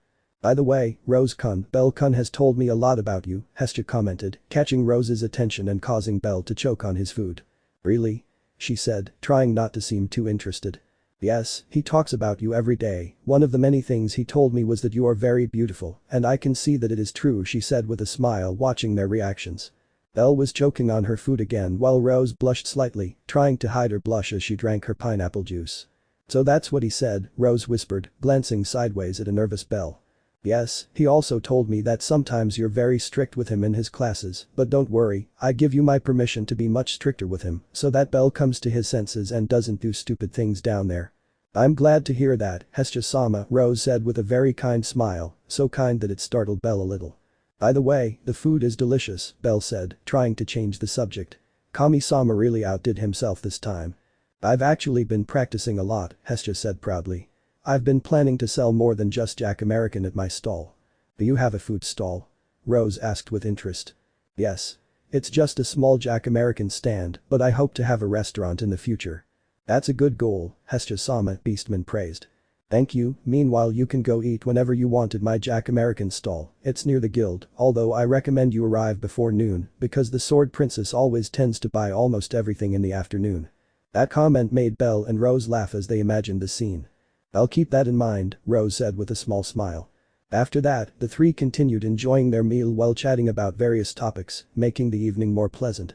For some reason, I feel very comfortable here, Rose thought, watching Belle and Hestia laugh at a joke they had just told. A very pleasant place. Some time later. Thank you so much for the food, it was delicious, Rose said, satisfied with her dinner. I'm glad to hear that, Hestia said proudly. While Rose was praising Hestia's cooking, Belle began to tidy up everything they had used in order to go wash it. Let me help you, Belle, Rose offered her help, seeing what her adventurer would do. Don't bother, Rose-san, I can do it myself, he said with a smile. You'd be better off talking to Kami-sama. Belle-kun is right, let's talk a little, Rose-kun, said the little goddess, taking Beastman's hand and leading her towards the living room. This made Belle smile slightly. He was very happy that his goddess and Rose got along well. Well, now to wash all this, and with those words, Belle went to the kitchen to clean. Meanwhile, in the room. Hestia and Rose had already taken a seat on the only sofa in the place to chat. Very well, now we can talk calmly, said Hestia, adjusting her dress. For some reason, Rose was startled to hear those words, thinking that Hestia had been pretending to like her all this time. Which the little goddess noticed instantly. Don't be scared, Rose-kun. I exclaimed before he could get the wrong idea. I have no plans to fight you or anything like that. I understand, she said, letting out a sigh of relief. I'd rather thank you.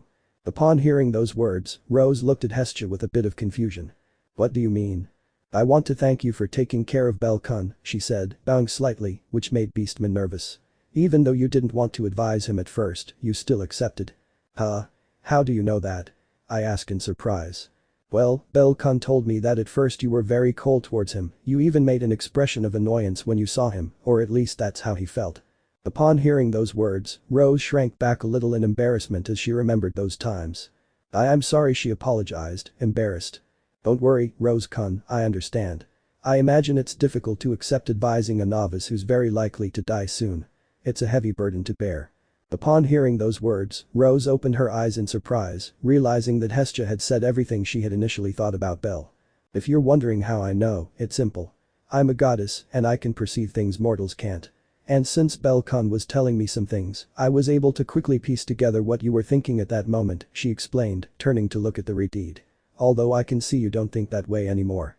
The truth is, at first I fervently believed that Belle would die in the next few days, Rose whispered, recalling those times. That's why I refused to befriend him. I didn't want to be friends with someone who was going to die soon.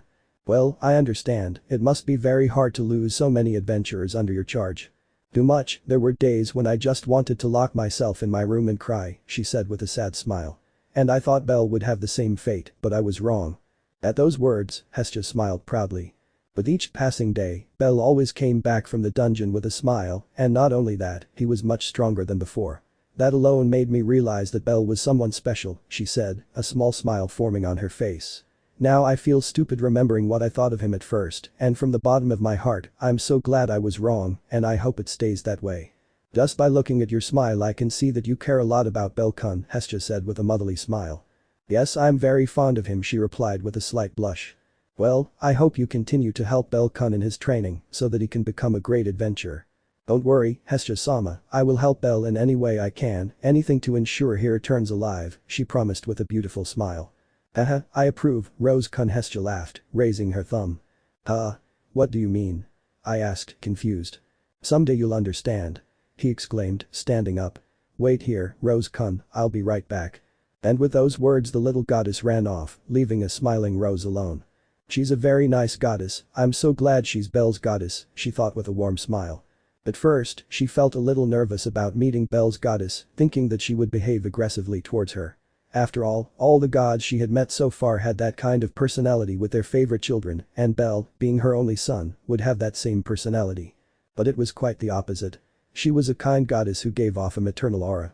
Perhaps at some point she made an inappropriate comment, but according to Belle, it was something she always did. I'm glad I came here, she thought with a beautiful smile. Here I am. The little goddess's screams startled her a little as she watched her arrive with a book in her hands and sit down next to her. What is that? She asked curiously. It's a photo album of Belle-kun that he brought from his hometown, the goddess replied excitedly. Upon hearing those words, Rose opened her eyes with interest, wanting to see those photos. He also has some recent photos of Belle-kun, but the vast majority are from when he was little. Let's see, Rose said with interest. And so the goddess, along with the beastman, began to look at all of Belle's photos while he calmly washed the dishes. Look at this. I think I was 5 years old back then, Hestia said, showing the photo. How cute, Rose said tenderly. And in that picture he's wearing a sailor suit. Ahaha, that picture embarrasses Belle-kun so much, she laughed, turning to the next page. Here's Belle-kun with his grandfather. Why is Belle's grandfather's face covered by a light? Rose asked, confused. I don't know, but in all the ones she appears she's like this, but for some reason she seems familiar, Hestia said, tapping her chin with a finger. That's strange, but now I'm sure he has a perverted and womanizing air about him. I have no doubt about that. After that, Hestia turned to the next page where there was a picture of a young Belle on the ground with tears in his eyes while the goblin was about to kill him. What happened here? Rose asked, puzzled. Well, Belle told me that at that moment he was about to be killed by that goblin, but his grandfather took a picture of him before saving him. Upon hearing those words, both women had a little anime-style sweat drop as they imagined that. What the hell was that man thinking at that moment? Rose asked, a little angry. Belle-kun told me that his grandfather was very strange, to say the least, he never even knew his own name. Wait, she lived with him for many years and never knew her grandfather's name?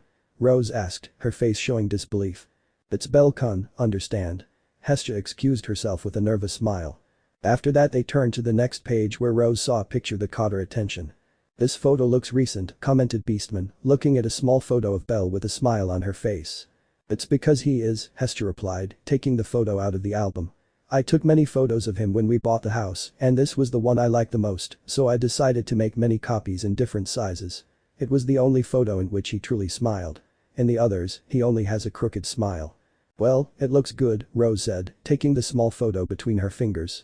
It's the perfect size for the necklace he gave me, she thought, remembering the necklace she was wearing. If you want, you can keep it, Hestia said, surprising Rose. Seriously? Of course, you look like you want the photo, she said playfully, making her blush. You can have it, I have plenty more copies. Oh okay, I accept, still a little embarrassed looking at the photo. Then he took out his necklace, which was under his shirt, staring at it intently. Are you going to put the photo there? Hestia asked curiously. But Rose didn't answer him, she just opened the place where the photo had to go and then put Belle's photo in. And to her surprise, the photo was the exact size to fit on the necklace. Wow, it looks good, Hestia commented in amazement. Now you'll always have Belle come close to your heart. Upon hearing those words, Rose's face turned bright red and she felt like hitting Hestia. But she held back, remembering that she wasn't Misha. Don't tell Belle, she pleaded, embarrassed, putting the necklace back behind her shirt. Don't worry Rose-kun, I won't tell him, Hestia promised, touched by what the beastmen had done. What are they doing? Belle's sudden voice startled both women, making them turn to look at him. Hello Belle-kun, Hestia greeted with a nervous smile. Oh. Belle stopped his greeting when he saw what Hestia had in her hands, causing him to start to get scared. Hey Kami-sama, why do you have my album? She asked, starting to blush with embarrassment. Well, I wanted to show Rose-kun your childhood photos and so far he's loving them, right?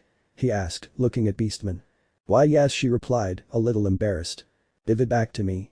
And with that scream and his face turning red, Belle jumped towards Hestia to try to take the album from her, but she managed to dodge him. Not yet, Belle-kun. There are still some photos I want to show Rose-kun, Hestia said, refusing to hand over the album. That's enough. Then Belle, refusing to let that continue, lunged again at Hestia trying to snatch the album from her, but the little goddess didn't stand still and ran away. Please, Belle-kun. No. As Hestia and Belle ran all over the house, Rose just let out a small laugh at the comical scene. After that, she discreetly took out her necklace, looking at Belle's picture, which made her smile slightly. This family is certainly special, she thought with a beautiful smile. At least I got a memory of tonight. Then placing the necklace on her chest, Rose watched as Hestia and Belle continued running back and forth. I hope these pleasant days continue, she thought with a warm and pleasant feeling in her heart. Give me the album, Kami-sama. No. And so, with that comical fight, Rose's pleasant evening with Hestia and Belle had come to an end. End of chapter. Chapter 13. Monsterphilia. The enormous city of Auraria was much more lively than usual. Many food stalls were scattered throughout the streets, where many people approached to buy food. But the place where the most people were found was the Colosseum of that city where people came to enjoy the show of that day. And that show was the famous Monsterphilia, that fair where the members of the Ganaste family tamed the dungeon monsters, a show worth seeing. And outside that enormous Colosseum was the beautiful and perfect Rose, who had a bored expression watching all the people enter the Colosseum with a smile. Perfect, a day where everyone else is resting and enjoying the fair and I'm stuck here working, he thought with annoyance. The day before, I had asked Royman's fat flabby old man for that day off, but he refused, saying that he had to work no matter what. So, with no other option, I had to be there working and making sure everything was in order and also handing out flyers to people promoting the fair. I hate working on holidays, I whispered grumpily. At that moment, a certain pink-haired girl walked past her, smiling as she handed out flyers to people. I'm surprised Misha isn't being lazy, I thought with an anime-style sweat drop. Instead, I'm the one being lazy. I really wanted this day off, I sighed wearily. Now you feel my pain when I'm lazy. The owner of those words was Misha, who approached the beautiful beastman. The big difference is that you're lazy every day and I'm lazy once in a while, he said with a frown. Come on, Rose, it's not so bad. At least you're not sitting around signing papers, Misha agreed. Besides, if you put your mind to it and have a smile on your face, I'm sure you'll have no flyers in your hands in less than a minute. I don't smile at just anyone, he said, annoyed. That's right, there's only one Belle, how silly of me, said Misha mockingly. But she was startled when she saw Rose raise her fist to hit her. But before she could do anything, Misha herself dramatically threw herself to the ground. What are you doing? Haven't I hit you yet? Rose asked, confused. I'll throw myself to the ground before you do, I reply, wiping my cheek as if I'd been hit. It's my strategy to avoid getting hit by you. This only caused a little anime-style sweat drop to fall from Rose's forehead as she witnessed Misha's stupid strategy. I'd better stop paying attention to you, I feel like I'm going to catch your mental illness, she said wearily, looking away so as not to see Misha. Hey. She shouted, offended, standing up again. Do you think I'm crazy? You're confused, I don't think you're crazy, you're crazy, a big difference, she made her point while handing out flyers to some kids who walked past her. Oh. You offended me, Rose. I never thought that of you, Misha said, hurt, hoping Rose would apologize. But this one was no longer even on par with her. Rose? I called, confused, searching for Beastman until I saw her walking to a specific place, specifically to a crepe stand where a certain albino boy was buying one. Looks like she's finally found the boy who makes her smile. While at the crepe stand, the sensual Belle was dressed casually while buying a crepe to calm his stomach for a while as he waited for the show to start. But then he felt someone touch his shoulder, making him turn around to see who it was.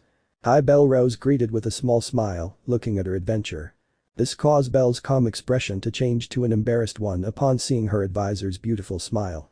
Even though she smiled at him every day, she still wasn't used to it. Hello, Rose, and she returned the greeting with a shy smile. What are you doing here? Well, unfortunately, I'm working, he replied boredly. And it seems you're enjoying the fair. I actually had planned to go to the dungeon today, but Kami-sama insisted that I enjoy the fair. Well, Hestia-sama was right to insist, you have to let go of that obsession with going to the dungeon every day, you have to rest from time to time, Rose scolded Belle for how stubborn he was. I know, but I feel that if I don't become strong, I won't be able to become the ideal man for you, he whispered despondently. What? I asked, bewildered. The ideal man to be the captain of my family, you know, the captain has to be strong, she repeated with a nervous smile. Ah, that, she murmured, looking away in embarrassment. For a moment I thought something else, she thought, trying to control her embarrassment. By the way, where is Hestia-sama? He's at his Jack American stall somewhere in the city, he said today was perfect for selling. Here's your crepe, kid, the vendor caught Belle's attention as he held out the crepe. Thank you, the rabbit said, paying for the crepe and taking it in his hands. Want some? No thanks, Rose refused, not wanting to eat Belle's food. Are you sure? Yeah.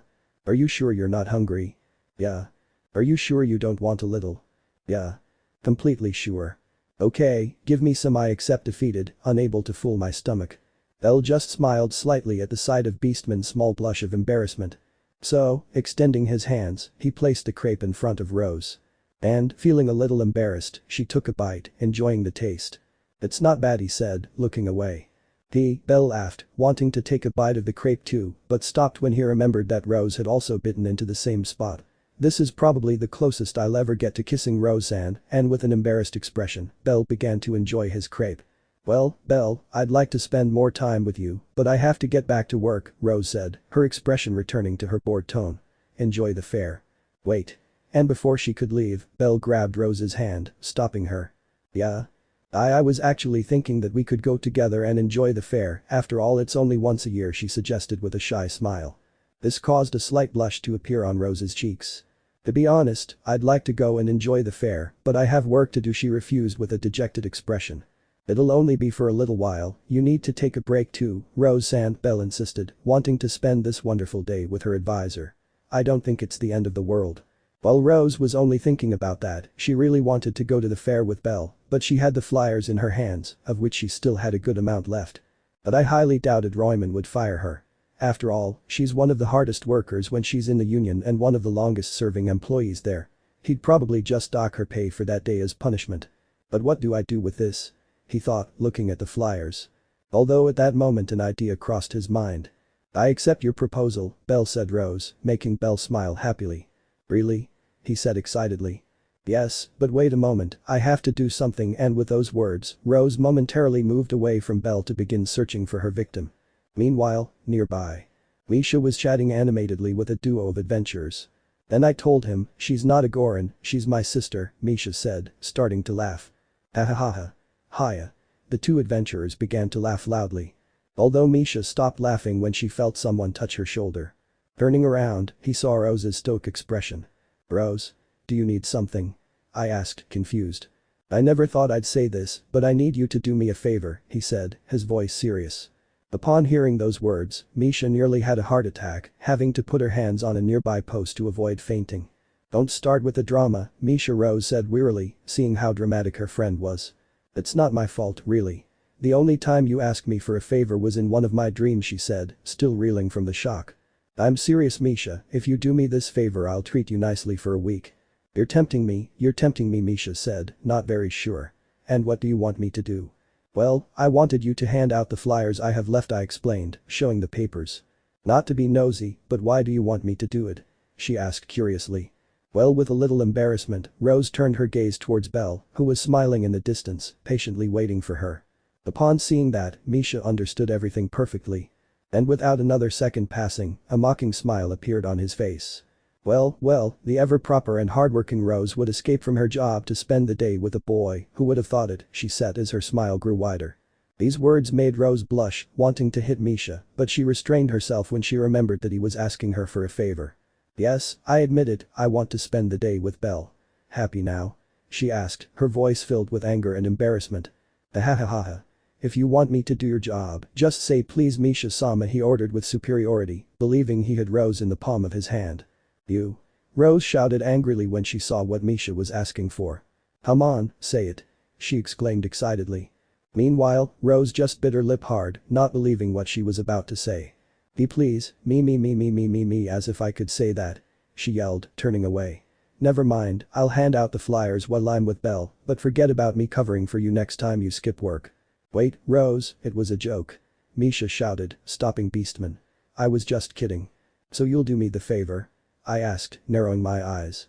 Only if you keep your promise not to hit me for a week, he said with puppy dog eyes. Don't worry, Misha, I always keep my promises, she said, handing the flyers to her friend. And I'm sorry for asking you to do my job, but to be honest, you're the only one I trust enough to ask for favors. Rosie. She shouted with tears in her eyes, throwing herself into the arms of Beastman.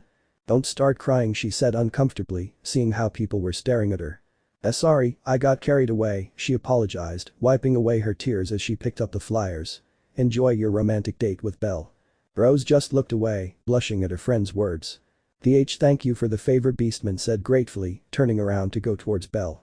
Meanwhile, Misha just watched with an amused smile as her friend slowly walked away.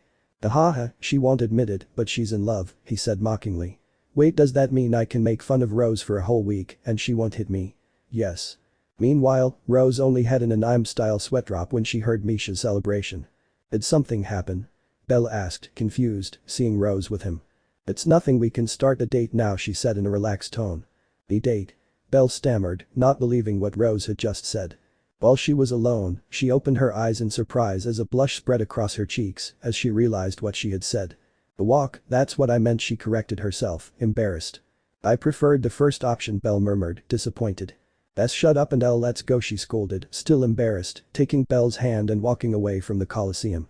Belle was merely surprised to see Rose holding his hand, but he didn't complain. He laughed foolishly, intertwining his hand with hers. Wait, I just took your hand to get out of there, Rose stammered, blushing furiously. Belle and Rose's first official date had begun. End of chapter. Chapter 14.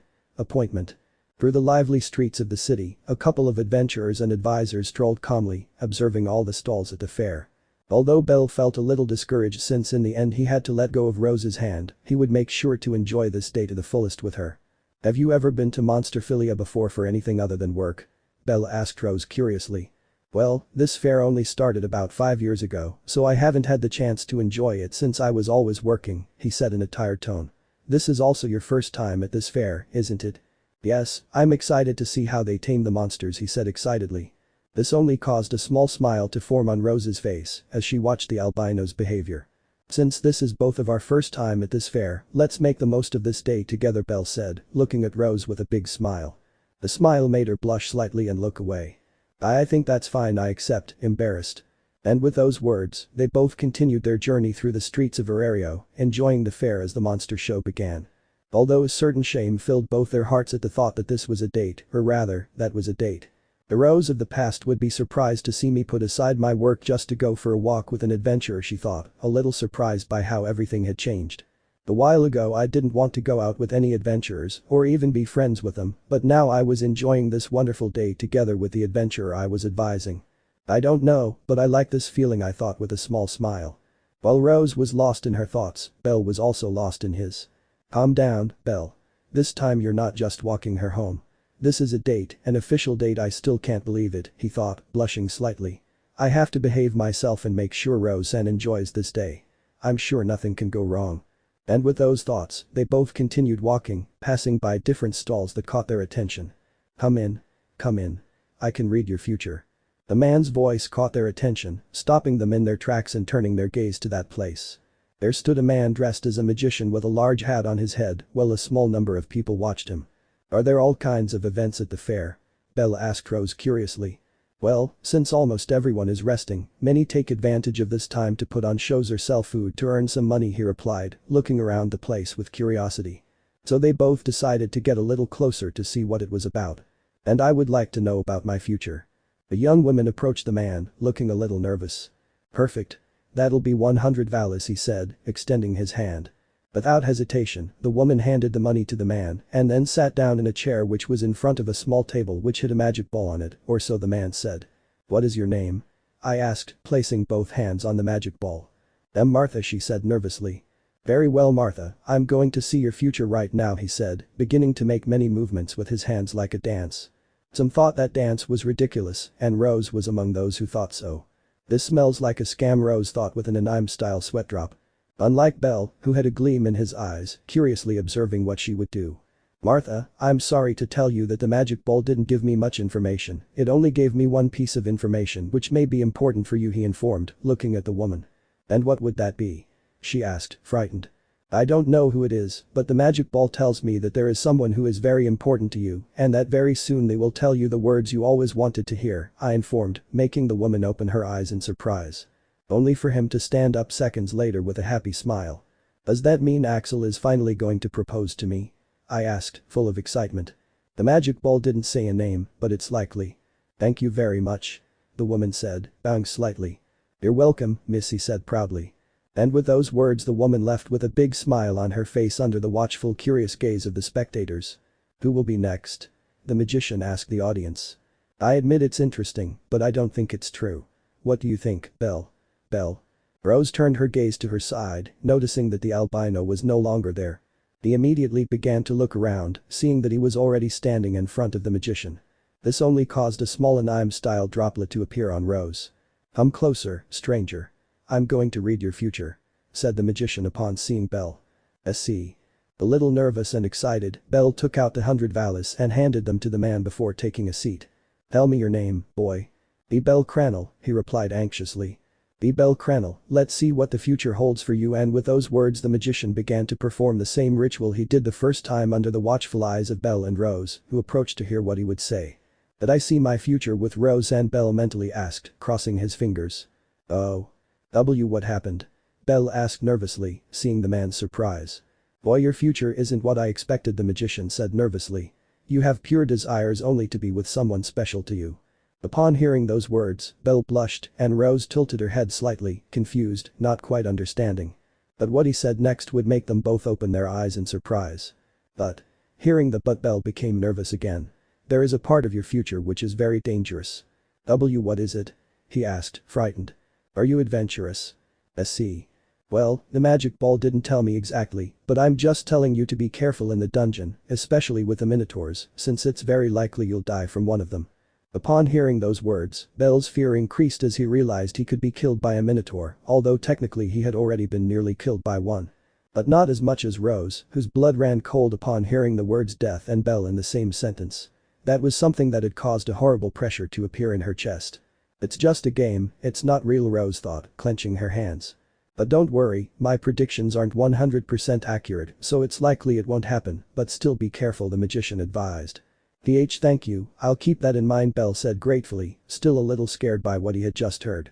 So, getting up from his seat, Belle approached Rose again with a nervous smile. Shall we go? I asked, looking at Beastman. Wait a moment, Rose said, walking slowly toward the booth. I need to know what he'll say about me. She didn't believe it, but after hearing Belle's prediction, she was curious to know what he would say about her. Besides, if the man made a prediction that had nothing to do with her, it would be clear that he was just making it all up, and all that pressure in her chest would disappear because of what she heard from Belle. The man said when he saw Rose in front of him. Read my future, she asked, placing the money on the table and sitting down in front of the man. Oh, okay, he said, a little scared by the woman's attitude. Name? Rose Fannett, she replied, a little curious to know what he would say to her. Once the name had been given, the magician performed the same procedure under Rose's watchful eye, while Belle waited a little ways away from her so as not to hear her prediction in case it was something private. After a few seconds, the magician withdrew his hands from the magic ball and then looked at Rose with a complicated expression. "What did you see?" she asked curiously, already wanting to confirm that it was all a scam. "Do you have feelings for anyone?" Upon hearing that question, Rose opened her eyes in surprise, giving the man her answer. "From your expression, I see that's the case," he said, then sighed and looked at Rose. "I can't tell you exactly what I saw in my crystal ball, but I recommend that you be honest about your feelings for that person. Take my advice, because at the least expected moment you'll lose that special person, and your greatest regret will be not telling them how you felt, and what will happen will be what I saw in your future tears." Upon hearing those words, the pressure in Rose's heart increased even more, along with the cold that spread throughout her body. A feeling of fear began to arise within her, knowing very well what that prediction was trying to tell her. Someone very important to her, for whom she had feelings, and who would die at the least expected moment, was none other than Belle. It's not a scam," Rose thought, starting to tremble slightly. "I am sorry," the magician apologized. "I didn't mean to make you uncomfortable, but I don't like lying to my clients." "Relax, you're just doing your job," she said, standing up, still processing the information. "Thank you." And with those words, Rose walked away from the place to go to Belle under the watchful gaze of the man. "They seem close, now I'm sure their predictions are related," I thought, then looked up at the sky.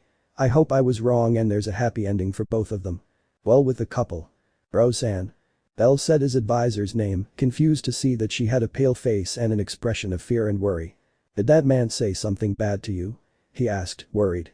"And no, he didn't say anything bad," she replied, still with that horrible feeling in her chest which wouldn't go away. "Are you sure? If you want, we can stop here and I'll walk you home so you can rest," he suggested, not entirely convinced by Rose's answer. "Relax, Belle, nothing's wrong with me," she said, a small smile forming on her face. "Let's go." And with those words, Rose took the albino's hand to leave, only this time she didn't let go of his hand, she just squeezed it a little more, making Belle a little surprised, but he didn't complain. Although as they walked, no matter how much Rose wanted to, she couldn't get that prediction out of her head. "No matter how much I think about it, that prediction is telling me Belle will die soon," the beautiful girl thought, beginning to feel more afraid of losing Belle. "What do I do? Do I tell him not to go to the dungeon anymore? No, the dungeon isn't the only place where he could be in danger, it's also here on the surface, but that's where something is more likely to happen to him. Should I ignore what he said? No. If I do, I'll be letting the prediction come true." "Roseanne." The albino's voice, along with a gentle caress on her hand, pulled her from her thoughts. "Yes," he said, looking at Belle, who still had that scared expression. "I don't know what that man told you in your prediction, but don't take it too seriously," she said with a warm smile, gently stroking Rose's hand with her thumb. "After all, they're just predictions, and they're not 100% accurate, so don't worry." Upon hearing those words, Rose opened her eyes in surprise. Belle was right. Why was he overthinking it? Why did he have to worry about a prediction that probably wouldn't come true? Yes, the prediction said that Belle would die, but that was something she was aware of since she met him. Besides, he promised her that he would always return from the dungeon, and for some reason she felt that he would fulfill that promise no matter what. Now she felt silly. At first she said those predictions were false and she was worrying about one. So, letting out a big sigh to relax, she turned her gaze to Belle. "You're right, thank you, Belle," she said with a beautiful smile, intertwining her hand with the albino's. This action made Belle's heart race, but he didn't complain, he simply smiled sheepishly. Some adventurers passing by looked surprised as the famously expressionless Rose walked with a beautiful smile, holding hands with that albino boy, making the men who had feelings for her jealous. So the couple, smiling, continued their walk through the city talking about different topics while they looked for a place that caught their attention, although they didn't take long to find it. "Oh. Belle-kun, Rose-kun." Upon hearing their name, both turned their gaze to that place, finding the little goddess Hestia in her position as Jack American, who raised her hand to invite them closer. So they decided to approach her to say hello and, while they were at it, eat a Jack American. "Hello, Kami-sama. It's a pleasure to see you again, Hestia-sama," Rose greeted, bowing slightly. "Haha, I see you're on a date," Hestia said mischievously, looking at the two of them holding hands. Obviously, they both blushed a little at those words, but despite that, they didn't let go of each other's hands, or rather, Rose didn't allow it by squeezing Belle's hand a little. "And what are you doing here?" asked the curious goddess. "We're just taking a walk right before the monster show starts," Belle replied, a little embarrassed to see that Rose didn't want to let go of his hand. That's good, I'm glad you're spending quality time together, Hestia said happily. But no naughty hands, got it? Kami-sama. Hestia-sama. They both shouted, embarrassed by those words. The little goddess could only laugh at the reaction of the two, although she immediately stopped laughing when she saw someone else approaching. She was a very beautiful blonde girl who stopped next to Belle and stood in front of Hestia. How are you, Hestia? The blonde girl greeted with a monotonous expression. Hi Ace, the usual. I asked, already knowing the answer. Exact. And with those words, Hestia began to prepare the Jack American while Ace waited patiently. Although seconds later she noticed the couple next to her and turned to look at them. Were you waiting? The swordswoman asked, embarrassed, thinking she had taken their place. And no, we were just talking to Kami-sama, Belle replied with a nervous smile. This answer made Ace let out a sigh of relief. Ace said the blonde, extending her hand. Belle said the albino, shaking hands with the blonde. While the two of them were introducing themselves, Rose just stared in disbelief as Hestia already had 2 bags full of Jack American and was still preparing another one. She's probably taking some for her friends, Rose thought, not believing she would eat all that. By the way, Ace, don't you think you're taking too few? Hestia asked curiously. When I opened the stall, you used to eat 50 Jack American, but now you're only taking 30. Are they not delicious anymore? That's not it, if it were up to me she'd take the whole cart, but Riveria says I should go on a diet, replied the blonde, not very happy. This made Belle and Rose smile nervously, not believing that a girl with such a delicate face as hers would eat large quantities. That's too bad, but what can you do? Said Hestia, handing the 3 bags of Jack American to a bright-eyed Ace. Thank you, she said, starting to eat one and leaving the money in the cart. And without saying another word, Ace walked away happily eating her Jack American. My best customer, Hestia said proudly. How come he eats so much and doesn't gain weight? Belle asked, confused. She's the sword princess, she trains as well as she eats, Rose said, feeling a little envious. Although she wasn't an adventurer, she exercised every morning, but despite that, she started eating a little more and began to gain a little more meat on her abdomen, which embarrassed her, mainly because Misha once made fun of her for it by squeezing her stomach a little. After that, Misha was in a coma for 2 weeks in the hospital with 2 broken ribs. Maybe I should increase my exercise, Rose thought, not very sure. Resuming the conversation, Hestia said, capturing their attention once more. Would you like a Jack American to enjoy on your date? My treat. Oh, of course, they both agreed, embarrassed. So with a smile on her face, Hestia began preparing the Jack American for both of them. While Belle and Rose were still holding hands, blushing, but with no intention of letting go. Leaving aside the topic of the prediction, I'm enjoying the day by his side, Rose thought with a small smile. Although, upon remembering the words of that magician, the bad feeling in her chest along with the fear returned to her. Although that fear disappeared when she felt Belle caress her hand while looking at her with a smile. That was enough to calm her down and make her smile too. There. Enjoy, Hestia said, handing the Jack American to both of them. And continue enjoying your date. I'd like to join you, but I have to attend to my post. Don't worry, Kami-sama, we'll all go out to eat together another time, if Rose-san wants to, of course, he said, looking at the reed. It doesn't bother me, she whispered, taking a bite of her Jack American. Great. Enjoy your day, the goddess said, waving her hand in farewell. Thank you and have a good day, Kami-sama. Belle said goodbye along with Rose, walking away from the stall still holding hands and with the other enjoying the Jack American. Meanwhile, Hestia just watched with a smile as they both walked away.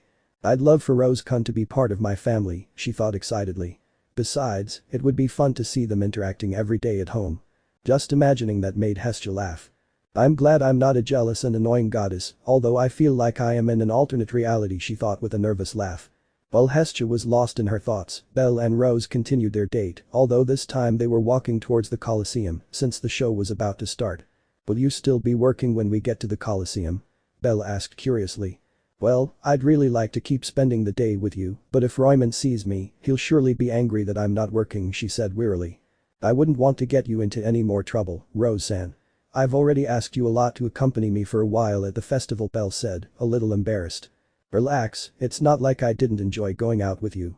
I really enjoyed this walk, she said with a warm smile. To be honest, this is the first time I've ever been on a date, she added, surprising Belle. Oh really? He asked incredulously and embarrassed to learn that Rose considered this a date. Yes, despite many saying that I am popular with men, this is the first time I have gone out with one. I have not even gone out with my co-workers. Upon hearing those words, a feeling of happiness appeared in Belle, knowing that he was her first date. It's good to hear that, he said, embarrassed. And you know, Rose whispered, gently squeezing Belle's hand, which she hadn't let go of yet. See? No matter how much I imagine it, he didn't look at me, or rather, I don't like the idea of going out with another guy like this if it's not you, she said while looking at Belle with a warm expression. While he was alone, he stopped abruptly upon hearing those words as he gazed into Rose's beautiful eyes. Those words had taken him by surprise, causing his heart to start beating rapidly while his cheeks gradually warmed up. "Belle?" Rose called, tilting her head slightly.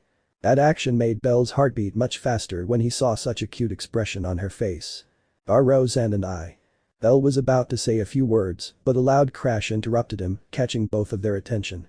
At the same time, they both turned their gaze to that place, seeing how a building collapsed to the ground. That caused Rose's expression to change to one of concern, as she didn't understand what had happened. Although he got that answer seconds later. In the place where the building stood, a buff monkey over 6 meters tall appeared, scaring all the civilians and surprising Belle and Rose. "Ah, monster," Rose whispered, unable to believe it. My date, Belle thought, hurt to know that his whole date had just been ruined. As the ape roared high into the sky, searching for someone to hunt, the people began to flee in terror.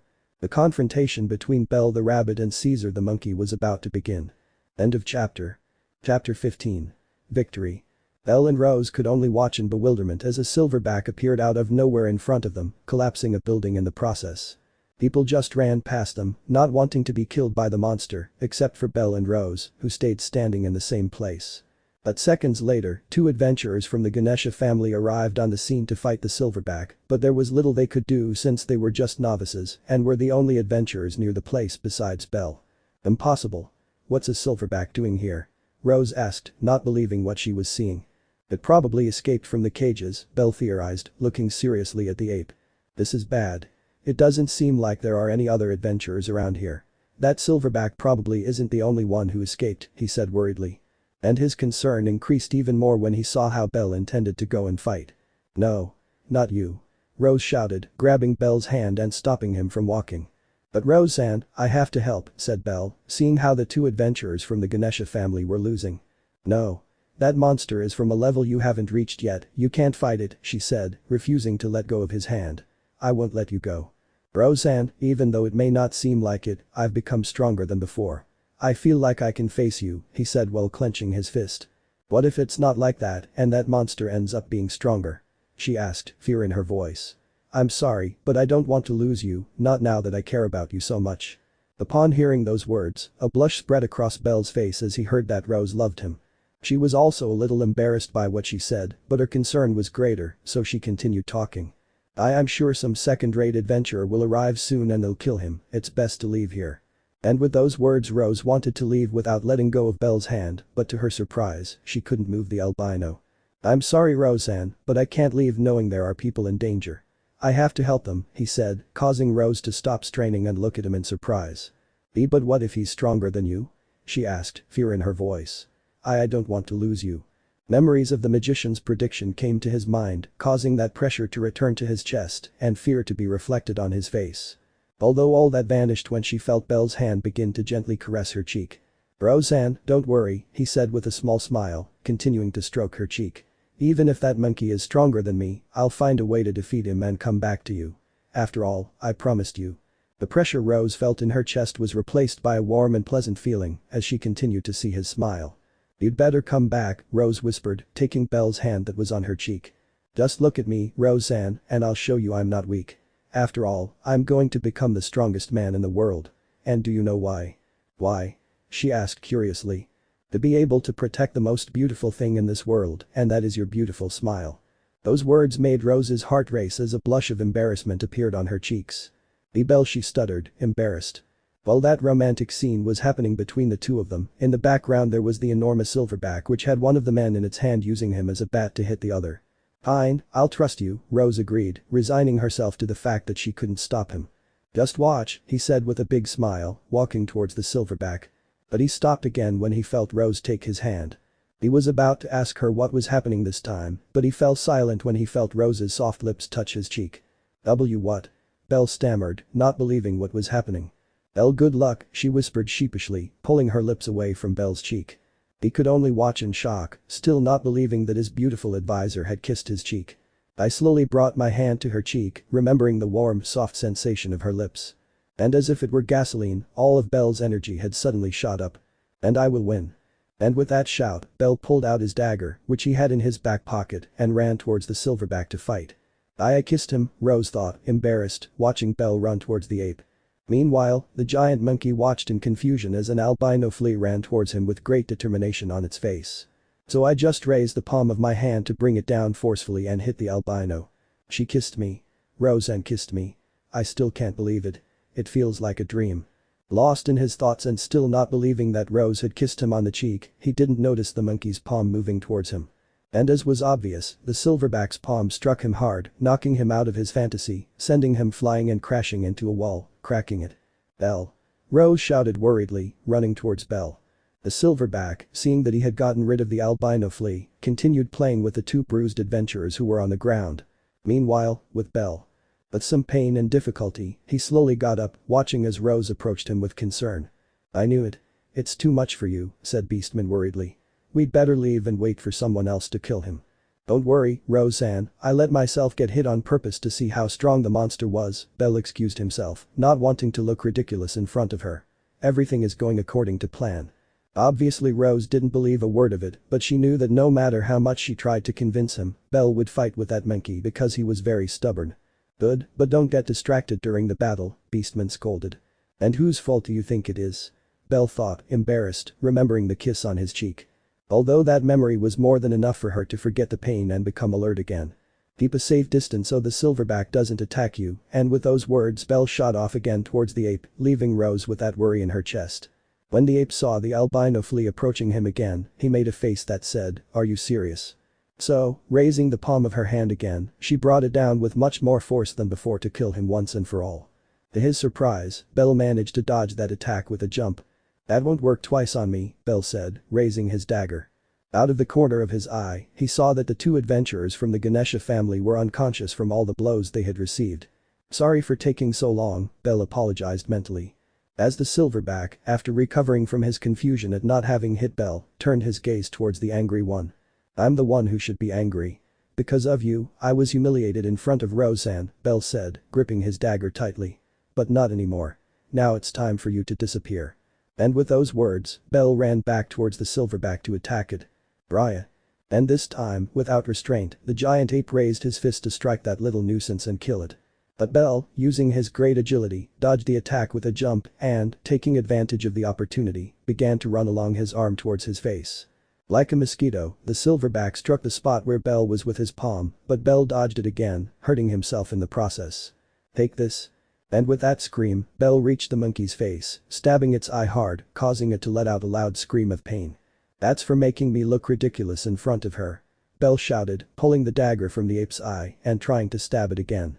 But the silverback wouldn't let himself be stabbed a second time, so he threw a powerful punch at Belle's face, but Belle dodged it again with a jump, causing him to hit his own face and fall backward to the ground.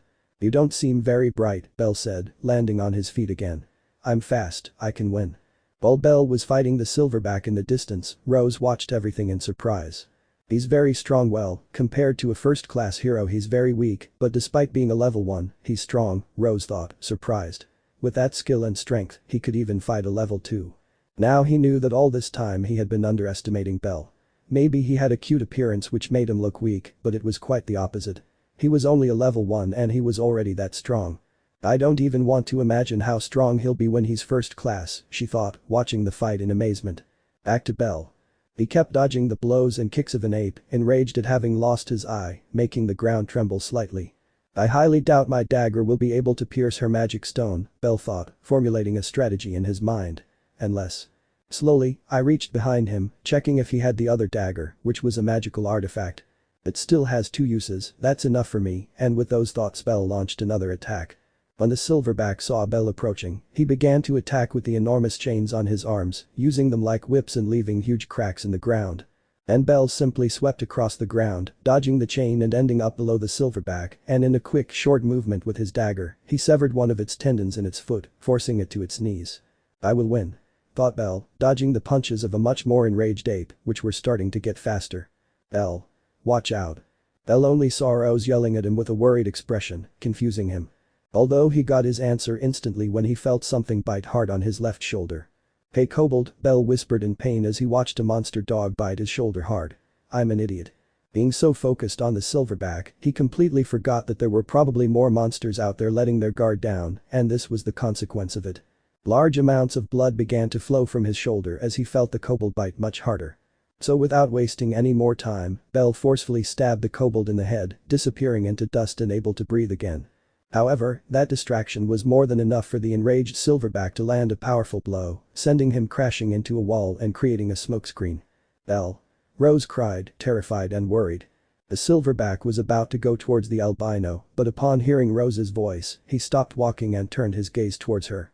When Rose saw that the monster was staring at her, she froze in fear. And that fear increased even more when she saw how the silverback started running towards her to kill her. "Bell," she stuttered, terrified, unable to move a muscle for fear. But before the silverback reached her, a white blur emerged from the smokescreen in his direction. "Don't you touch her, you bastard." Bell shouted angrily, forcefully slashing the monkey's chest, creating a large wound. A roar of pain came from the silverback as he saw how she began to bleed from her chest while Bell stood in front of Rose. "Are you alright, Rose-san?" Bell asked irritated, worried. "Why yes, but why you?" Rose's tone of voice changed to one of concern as she watched blood trickle down Belle's head and shoulder, which had been bitten by the kobold. "Relax, this is nothing," Belle reassured her, wanting to scream from the pain. "I can withstand 20 more attacks like that." "Don't talk nonsense. I've already endured seeing you get beaten up once, I'm not going to see it 20 more times," Rose scolded angrily. This only caused a nervous smile to form on Belle's face. But their conversation was interrupted when they saw the silverback stop roaring in pain and glare angrily at Belle. "I think it's time to end this," he whispered, sheathing his dagger and drawing his magical artifact. "This silverback is dedicated to you, Rose-san." "I'd prefer you dedicate something else to me instead of a monster," she said with an anime-style sweat drop. Determined to win that battle, Bell raised his magic artifact, pointing it at the ape. And without another second passing, a great discharge of lightning shot out and struck the enormous body of the monster. But that wasn't enough to kill him. It only left him stunned and immobilized by the shock. So without wasting any time, Bell ran towards the monster, took a great leap, and plunged the magic dagger hard into its chest. "I win," Bell said, and with a smile on his face, he used the last function of the magic artifact, launching a beam of light into the monster's body, destroying all its organs and the magic stone. Seconds later the enormous silverback exploded into dust, releasing small lightning bolts from the discharge it received inside. I won," Rose whispered in surprise, watching Bell hang suspended in the air before falling to the ground. "Easy," thought the albino, landing on his feet, although he twisted his ankle in the fall, falling to his knees in pain. "Bell." When the fight ended, his beautiful advisor ran towards him to see how serious his injuries were. "I managed to protect her," thought Bell, happy to have achieved his goal. And her happiness increased as she felt Rose place her soft hand on her cheek to check if she had a serious injury. "How did I do, Rose-san?" he asked with a smile, looking at the beautiful redeed. "Okay, but this is the last time I watch you fight. Next time, I'll have a heart attack watching you get hurt," the girl said, still worried, as she examined Belle's body. "The wound that worries me most is that kobold bite. We need to get you to a hospital quickly." "And the date?" Belle asked, disappointed. "The date? Are you seriously asking that in your current state?" Rose scolded, hitting him on the head, though she quickly regretted it when she saw how much more blood she drew. Although Bell didn't seem to care, simply lowering his gaze dejectedly. "Don't worry, from now on we'll have lots of dates, so many you'll get bored," Rose said, blushing slightly, which cheered Bell up. "But right now, what matters are your injuries, so let's go." "Yes, Rose-san," the albino accepted with a big smile. Then putting Belle's arm around her shoulder, Rose helped Belle walk and head towards Arario Hospital, and luckily for her, there were no more monsters in the city. For the rest of the day, Rose did not leave the albino's side until he was completely healed. "They forgot about us." "Yes."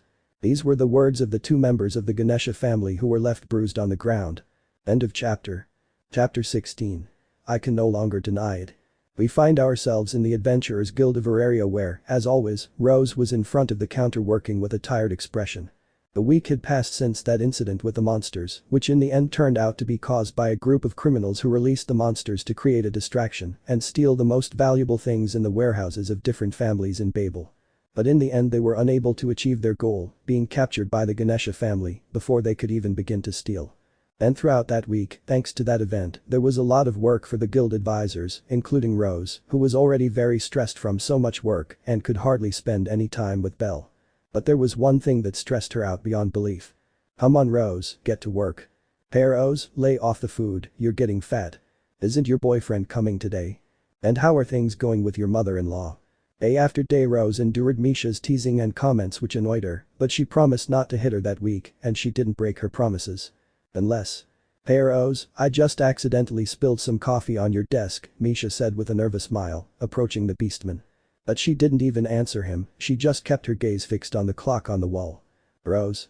10, 9, 8, 7. Suddenly Rose started counting backwards, further confusing Misha. Why are you counting backwards?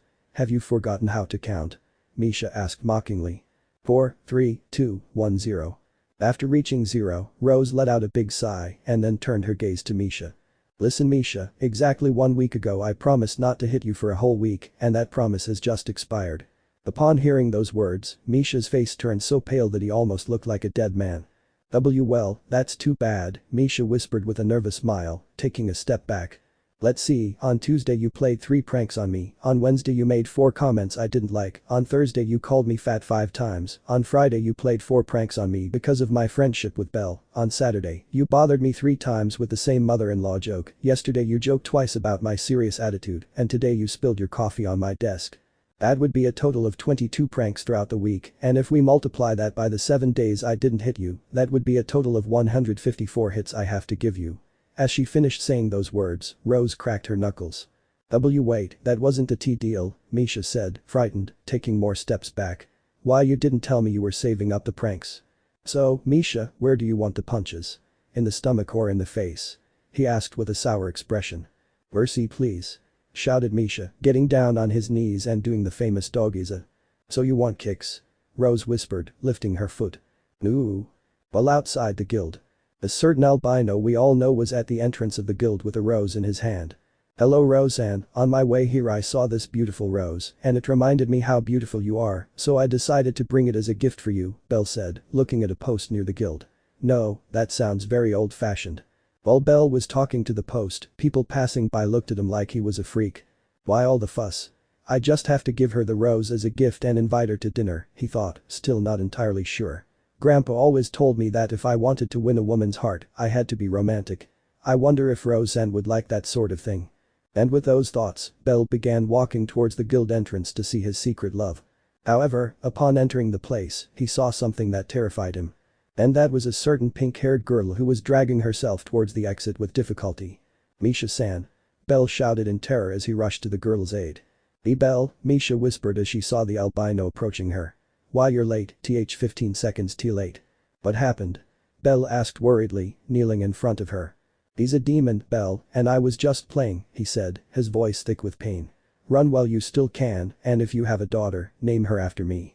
I don't understand what you're trying to tell me, Belle said, confused. It's death, all that's left is for it to whistle, she said, gripping Belle's shirt tightly. It won't be satisfied until it takes my soul. But what happened? Who are you talking about? I asked, still not understanding anything. Misha was about to answer, but footsteps approaching them caught his attention. Why are you leaving, Misha? There are still 43 blows to go, Rose said, approaching her. And I'm only hitting you gently, and you're not going to fool me by putting ketchup in your mouth to pretend it's blood.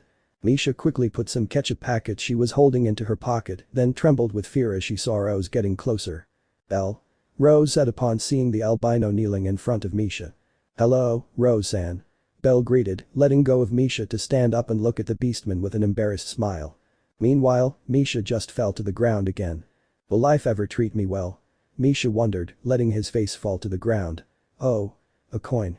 While Misha remained on the ground, Belle and Rose began their conversation. I haven't looked at you for 2 days, Belle said, scratching his cheek. I'm sorry, but I've been very busy lately, Rose apologized with an embarrassed smile. You know, with the whole monsterphilia thing, the workload for the advisors has increased, leaving very little time to rest. Yes, we've had very little time to talk this week, he whispered dejectedly, making Rose smile slightly. But then he turned his gaze to the albino's hand, seeing that he held a beautiful rose in it. And that rose? She asked curiously. You see, when I was coming here I saw this beautiful rose and it reminded me of you, so I decided to give it to you, he said shyly, handing the rose to Rose. Thank you, that's a lovely gesture, she said, taking the rose with a slight blush. Did the rose remind you of Rose? I think the plants that resemble her are carnivorous plants, Misha commented, still on the ground. Did you say something, Misha? Rose asked with a gloomy look. I mean glug, glug, glug, glug. Why did you hit her? Belle asked, confused. I had a mosquito and I couldn't get it to bite me, Rose lied. Let's go talk somewhere quieter. And with those words, Rose took the albino's hand, walking away and leaving Misha on the ground. If I play dead, he won't do anything to me, Misha thought with her eyes closed. But the main couple. Now they were both sitting at one of the many tables in the guild, facing each other. How's Hestia-sama? Rose asked, looking at the rose with a small smile. Okay, I was wondering when you'll come to visit us again. I'll go soon, when things slow down a bit, he said, returning to his tired tone. What have you been up to these past few days, Belle? Well, not much really, I've just been to the dungeon and helped my goddess with the housework, he replied, trying to remember the last few days. Although yesterday no, forget it. What? What happened yesterday? She asked curiously. And nothing, it's nothing, she replied with a nervous smile. Is it something bad? Rose asked again, worried. Since Belle didn't want to see her worried, he had no other option but to be honest. Well, yesterday I ran into a group of adventurers in the dungeon and they said they admired me and all that, he explained, embarrassed. It's actually a little embarrassing. No one's ever said that to me before. They probably saw your battle against the silverback, Rose said, imagining what happened. I just hope fame doesn't go to your head. Huh? Of course not. He promised quickly upon seeing Beastman's gaze. Well, he's alone, I look away in embarrassment. Stupid jealousy, she thought, blushing as she gently stroked the rose. By the way, Roseanne, the albino called, catching her attention again. And? Will you be free tonight? Upon hearing that question, Rose's heart began to beat a little faster with excitement. Unfortunately, the answer wasn't what I wanted. I'm not free, she replied dejectedly. I still have a lot of work and I decided to do some housework to get ahead a bit since I fell behind due to the distractions of a certain silly girl. Upon hearing the answer, Belle's spirits plummeted. Oh, I understand, he whispered dejectedly. Why do you ask? She asked curiously. Well, I wanted to invite you to dinner tonight at a restaurant, he confessed, embarrassed. Upon hearing that answer, a happy smile formed on Rose's lips. Then I tried to search through his memories for a perfect day to go out together. This Saturday will be my day off, if you want we can go out together all day and then have that dinner, the girl suggested, seeing how the boy's spirits were rising. Do you really want to use your day off to go out with me? He asked, a little surprised. To be honest, I'd love to have a real date with you. The last one didn't end very well, she said with a nervous smile, remembering Caesar the ape. Besides, I promised you, you and I would have many dates from now on. Upon hearing those words again, Belle felt embarrassed while a great happiness grew within him. They already look like a couple, thought Misha from afar, still on the ground. Then we'll go out together on Saturday, Belle said, thinking about how to make that day unforgettable for Rose. I'll be waiting for it, that will be a reason to get through this work week, she said, letting out a small laugh. Meanwhile, Belle was simply mesmerized by the beautiful laughter of his advisor. Seriously, you're perfect, Belle whispered very softly. Although Rose managed to hear him through her enhanced senses, she decided not to say anything and just looked at the rose with a slight blush. I'd like to keep talking to you, but I have to get back to work, Rose said, still embarrassed by Belle's words. Good, and I'll be eagerly awaiting our date, he said, standing up. Me too, Belle, although I hope you'll come to the guild these days. Don't worry, Roseanne, I'll always come to visit you, Belle promised with a big smile. Although at that moment an idea crossed his mind, making him feel ashamed. As she did it, so it wouldn't be weird for me to do it too, he thought, embarrassed, looking at Rose's soft cheek. Is something wrong, Belle? Beastman asked, confused. Then nothing, I'll see you tomorrow, Roseanne, and in a swift movement, Belle leaned down to give a surprised Rose a kiss on the cheek. Gee, goodbye. And in the blink of an eye, Belle left the guild, leaving Rose alone at the table, frozen in place. Slowly, I brought her hand to her cheek as her heart beat like crazy with every passing second. And then, unable to stop it, a big blush burst across her face, beginning to blend in with her hair color. He kissed me, I whispered, feeling the sensation of the kiss. That was the first time anyone had kissed her on the cheek, and her mother's kisses didn't count. Belle, you idiot, she thought as she tried to calm her heart. As Misha slowly approached her, limping with a small, mocking smile. You're in love with him, aren't you? Misha asked in a mocking tone, hoping she would deny it. Although the answer was not what I expected. If I'm being honest, it's very difficult for me to keep denying it, she replied with a big blush on her face, looking at the rose she had in her hands. Oh really? Misha asked, not believing what she was hearing. But this time Rose didn't answer him, she simply stood up and returned to her place of work while smelling the pleasant aroma of the rose. Love is a pleasant feeling, she whispered with a small smile. And with thoughts about Belle on her mind, Rose continued working, hoping that her date with Belle would come soon. End of chapter. Chapter 17. An awkward moment. Dawn was slowly breaking in the city of Arario, a sign to its inhabitants that they had to begin their routine and go to work in order to put bread on the table. And in a certain house in that city, an albino opened his eyes heavily thanks to the sun's rays that entered through the window, hitting his face. "Good morning, world," the half-asleep albino whispered, sitting up in bed and trying to shake off the sleepiness. "Every day I feel like dawn is coming faster." While having those thoughts, he got out of bed to go to the bathroom and wet his face a little to be more awake. Cold, she thought after splashing some water on herself. After getting wet, she looked at herself in the mirror for a moment, then smiled.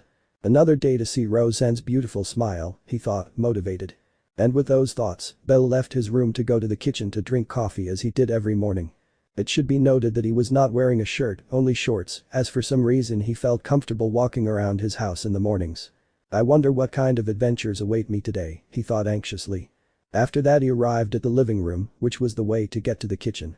"Good morning, Kami-sama," Belle greeted, seeing his goddess sitting on the sofa drinking coffee. Next to her was a beautiful beastman, also drinking coffee. "Good morning, Rose-san." "Good morning, Belle-kun," Hestia returned the greeting, enjoying the warmth of the coffee. Belle was about to enter the kitchen but stopped abruptly when he realized something. "Rose-san." Belle stammered, turning to look at her slowly like a robot. "Good morning, Belle," Rose greeted, blushing slightly as she saw that the albino wasn't wearing a shirt and she could see his well-built body. Belle was only in shock for a few seconds until he remembered that he was half naked in front of Rose, in front of the person he was in love with. And like any self-respecting man, Belle desperately tried to cover his body before running away and locking himself in his room. Meanwhile, Hestia only let out a small laugh upon seeing what had happened, trying not to laugh too loudly. "You knew what was going to happen, didn't you?" Rose asked, still embarrassed by what she had seen. "Sorry, but I really wanted to see your reaction," Hestia apologized after laughing. "Although, to be honest, I didn't think it would happen exactly as I imagined." "That was wrong, Hestia-sama," Rose scolded in disapproval, though the memory of the albino's well-built body flashed through her mind, causing her to blush again. Although I'm not complaining." If you get your act together you'll be able to see it that way as much as you want in the future," Hestia encouraged, making Rose's blush increase even more. I don't know what he's talking about," she whispered, taking a sip of her coffee and trying not to be even more embarrassed. While they were talking, Belle was already in her room. He was leaning against the door, still processing what had happened, while his heart was racing. "What is Roseanne doing here?" I asked, surprised and embarrassed. "She didn't tell me yesterday that she was coming to visit us." Without a doubt, seeing Rose's beautiful face in the morning was something I wasn't prepared for. More important. After calming down a bit, Belle ran to the bathroom and looked at himself in the mirror. With messy hair, walking half naked, and a few dark circles under his eyes, Rose practically saw the worst part of him, without knowing that she didn't think that way. "How embarrassing," she whispered, slamming her face against the sink. "I have to fix myself up." Without hesitation, Belle got into the shower and started showering with cold water to wake up his whole body. Meanwhile, in the room. "And how's your relationship with Belle-kun going?" Hestia asked curiously. "Have you made any progress?" Why are you asking those kinds of questions?" I asked, embarrassed. "Don't make excuses, Rose-kun. It's more than obvious that you're interested in my son. You should be grateful you have my approval," the goddess complained, wanting him to answer her question. Rose blushed at those words and understood what Hestia had meant that day when she had dinner with him. "We're doing well, we'll have a date this Saturday," she replied, feeling her face burn. That answer brought an excited smile to the goddess's face. "I'm happy for you both. I hope you'll be back here soon with the long-awaited news," Hestia said with a happy smile. "More coffee?" Please," I accept, still embarrassed. Returning to Belle's room. After showering for about 3 minutes, he quickly got out of the shower to go to his closet and look for his clothes. Although when she saw all her clothes she frowned slightly. "Why is all my clothing the same?" Belle wonders, having seen the damn brown suit 10 times. "Never mind, I have to look good." And choosing her clothes, Belle changed quickly in record time, something that no one in all existence had ever achieved. "Not yet," she said as she ran back to the bathroom and looked at herself in the mirror, seeing her wet hair. "I need to comb it." While Belle was doing all that in his room, Rose was already at the entrance of the house with Hestia. "Thank you so much for inviting me for coffee, Hestia-sama," Rose said, bowing slightly. "I greatly appreciate your hospitality. Don't you want to stay longer?" "Perhaps you'd like to talk to Belle-kun," Hestia said, not wanting her to leave yet. I'd love to, but my workday starts soon and I don't want to be late, Rose said, sounding a little discouraged. Besides, I'll always see him at the guild. Well, what can you do? Good luck with your work, Hestia said, waving her hand. And remember to come visit us again soon. Of course, and goodbye Hestia-sama, Rose said, opening the door of the house and leaving. The moment Rose left, a sigh of disappointment escaped the goddess. At least I saw Belle's embarrassed reaction, Hestia thought with amusement. Well, back to drinking coffee. Back to Belle. He was finishing brushing his teeth after combing his hair, which didn't work because his hair always stayed the same. Now for the finishing touch, Belle said after brushing his teeth. Slowly, I moved my hand to a shelf where there was a cologne that I hardly ever used. My grandfather gave it to me for emergencies and this is one of them. It's not every day that the girl you like comes to visit you, Belle thought, starting to apply the cologne until he was satisfied. After a few seconds, Belle was ready to go see Rose.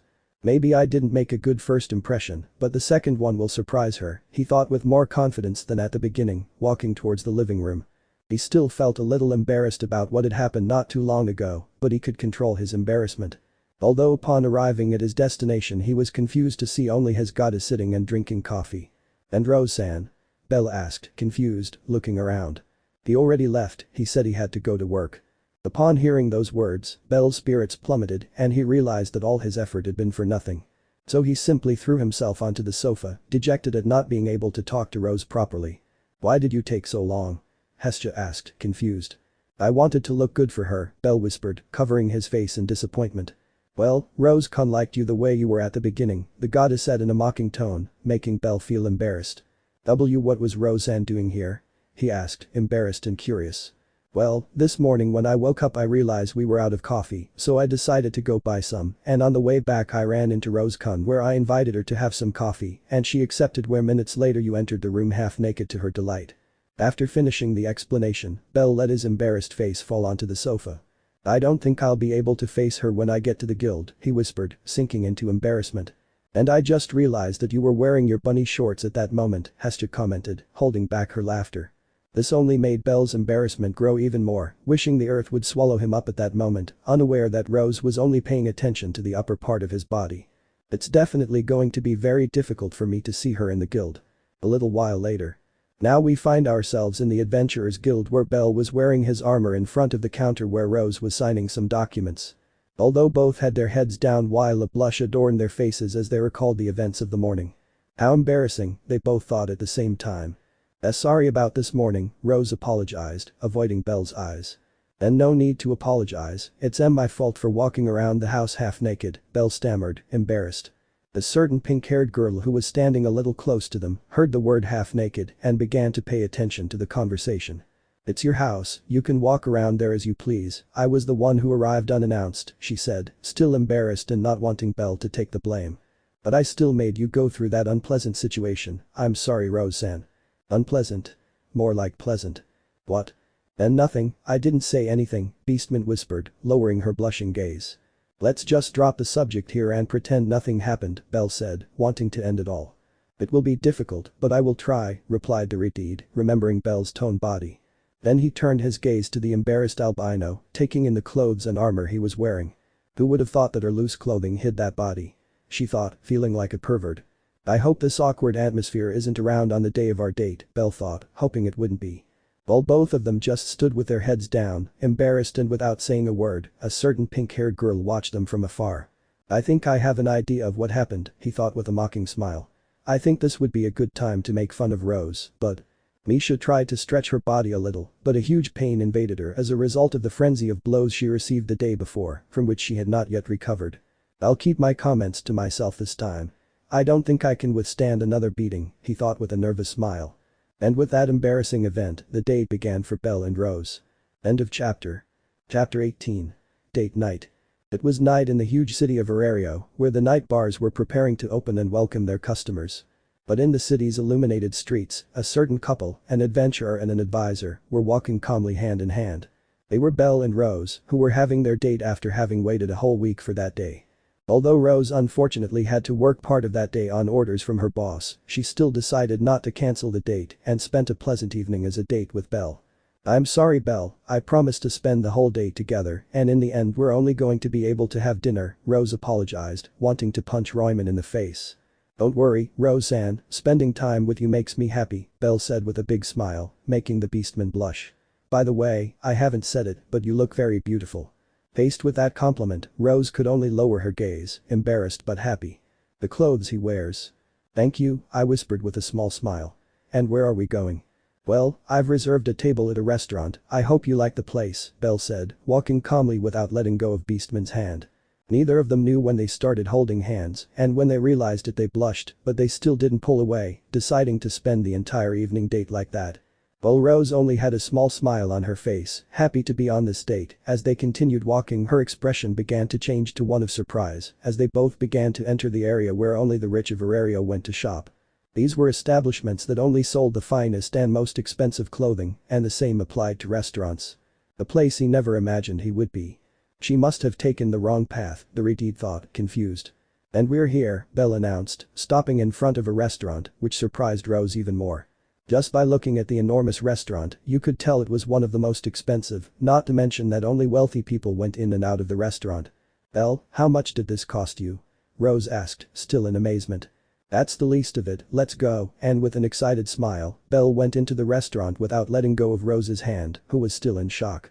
And upon entering the enormous place, he could see that everything was white, making it look much more elegant than it actually was, while calm violin music played in the background. Do you have a reservation? A waiter asked politely, approaching Belle. Yes, my name is bellcranel. Upon hearing his name, the waiter began searching his notebook for the name Belle. You have a reservation at table 19, come with me, he said, starting to walk, followed by both of them. After walking for a few seconds they arrived at a table which overlooked a small artificial waterfall that the restaurant had. Here are the menus, I'll be back in a few minutes to take your orders. And with those words, the waiter left, leaving the couple alone in their seats. Belle, you didn't need to invite me to such an expensive place, Rose said, feeling like she was taking advantage of Belle. Don't worry, Rose-san, I've been saving up for this moment, he said with a nervous smile. I wanted to take you somewhere you'd enjoy. Belle, she whispered, touched. I appreciate this lovely gesture, but I don't mind going out with you and sitting on a bench eating a Jack American. As long as I'm with you, any place is nice. Upon hearing those words, Belle's heart began to beat rapidly as he gazed at Rose's beautiful face, which was adorned with a blush. So for our next date, you know, a simple meal can make me happy, although if I'm honest, I feel a little anxious about trying the food at this type of restaurant. It's the first time I've been to one, she said while looking around the place. Well, order whatever you want, after all, tonight is for you to enjoy yourself, she said, still recovering from her previous words. But I'm surprised that all the meals are over 5,000 valis, Rose said, looking at the menu in surprise. Are you sure you can afford this? Absolutely, so don't worry, I reassured him with a small smile. Rose, still not entirely sure, decided to believe Belle and look for a dish on the menu that she liked, while Belle did the same. After a few minutes the waiter arrived to take their orders. Have you decided what you're going to eat? He asked politely. I'd like a steak with a salad, Rose said, handing the menu to the waiter. Understood, miss. And you, sir? Well, I'll order the same as her, only with a potato salad, he said, handing over the menu. And to drink? Do you have pineapple juice? Belle asked, making Rose roll her eyes. No. But we do have pineapple wine if you're interested. Belle simply turned his gaze to Rose, awaiting her approval, who only sighed and nodded slightly. Then a bottle of pineapple wine, Belle excitedly requested. Okay, I'll bring your food in a few minutes, and with those words the waiter left, leaving the couple alone. I hope you can handle the alcohol, Rose said, not entirely sure Belle would drink wine. Don't worry, Roseanne, I can handle alcohol. Misha-san once invited me for a drink and I didn't get drunk, she said calmly. Although he was instantly frightened when he felt the atmosphere become heavy. What did Misha do? Rose asked, her eyes darkening, frightening Belle. Well, once I went to a restaurant and ran into Misha-san, who invited me for a drink, and I didn't want to be rude, he explained nervously. Was she drunk? And? That only made Rose grit her teeth. She probably wanted to get Belle drunk and take advantage of him that day with some risque joke. Misha had a habit of doing that when she was drunk. Tomorrow I'll make it clear that I won't offer Belle alcohol again, he thought angrily. Meanwhile, Belle just stared at Rose with a nervous smile, knowing that he had just gotten Misha into serious trouble. I'm sorry, Misha-san, he apologized mentally. Meanwhile, in a certain house, a pink-haired girl was calmly preparing her dinner until a huge chill ran down her spine. What is this? Misha thought, looking around to see if someone was stalking her, but there was only her little cat, who was asleep. Is Rose talking about me? as far as I know, I haven't done anything wrong. For the rest of the night, Misha was not at ease, wondering what would happen tomorrow when she arrived at work. Back to the couple. Belle was trying to bring up a different topic to try and change Rose's dark expression, but luckily for him, the waiter arrived at that moment with their order and the bottle of wine with 2 glasses. "One steak for both of you and your respective salads," said the waiter, placing both meals on the table. "And a bottle of pineapple wine. It's one of our best, so I hope you'll enjoy it." "Thank you very much," the albino said, taking the bottle with emotion. "Enjoy your meal," and with those words the waiter disappeared, leaving the couple comfortable. "The food looks amazing," Belle said quickly before Rose could continue with the same topic as Misha. "You're right, it is a 5-star restaurant after all. The food had to be up to par," Rose said, eyeing the appetizing steak. "But first we should taste the wine," said the albino, uncorking the bottle and filling both glasses. "You look very excited," Beastman commented with narrowed eyes. Well, it's the first time I'm going to have my favorite drink with alcohol, so I feel a little anxious about it," he said with a nervous smile. "I still don't think it's right for you to drink this, but whatever," he said, looking at his full glass of wine before taking a sip, as did Belle. And the moment they both tasted it, their eyes widened in surprise. "It tastes delicious," Belle said in amazement. "I agree, this wine doesn't seem to have much alcohol," Rose said, also amazed by the flavor, taking another sip. "At this rate, I'm going to become a fan of pineapple drinks too." "Go for it, I assure you, you won't regret it," she said with a smile, then looked at the steak. "Well, we'd better start eating. This wine has made me even hungrier." "I agree, and besides, the steak looks delicious," Rose said, cutting off a piece of the steak and eating it, marveling at the flavor. "This is delicious, the meat is so tender." Belle, like Rose, was equally amazed by the flavor and how smooth it was. "This reminds me of a time my grandfather prepared meat. It was impossible to chew, and from using too much force, I broke a tooth," Belle said nostalgically as he ate the delicious steak. Upon hearing that story, Rose laughed as she imagined the scene. "Was your grandfather such a bad cook?" the redhead asked playfully. "Terrible, I couldn't even boil water because it always evaporated." That only made Rose laugh even harder, as she couldn't believe her grandfather was bad at even that. "So, since I was a child, I was forced to prepare my own food. I'm not a great cook, but I know enough to survive on my own," he finished, looking in amazement at Rose's beautiful smile. "Well, too bad for you, although it's funny," he said, stopping laughing but still smiling. "At the time I used to cry because I had to eat those things, but now I just find it funny to remember those days," she said nostalgically, taking another sip of her pineapple wine. "You're right, some moments that seemed bad to us in the past, when time passes and we remember them, just make us laugh, that means they weren't as bad as we thought," Rose said, remembering the times before she became an advisor. "Or wine?" Belle asked, noticing that both glasses were almost empty. "At this rate, we're going to finish the bottle of wine before we finish our food," she said with a laugh, raising her glass to have it refilled. Upon hearing those words, Belle just smiled nervously, hoping that neither of them would get drunk. And so, between conversations and laughter, time passed for both of them as they enjoyed the delicious food at the restaurant. Some time later. After a while, both food plates were empty, as was the wine bottle. Although to their surprise they hadn't gotten drunk, they had simply felt the need to talk and laugh. "Then Misha told me I was at Sundira and I punched her hard. That's how our friendship began," Rose recounted nostalgically. "I'm not surprised that their friendship started with a punch," Belle said with a laugh. "Since then I used to hit her almost daily for her silly jokes, although since I met you those jokes have only increased," he said with a vein throbbing in his forehead. "Although if Misha weren't like that, he wouldn't be Misha," said the albino, making them both burst out laughing. "I agree with you there," said Beastman with a smile, taking the last sip of her wine. "I admit, pineapple does taste good." "That's great, at least now you won't complain on future dates if I order pineapple juice," the albino said excitedly. "Don't celebrate too soon, I'm not a fan of that fruit yet," Belle's spirits plummeted upon hearing Rose's words. "You'll see, before you know it, you'll be a big fan like me," Belle said, raising his hand to call the waiter. Upon hearing those words, Rose simply smiled slightly, looking fondly at Belle. "The bill, please," Belle asked as the waiter arrived. "That's 85,000 valis," the man said politely. Upon hearing the figure, Rose's eyes widened in surprise. She knew the food would be expensive, but she hadn't expected it to be this much. Then she turned her fearful gaze to Belle, thinking that perhaps he didn't have that amount, although to her surprise, he had a calm expression as he took out the money. "Here you go, and keep the change," Belle said, handing over the money with a smile. "Thank you for the tip," the man said, taking the plates and the bottle of wine and leaving the place. "Shall we go?" Belle asked Beastman. Why yes, she whispered, still surprised that Belle had released that amount of money without any problem. So, with their dinner finished, they both held hands again to leave the restaurant, which they would probably never return to, since Rose would refuse to go back there. As they left the restaurant, they both felt the cold weather and some lightning flashed across the sky, a sign that it would soon start to rain. I had planned to take a nighttime stroll through the city, but it would be best if I accompanied you home before it starts to rain, Belle said, disappointed that his plan had been ruined. Don't worry, Belle, we'll do it another time, Rose reassured him with a beautiful smile. Come on. And with those words, the two, still holding hands, began walking towards Rose's house to finish their date. What did you think of the dinner, Rose-san? Belle asked curiously. To be honest, I thought it was wonderful, she replied with a smile, though her expression quickly turned serious. I appreciate the gesture, but next time we'll go somewhere much more comfortable. Sorry, but I wanted this day to be special for both of us, Belle said with an embarrassed smile.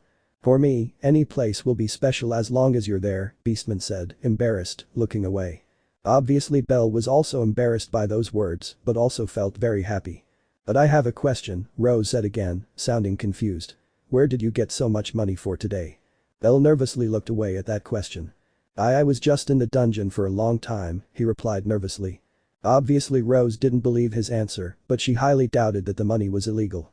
The truth was that Belle had to sell 2 hero books that were his own and were unique since there were very few copies in the world. They couldn't tell her that he had to sell 2 precious objects to him. If they told her that, Rose would feel bad about this date and would do everything possible to pay him back. After all, I had already read them more than 3 times, thought the albino, not wanting to give it much importance. The next date's on me, so don't worry, Rose said, catching Belle's attention. I know some restaurants that serve really good food at good prices. It's not as fancy as the place we went today, but it has a nice atmosphere. Then I'll be eagerly awaiting that date, Belle said excitedly. Although at that moment a huge lightning bolt struck far from them, it caused a huge roar throughout the city, frightening Rose who, out of pure instinct, hugged Belle's arm. Obviously, Belle felt happy when he saw Rose hug him, thanking Zeus for that lightning bolt. Although he couldn't help but chuckle a little when he saw Rose's scared expression. Don't laugh, you idiot, Beastman said angrily, lightly hitting the albino's shoulder. Sorry, it's just that you look so cute, Belle apologized, wiping away a tear from laughing. Although their laughter stopped when they felt a drop of water fall on their nose. Seconds later another one fell, and then another and another, until in a matter of seconds it began to rain heavily, soaking them both completely. It's raining, Belle whispered. Really? Rose said sarcastically. They didn't have to think twice before they both started running to take shelter from the rain. My house is nearby, so let's go there, Rose suggested, guiding the albino.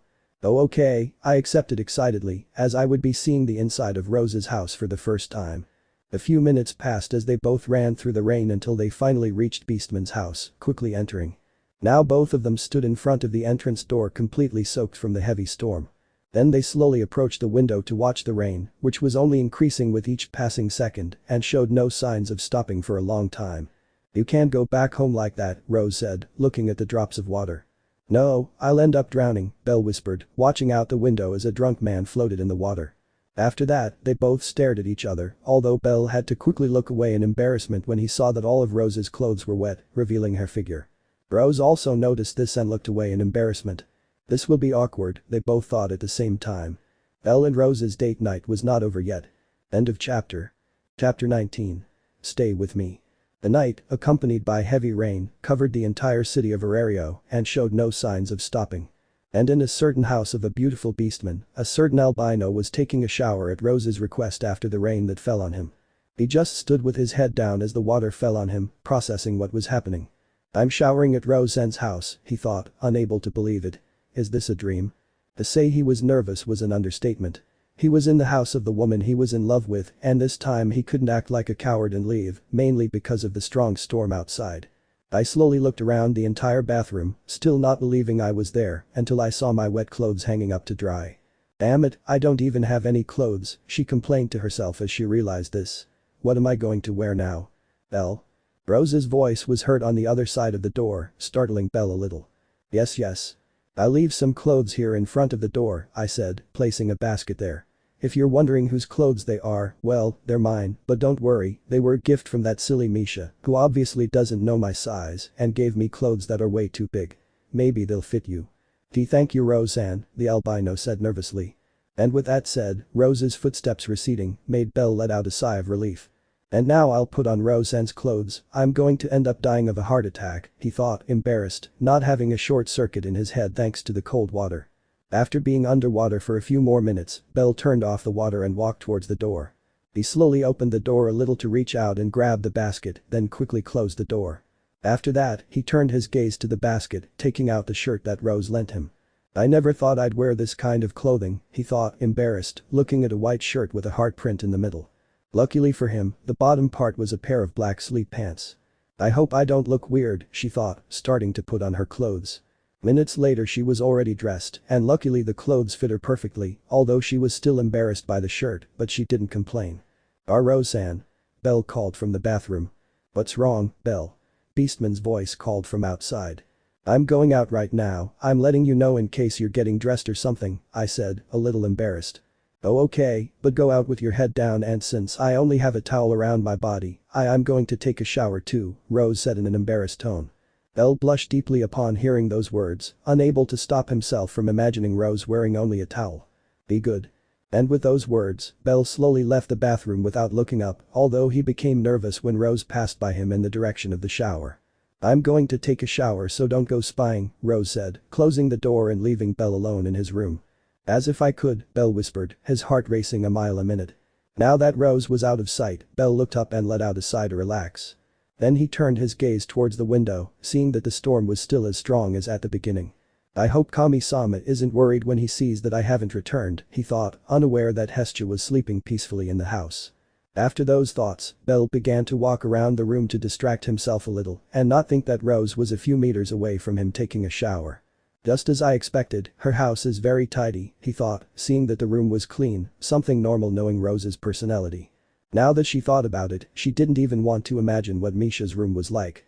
It was probably a cataclysm. I'd better stop thinking about shady things, I whispered, a shiver running down my spine. After that, he continued walking around the room, noticing that Rose's desk had many handwritten exams on it, probably tests for his future. This only made him smile, touched, although he instantly smiled nervously when he saw that it was more than 10 pages. They're definitely for more adventurous people, I thought, not wanting to dwell on the matter. So, moving away from the desk, he continued his stroll around the room, looking at a few pictures on the wall that caught his attention. In one of them was a Rose who appeared to be about 10 years old, next to a woman who was the spitting image of Rose's current appearance. Obviously, she was her mother. Now I know why Roseanne is so beautiful, thought the albino, looking with a touch of tenderness at the infant Rose who was smiling. Then he turned his gaze to another painting where Rose was the same age and her mother with a warm smile, only this time they were accompanied by a man who had an extremely serious expression. He was a werewolf with black hair. I have no doubt that's her father, Belle thought with a nervous smile, looking at the man. Now I know where Rose got her serious expression from. And lastly there was a picture of Rose with her current appearance alongside Misha, who was smiling.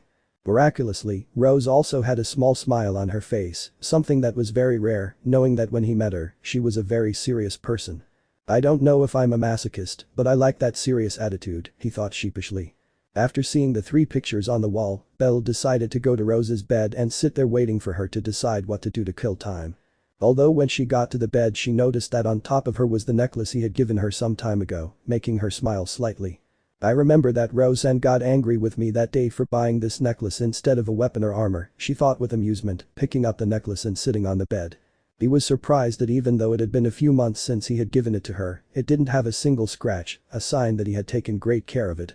I wonder if I should put a picture on it yet, she thought with a bit of curiosity, opening the necklace to see where the picture should go. Although upon seeing her he was bewildered, not believing what he was seeing.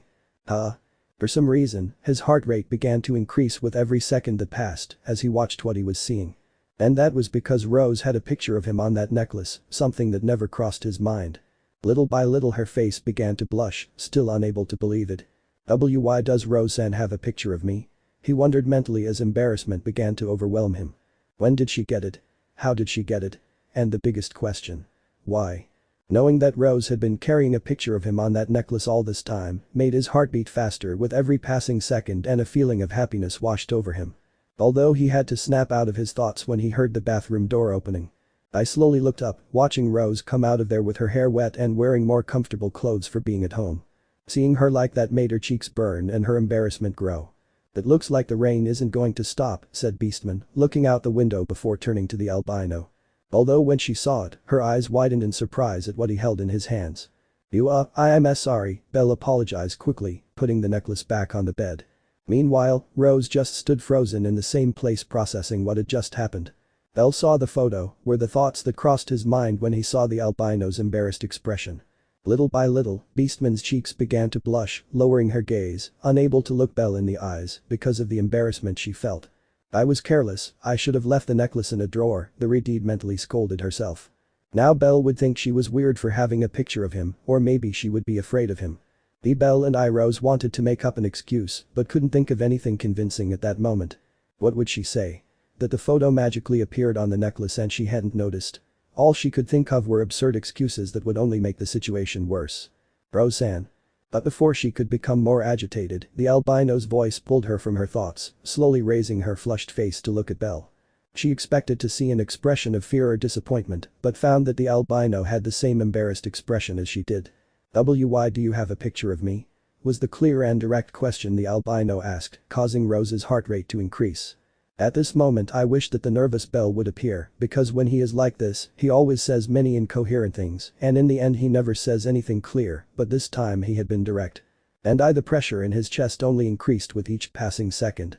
Now he was between a rock and a hard place. He had two options. Lie about having a picture of him since he saw him as a brother or a great friend. Or to be honest for the first time about her feelings on that rainy night. Meanwhile, Belle just stared at Beastman, anxiously awaiting her answer, hoping it was what he was thinking. "I've always been direct about everything, and now won't be the exception," Rose thought, her decision already made. "I have to be honest about how I feel." Was I ashamed? Of course, so much so that I wanted to run away and avoid the whole thing. I knew that day would come sooner or later, but thanks to the rain, it all happened earlier. But what does it matter? The words that magician said in Monsterphilia came to his mind. "I would recommend that you be honest about your feelings for that person, because at the least expected moment you will lose that special person and your greatest regret will be not telling them how you felt." Maybe I didn't believe in predictions, but what that man said was true. I had to be honest now and not have regrets in the future. I felt that if I didn't say it now, I wouldn't be able to say it later.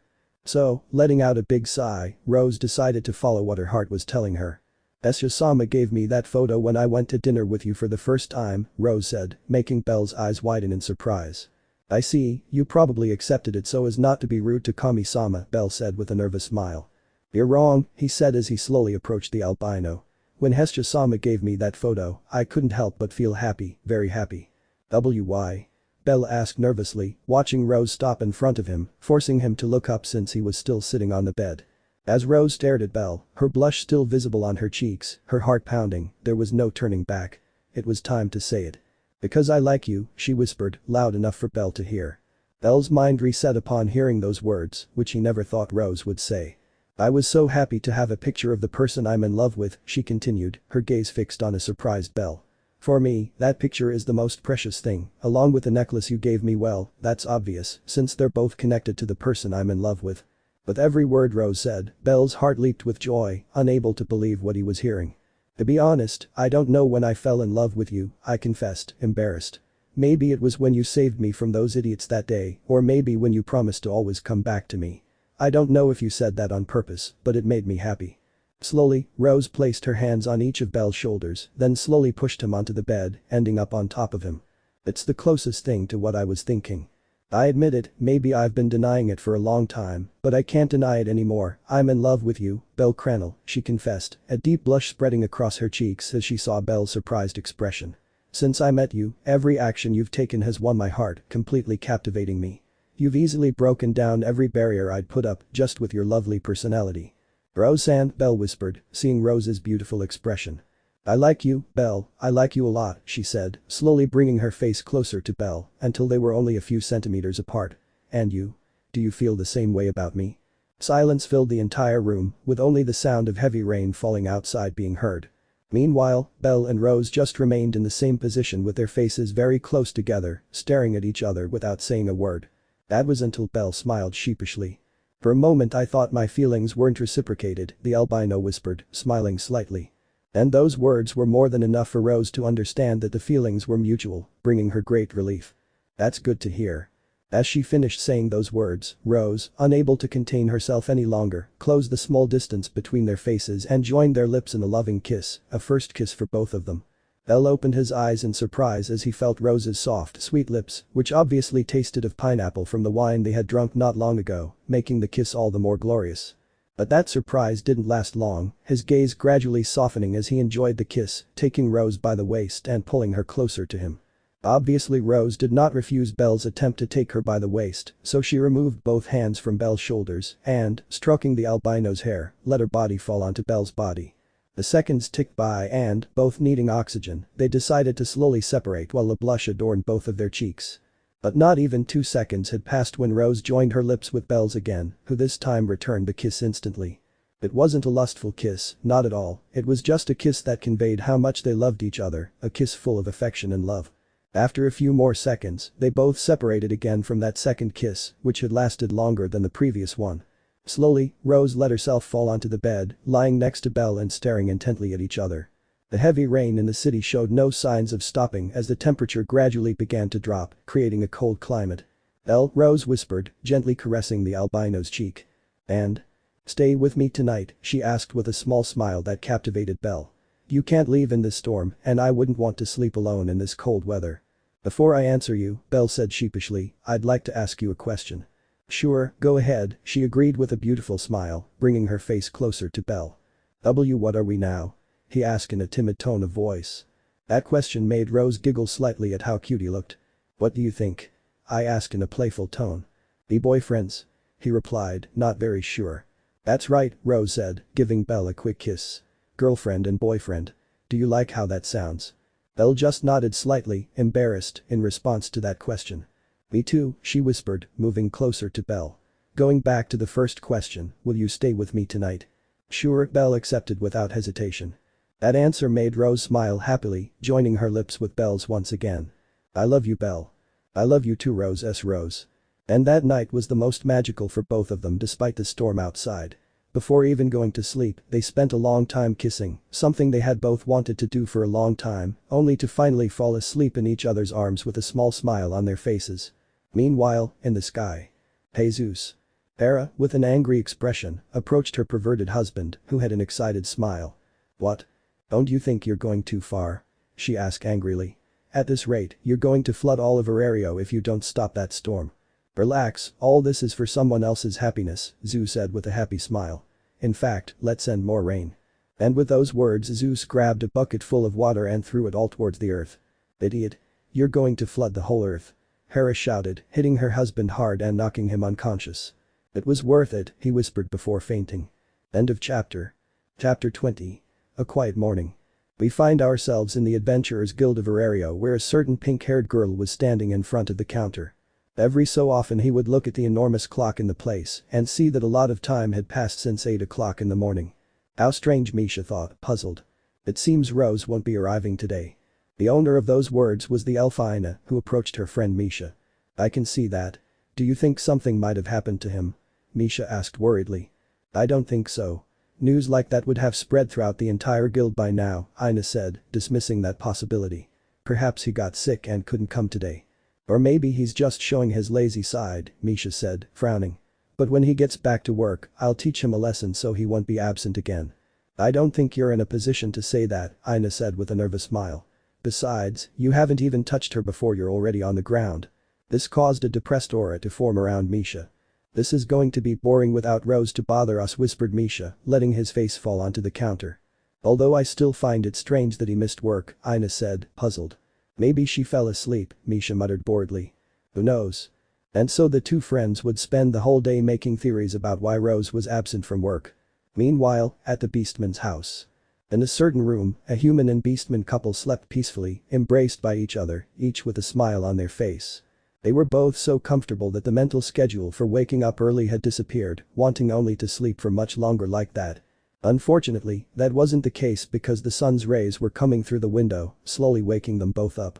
"I slept so well," Belle thought as he held Rose in his arms, who had her eyes open and was having the same thought as Belle.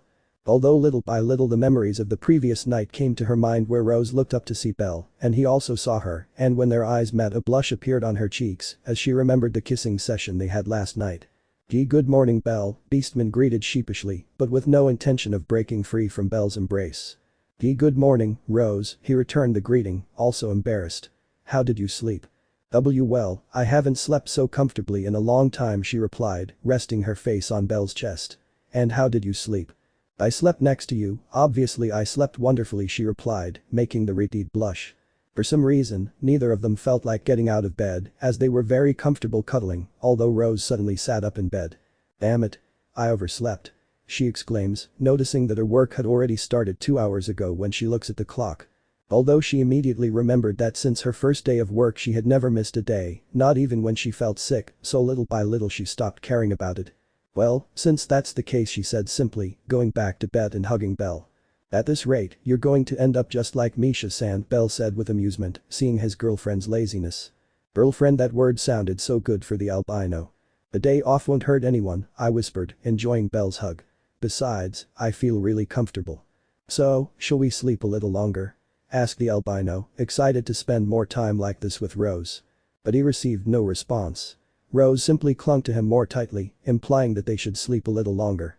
So Belle happily settled in, but not before giving Rose a kiss on the forehead, which made her blush and close her eyes to rest a little longer. Meanwhile, elsewhere. Hestia slowly awoke from her comfortable sleep and then stretched her body again and again in bed until she was satisfied. Seconds later she went to the bathroom to wet her face and wake up a little more. She slowly left her room, walking calmly down the hallway towards the kitchen. Upon arriving there, the first thing I took was a box of cereal and a carton of milk, along with a bowl and a spoon. With all the ingredients in hand, I walked to the table and placed everything there. For a few seconds she hesitated about what went first, the cereal or the milk, but in the end she decided to put everything in the bowl at the same time.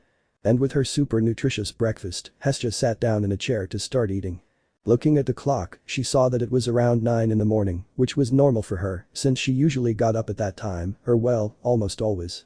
I slowly observed my surroundings, noticing that everything was calm. Although seconds later a doubt arose in her when she noticed a detail. He slowly got up from his seat, leaving his cereal on the table, and began to look around the kitchen and dining room. Not finding what he was looking for, he went to the living room with the same result, missing her even more, so his next target would be the second floor of the house. He arrived at the albino's room and opened the door without knocking and saw that everything was perfectly tidy. It seemed as if he had not arrived the night before. But he didn't stop there and started checking the other rooms, but it was all the same. He found nothing. After searching the entire house, Hestia stood in the hallway with a confused expression and a question that escaped her lips. "Belle? Let's see who gets that reference." Back to the couple. After lying down for another half hour, they both decided it was time to start their day. Obviously Belle had to return home so as not to worry his goddess anymore, but Rose managed to convince him to stay for breakfast. Although they still felt embarrassed about what they did last night, they also felt happy to be together. "Yesterday was a very strong storm," said Rose, looking out the window at how the streets were still very wet and some houses had lost their roofs due to the strong wind. "Let's just say something good happened because of that storm," Belle said with an embarrassed smile, making Rose smile in the same way. "And to think that just a few months ago I didn't even want to be friends with you," Rose said, walking toward the kitchen, followed by Belle. "And now you're going to have breakfast here with me after we slept together.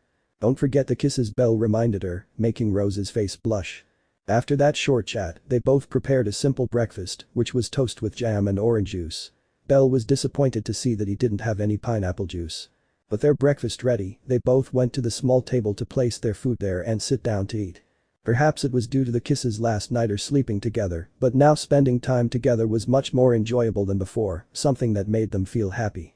"By the way, Belle, starting tomorrow I'll be increasing your classes about the dungeon and there will be exams more often," Rose warned, enjoying her breakfast. "Why?" he asked, slightly frightened. "Isn't it obvious? To make sure you're much better prepared in the dungeon, now that you're my boyfriend, I'm going to do everything I can to make sure you always come back safe from that hellhole. That's the only thing I can do to help you," I explained, remembering the magician's prediction and wanting to do everything possible to prevent that from happening. I appreciate it," Belle said, embarrassed but happy that Rose had called him her boyfriend. He truly felt like the luckiest man at that moment. He had a beautiful girlfriend who cared deeply for him. At first, he thought she would never look at him that way, but he never gave up and finally, he managed to make her fall in love with him. As some say, perseverance pays off. "Don't worry, Rose, I'll do my best so you won't be disappointed in me," Belle promised with determination. Those words made Rose smile, then she leaned across the table to give Belle a sweet kiss and returned to her seat. "I love you," she whispered with a slight blush before continuing to enjoy her breakfast. Belle, meanwhile, was just embarrassed as he still felt like it was a dream that Rose was his girlfriend and kissed him so affectionately. But it's not a dream, it's reality, Belle thought, looking at Rose's tender face as she ate. So, without anything else to say, they both continued enjoying their breakfast in comfortable silence. Later. Now Belle was with Rose at the door of the house, Belle already wearing his clothes which had dried overnight. "I'd like to spend more time with you, but my goddess will worry if I don't arrive," Belle said dejectedly. "Don't worry, Belle. From now on, you and I will be spending a lot of time together," she promised with a beautiful smile. "Besides, I have work to do too. Just because I haven't been to the guild doesn't mean I'm going to be lazy. I have to prepare our next classes." "Haha, I just hope there aren't too many," Belle whispered with a nervous smile.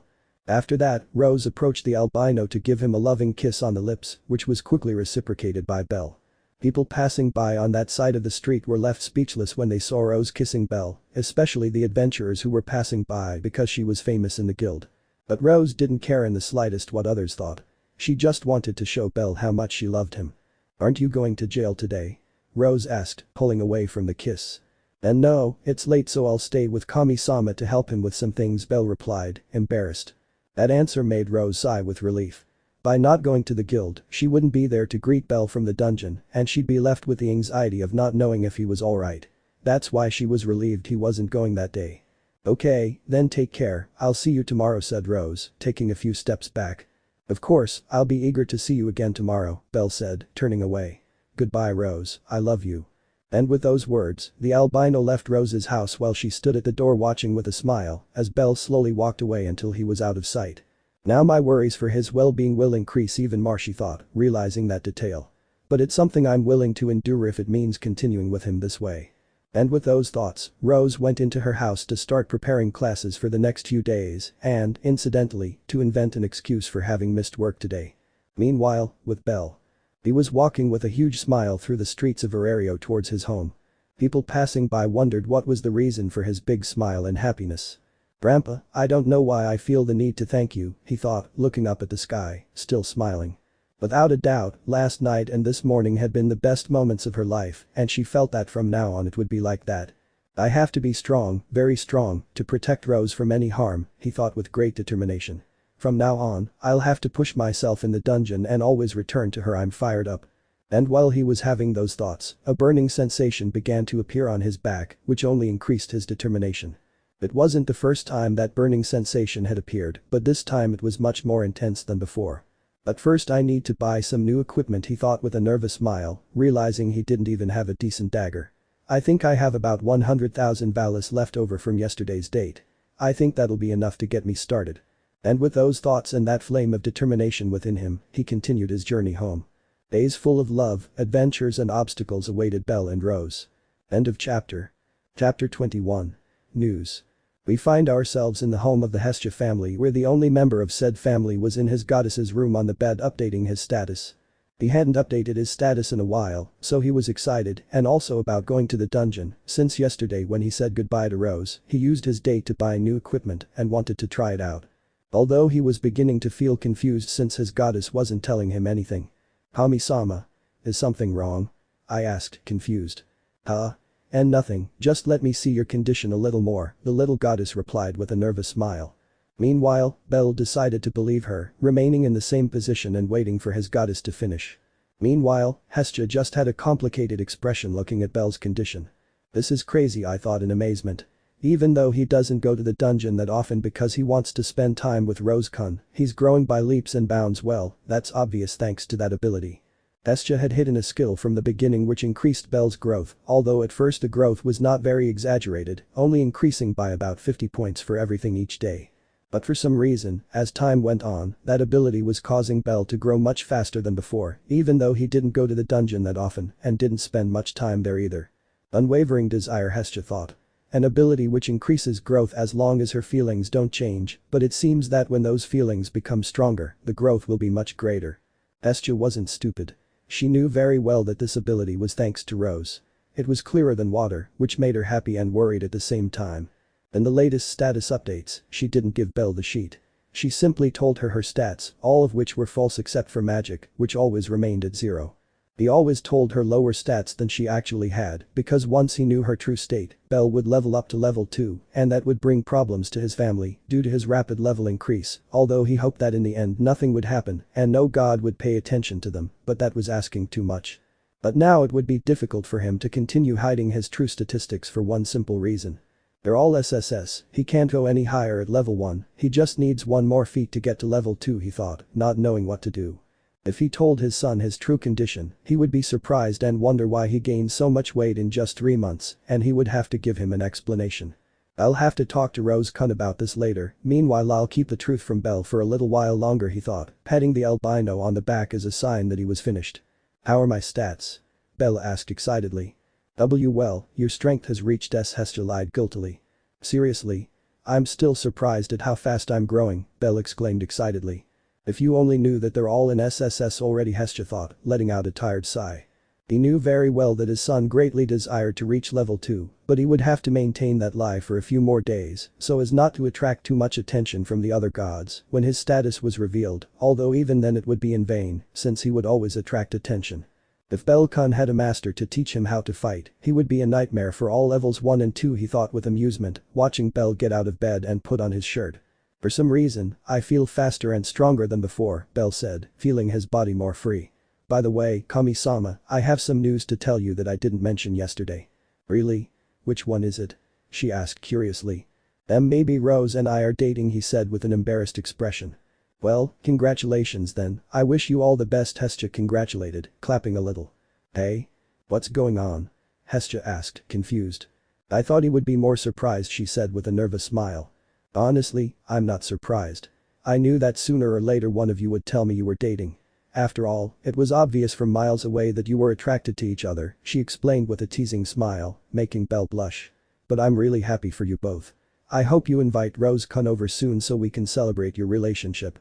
I think it's still too soon for that, but when we've had some time together, we'll have that party, Belle promised with a small smile.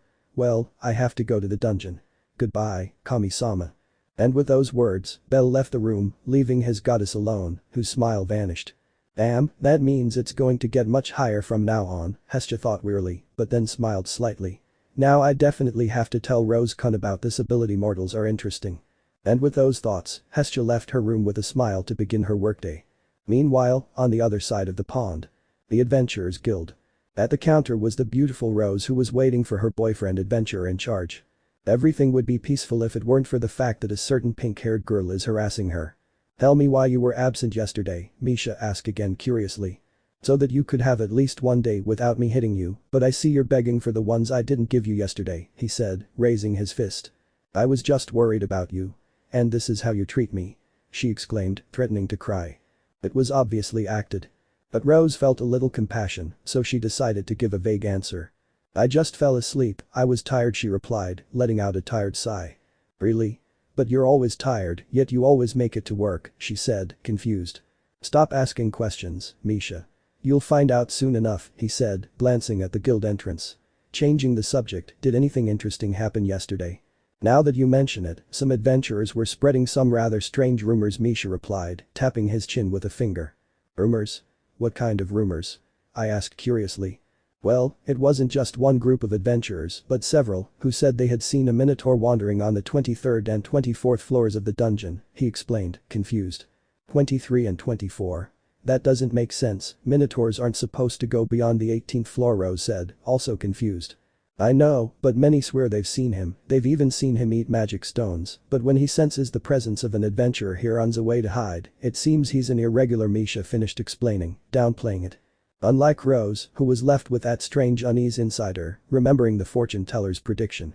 There's no need to worry, Belle hasn't even been able to travel to the 23rd floor yet, let alone the 24th, he thought, trying to calm himself, which he managed to do. Probably some adventurer will manage to kill him in the next few days. Now calm again, Rose turned her gaze towards the guild entrance at the exact moment Belle entered. Upon seeing it, a beautiful smile formed on Rose's face, which did not go unnoticed by Misha and other advisors. Good morning, Belle, Rose greeted him as Belle stood before her. Good morning, Rose, she returned the greeting with an embarrassed smile. I don't add the san, Misha thought, squinting at the interaction between the two. "I see you're wearing new armor," said Beastman, eyeing the albino's new white armor. "You look great." "That's right. And I got it for a good price," Bell said, proud of his purchase. "And I also bought these 2 daggers." With that, Bell showed Rose 2 silver daggers, who was a little surprised by the quality. "I'm no weapons expert, but I can safely say they're good quality." "How much did they cost you?" she asked curiously. 5,000 each, but it was worth it," he replied, putting them away again. "I'm sure that with time I'll learn to handle both at the same time."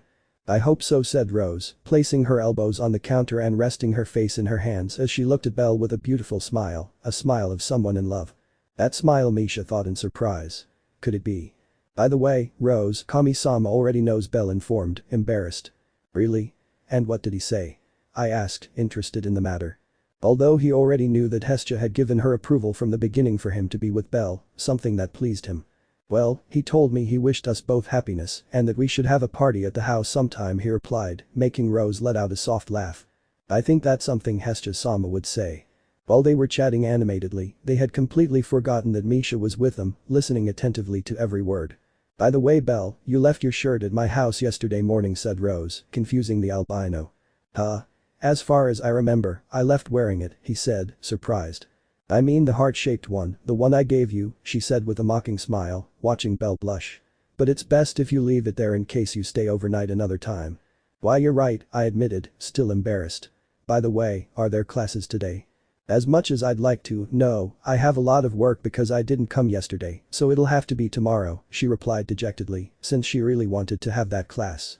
"But remember not to get into unnecessary trouble in the dungeon."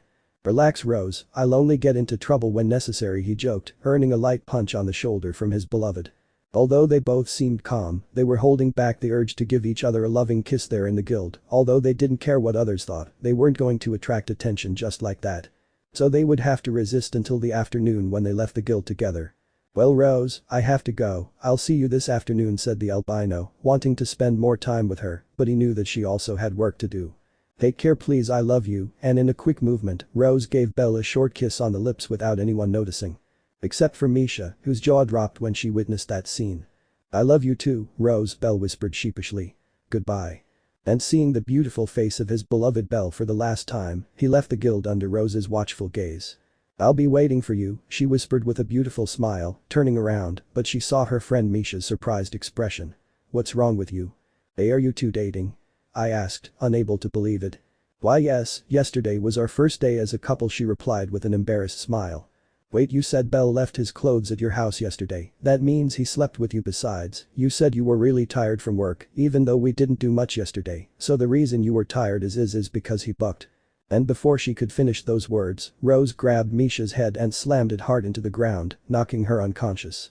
We didn't have sex, we just slept, it's still too soon for that," she said sheepishly to the unconscious Misha. "So don't get the wrong idea." And with those words, Rose went off to do her job, leaving the unconscious Misha alone. Her coworkers just walked over her, ignoring her, since they were already used to seeing her there. Some even forgot she was on the ground, accidentally kicking her. Rose, with a small smile, sat down at her desk to begin her work, which was a lot because she hadn't arrived yesterday, but that didn't bother her. "Maybe I'll treat him to some Jack American after work," she thought with a lovely smile. "Or I'll give him some pineapple juice. He'll definitely be happy with that." And thinking of her boyfriend, Rose's workday began, and for the first time in a long time she worked with a beautiful smile and in good spirits, to everyone's surprise. And Misha woke up 2 hours later, wondering why her uniform had shoe prints on it. End of chapter. Chapter 22. Caged Rabbit. We found ourselves at the Adventurers Guild where Rose was at the counter waiting for Belle to arrive at the guild. About 4 days had passed since they started dating, and Rose could say with certainty that she was truly in love with him. A warm feeling appears in his chest every time he is next to the albino, enjoying listening to his adventures in the dungeon while smiling at him with that smile that he likes so much. And today, like every morning, she was waiting for him to start his daily classes, although she was getting a little worried because he hadn't arrived yet. Why is he taking so long? She thought, confused, looking at the guild entrance, waiting for Belle to come in, but he didn't appear. The one who did appear through those doors was Misha, who ran straight towards Rose with an alarmed expression. "Rose?" Misha shouted as she reached the counter. "What?" she said, confused. "It's Belle." Upon hearing the albino's name, Rose's expression changed radically. "What happened to Belle?" she asked, worried. And Misha only took a few breaths to catch his breath before delivering the news. Belle is in jail. What? I shouted, full of surprise. A few minutes later. Now we find ourselves in the streets of Arario where a beastman with a grumpy face was walking towards Arario prison. Misha didn't tell her the reason why Belle was imprisoned, so she decided to go and find the answers herself. We haven't even been dating for a week and it's already causing me the first problem, Rose thought angrily. He doubted that Belle had done anything wrong since he knew him very well, so he was very surprised to learn that he was in prison. What had he done to deserve to be in jail? I didn't know, but I would do everything possible to prove that he was innocent, even though I didn't yet know the reason. I'm going to look for those answers, Rose thought as she stood in front of Arario prison. So without hesitation I entered that place, known because many members of Evilus were locked deep inside. And to think that Belle was now with them. Upon entering the prison, he could see a few members of the Ganaste family going about their work, among them was the captain of said family, Shakti, who was calmly drinking coffee. Rose slowly approached the woman, who, upon noticing the beastman's presence, looked up. Is there anything you need, Rose? Shakti asked calmly. They knew each other because in the past Shakti spent a lot of time in the industry for work-related reasons, so at some point she would exchange words with Rose, but since both were serious women, their conversations did not last long. Where is he? Rose asked, looking all around to see if Belle was there. Where is who? Shakti said, confused.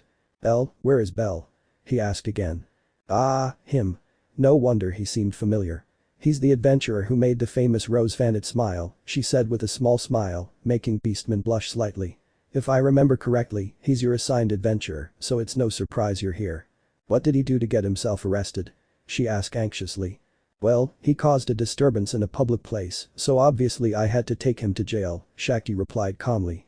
Upon hearing the answer, Rose opened her eyes in surprise.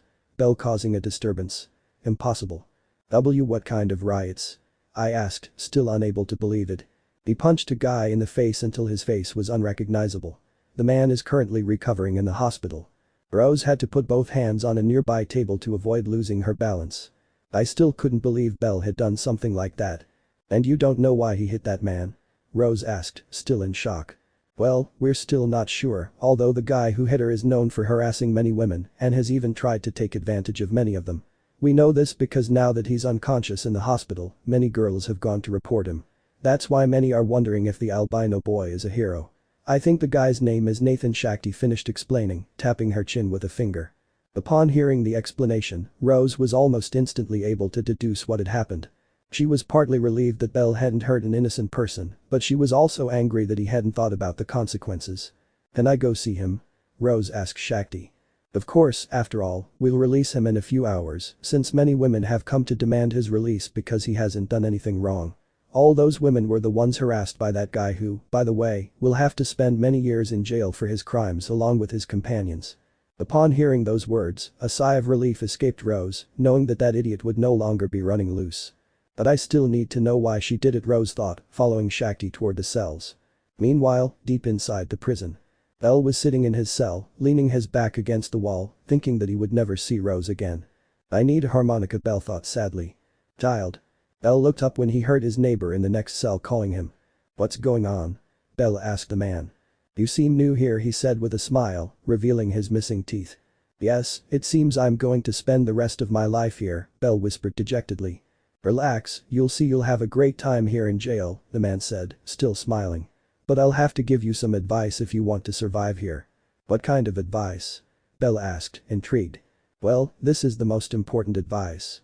When all the prisoners are taking a shower, whatever you do, don't let the soap fall. If that happens, say goodbye to your humanity. I'm telling you this as a veteran here, and I lived through it, the man advised with an extremely serious expression. What will happen if I drop the soap? Belle asked, puzzled. Plaff. Plaff. Plaff. That's all you'll hear if that happens to you. The man yelled, starting to laugh maniacally, scaring Belle. Ha ha ha ha. Plaff. Belle, already frightened, approached the cell bars to shout for help.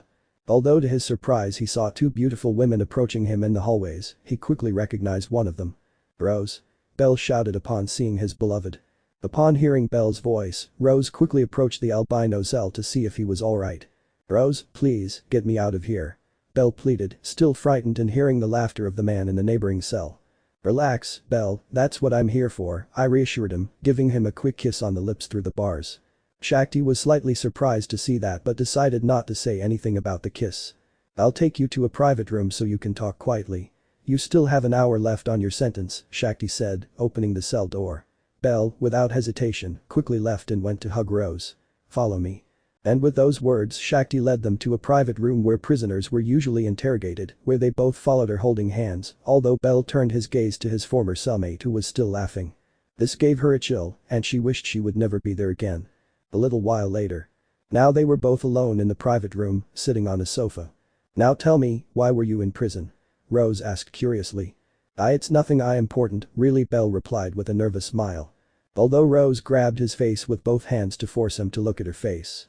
Belle, tell me the truth, he asked seriously. Belle just looked nervously at his girlfriend, then lowered his gaze resignedly and began to explain. You see, what happened was. Flashback. The night before. Belle walked with a smile through the dark streets of Aurario after accompanying his beloved home and saying goodbye with a kiss. I feel like the happiest man in the world, he thought, his smile unwavering. He had planned to stop by a bar for a bite to eat and also buy some food for his goddess. So, looking around for a bar he liked, he came across one that looked good. The hostess of fertility, Belle thought, hearing the laughter coming from inside. Come on. So with a small smile, Belle entered the bar, which was quickly filled with the delicious smell of food. Welcome to the hostess of fertility. Upon entering, he was greeted by a beautiful elf with an expression that reflected nothing. Follow me. And with those words the elf guided our albino to a small table that was normally only occupied by people who came alone. What are you going to order? The elf asked as Belle took a seat. Well, I'd like a plate of spaghetti with meatballs and a pineapple juice to drink, Belle ordered after looking at the menu, happy that her favorite drink was there. I'll bring it to you in a few minutes. And with those words the beautiful elf left the place, leaving Belle eager to try the food. This place is very lively, maybe I'll invite Rose next time, Belle thought, still smiling as he watched people laughing and eating. By the way, have you heard the latest news? Belle was pulled from his thoughts by the sound of a familiar voice behind him. He discreetly turned around to see who they were and was surprised to see that they were those three guys who had tried to hurt Rose a while ago, who seemed not to have noticed his presence. Belle's face flickered with anger when he saw them, but he managed to control himself as he didn't want to cause any trouble. But the conversation he would overhear would unleash the demon within him. What are you talking about? One of the guys asked, confused, to their leader, whose name was Nathan. About Rose's bitch, I heard she's in a relationship with that nosy guy from that day, Nathan said angrily. Belle, upon hearing his beloved called, clenched his teeth, trying to control his anger. Seriously? Of all the men who have confessed their feelings to her, and she chooses that piece of trash. Another of the guys said with amusement. Yes, if only that idiot kid hadn't interfered that day, Rose would be ours now, Nathan said angrily. But we can still try again, right? One of them asked, sounding unsure. I don't think so. Now she always walks in the streets where there are more people, and besides, she's always accompanied by that idiot, the other replied angrily. There's no need to intercept her on the street, Nathan said with a sly smile. After all, I already know where she lives. Belle didn't know when he had stood up, but he was already walking slowly towards the trio of men, standing in front of their table. The three men were surprised when they noticed Belle's presence, although one of them smiled seconds later. Well, if it isn't Rose's boyfriend, Nathan said mockingly, standing up and facing Belle. Can I help you with something? Yes, I've come to warn you not to go near Rose or you'll regret it, Belle threatened angrily, making Nathan laugh mockingly. Please, my friend, I just want my dear Rose to be with a real man, not trash like you, he said with a mocking smile. Unlike you, I will make Rose happy every single day, and you know what I mean by that. Belle just clenched his fists tightly as his anger increased with every passing second. I bet you haven't even had the guts to take Rose to bed, but don't worry, my friends and I will take care of that. Got it? All I understood is that you're trash, Belle whispered angrily. Upon hearing those words, Nathan became angry and threw a powerful punch at the albino's face, who fell to the ground. Everyone in the bar fell silent upon seeing what had happened, even the waitresses. When I'm done beating you up, I'm going to Rose's to give her her goodnight present, Nathan said, cracking his knuckles. And that was the last straw for Belle. He slowly wiped his mouth with his arm to clean the blood and then glared angrily at the guy. Damn it, you've really got your ticket today, Belle whispered, slowly standing up. Today you're going to experience my satanic power. And in the blink of an eye, Belle was already in front of the guy, who was surprised by Belle's speed and received a strong blow to the face that sent him to the ground, much to the surprise of his companions. I'm going to smash your head in so you never think about Rose again, and with those words Belle lunged at the guy, hitting him repeatedly in the face without stopping. The beating the man was receiving was brutal. He could do nothing to defend himself, becoming stunned by each powerful punch he received in the face. And his companions, instead of helping him, ran away before he could hit them or the owner of the bar. "Should we stop them?" Ryu asked Mia, who was calmly watching the massacre. "Wait, isn't that the guy who tried to take advantage of Sir last time, Naya?" Anya asked curiously. "If it's him, that's why I haven't stopped the rabbit boy," Mia said with an amused smile. While Belle continued to repeatedly punch the man's face, which was already disfigured and unconscious, he would likely have memory problems if he woke up. But despite that, Belle didn't stop, continuing his flurry of punches, trying to make sure that guy would never hurt Rose. About 5 seconds passed before members of the Ganaste family entered the restaurant, stopping Belle before he could kill him. End of flashback. And you already know the rest. I spent the whole night in jail, listening to the stories of my cellmates. Belle finished recounting with his head down. He expected a stern scolding or a blow from Rose for his actions, but all he received was a loving kiss on the cheek, which surprised him. "Aren't you angry?" Belle asked, confused, looking at his girlfriend. "And why should I be? You did all that to protect me," she said with a beautiful smile, making Belle's heart race. "Although I don't like the idea that you used violence, even though that piece of trash deserved it." "I am sorry, I just couldn't control myself," Belle apologized, embarrassed. "But that doesn't change the fact that you defended me and that many people consider you a hero for teaching that idiot a lesson, but still, let this be the last time you get into trouble like this. I don't like hearing the words that you're in jail again." Belle just laughed sheepishly, acknowledging that he had gone a little overboard with his flurry of punches, but he didn't regret it. He would even do it again. "I'll try not to get into any more trouble like that," he promised with a smile. "I hope so." And with those words, Rose approached Belle to give him a loving kiss on the lips, showing how happy she was that he had defended her. So, without holding back, Rose gave him a kiss much more passionate than any they had ever shared, surprising Belle, but seconds later he reciprocated by taking Rose by the waist. Ahem. A fake cough made them both quickly separate, their faces flushed, as they watched Shakti stand in the doorway of the room with a serious expression. "This is a jail, not a motel," Shakti reminded them, making them both even more embarrassed. "We're sorry," they both apologized, looking down. "It doesn't matter, you can leave now, I hope I don't see you here again," and with those words Shakti left, leaving the two alone once more. They both just turned to look at each other and then smiled nervously. "It's best if we leave now," Belle suggested, embarrassed. "I think it's fine," Rose agreed, blushing. And with those words, they both stood up and walked to the exit of the room. Before leaving, Rose gave the albino one last kiss on the lips. "I love you," he whispered, smiling slightly. "I love you too," said the rabbit with an embarrassed smile. And discreetly, they both held hands to leave that prison, hoping never to return there, especially Belle. To Belle's relief, he learned that Nathan and his 2 henchmen would spend the rest of their days in prison, much to his delight. I don't know what that man meant by those words, but I hope those 3 idiots drop the soap in the bathroom every day. I'm sure that's a bad thing. And with those thoughts, Belle continued hand in hand with his beloved towards the guild to resume his lost class. End of chapter. Chapter 23. Misha's thoughts. Another day was passing in the city of Arario, and in a certain adventurers guild, a beautiful pink-haired girl was at the counter doing her job. Sometimes I wonder if it's worth continuing to work, Misha thought wearily after giving her adventurers a few tips in that same place. Although lately the days have been more interesting. Misha enjoyed his life, spending time at work with all his friends, mainly with Ina and Rose, where he especially enjoyed teasing the latter. But lately things had changed at work, or rather, Rose had changed. Previously, in Misha's opinion, Rose was a bitter person who was always in a bad mood, so he would play jokes on her to see if she would smile, but all he got was a hard punch in the face. But since her friend started dating Belle, that boy who she thought would die on the first day, had changed quite a bit since she started dating him. I still find it surprising that the usually serious Rose works with a smile on her face, he thought, resting his face on the counter. Since the start of her relationship, Rose has maintained a beautiful smile on her face, surprising all her co-workers, and it's no wonder. A few months ago she was very expressionless, but now she smiled, a smile of someone in love. A small smile formed on Misha's face as she thought about it. I feel happy for Rose, life is finally smiling on her, thought Misha, happy for her friend. And the best thing about it was that the blows towards her had been reduced, since Rose was hardly ever in a bad mood, but she still got a good blow at some point for being too funny. I hope the quiet days continue, thought Misha, letting out a tired sigh before glancing sideways at one of the private rooms for advisors and adventurers.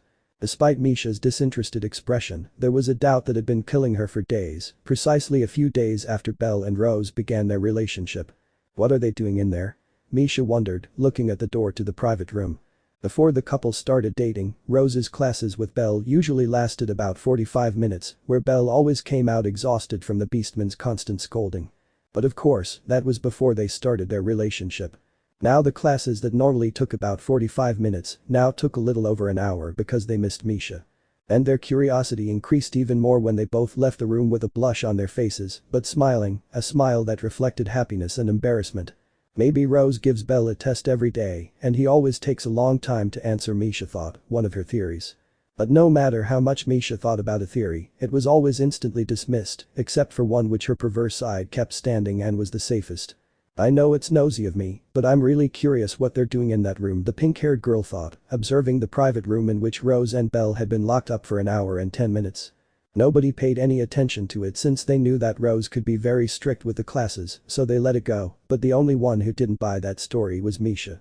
I don't need to work, I need an answer, thought Misha, tempted to go and knock on the door of that room or even force the lock and burst in. But she knew that if she did that, a good Saitama-style punch would be gifted her, sending her flying. That was the only reason she didn't do it.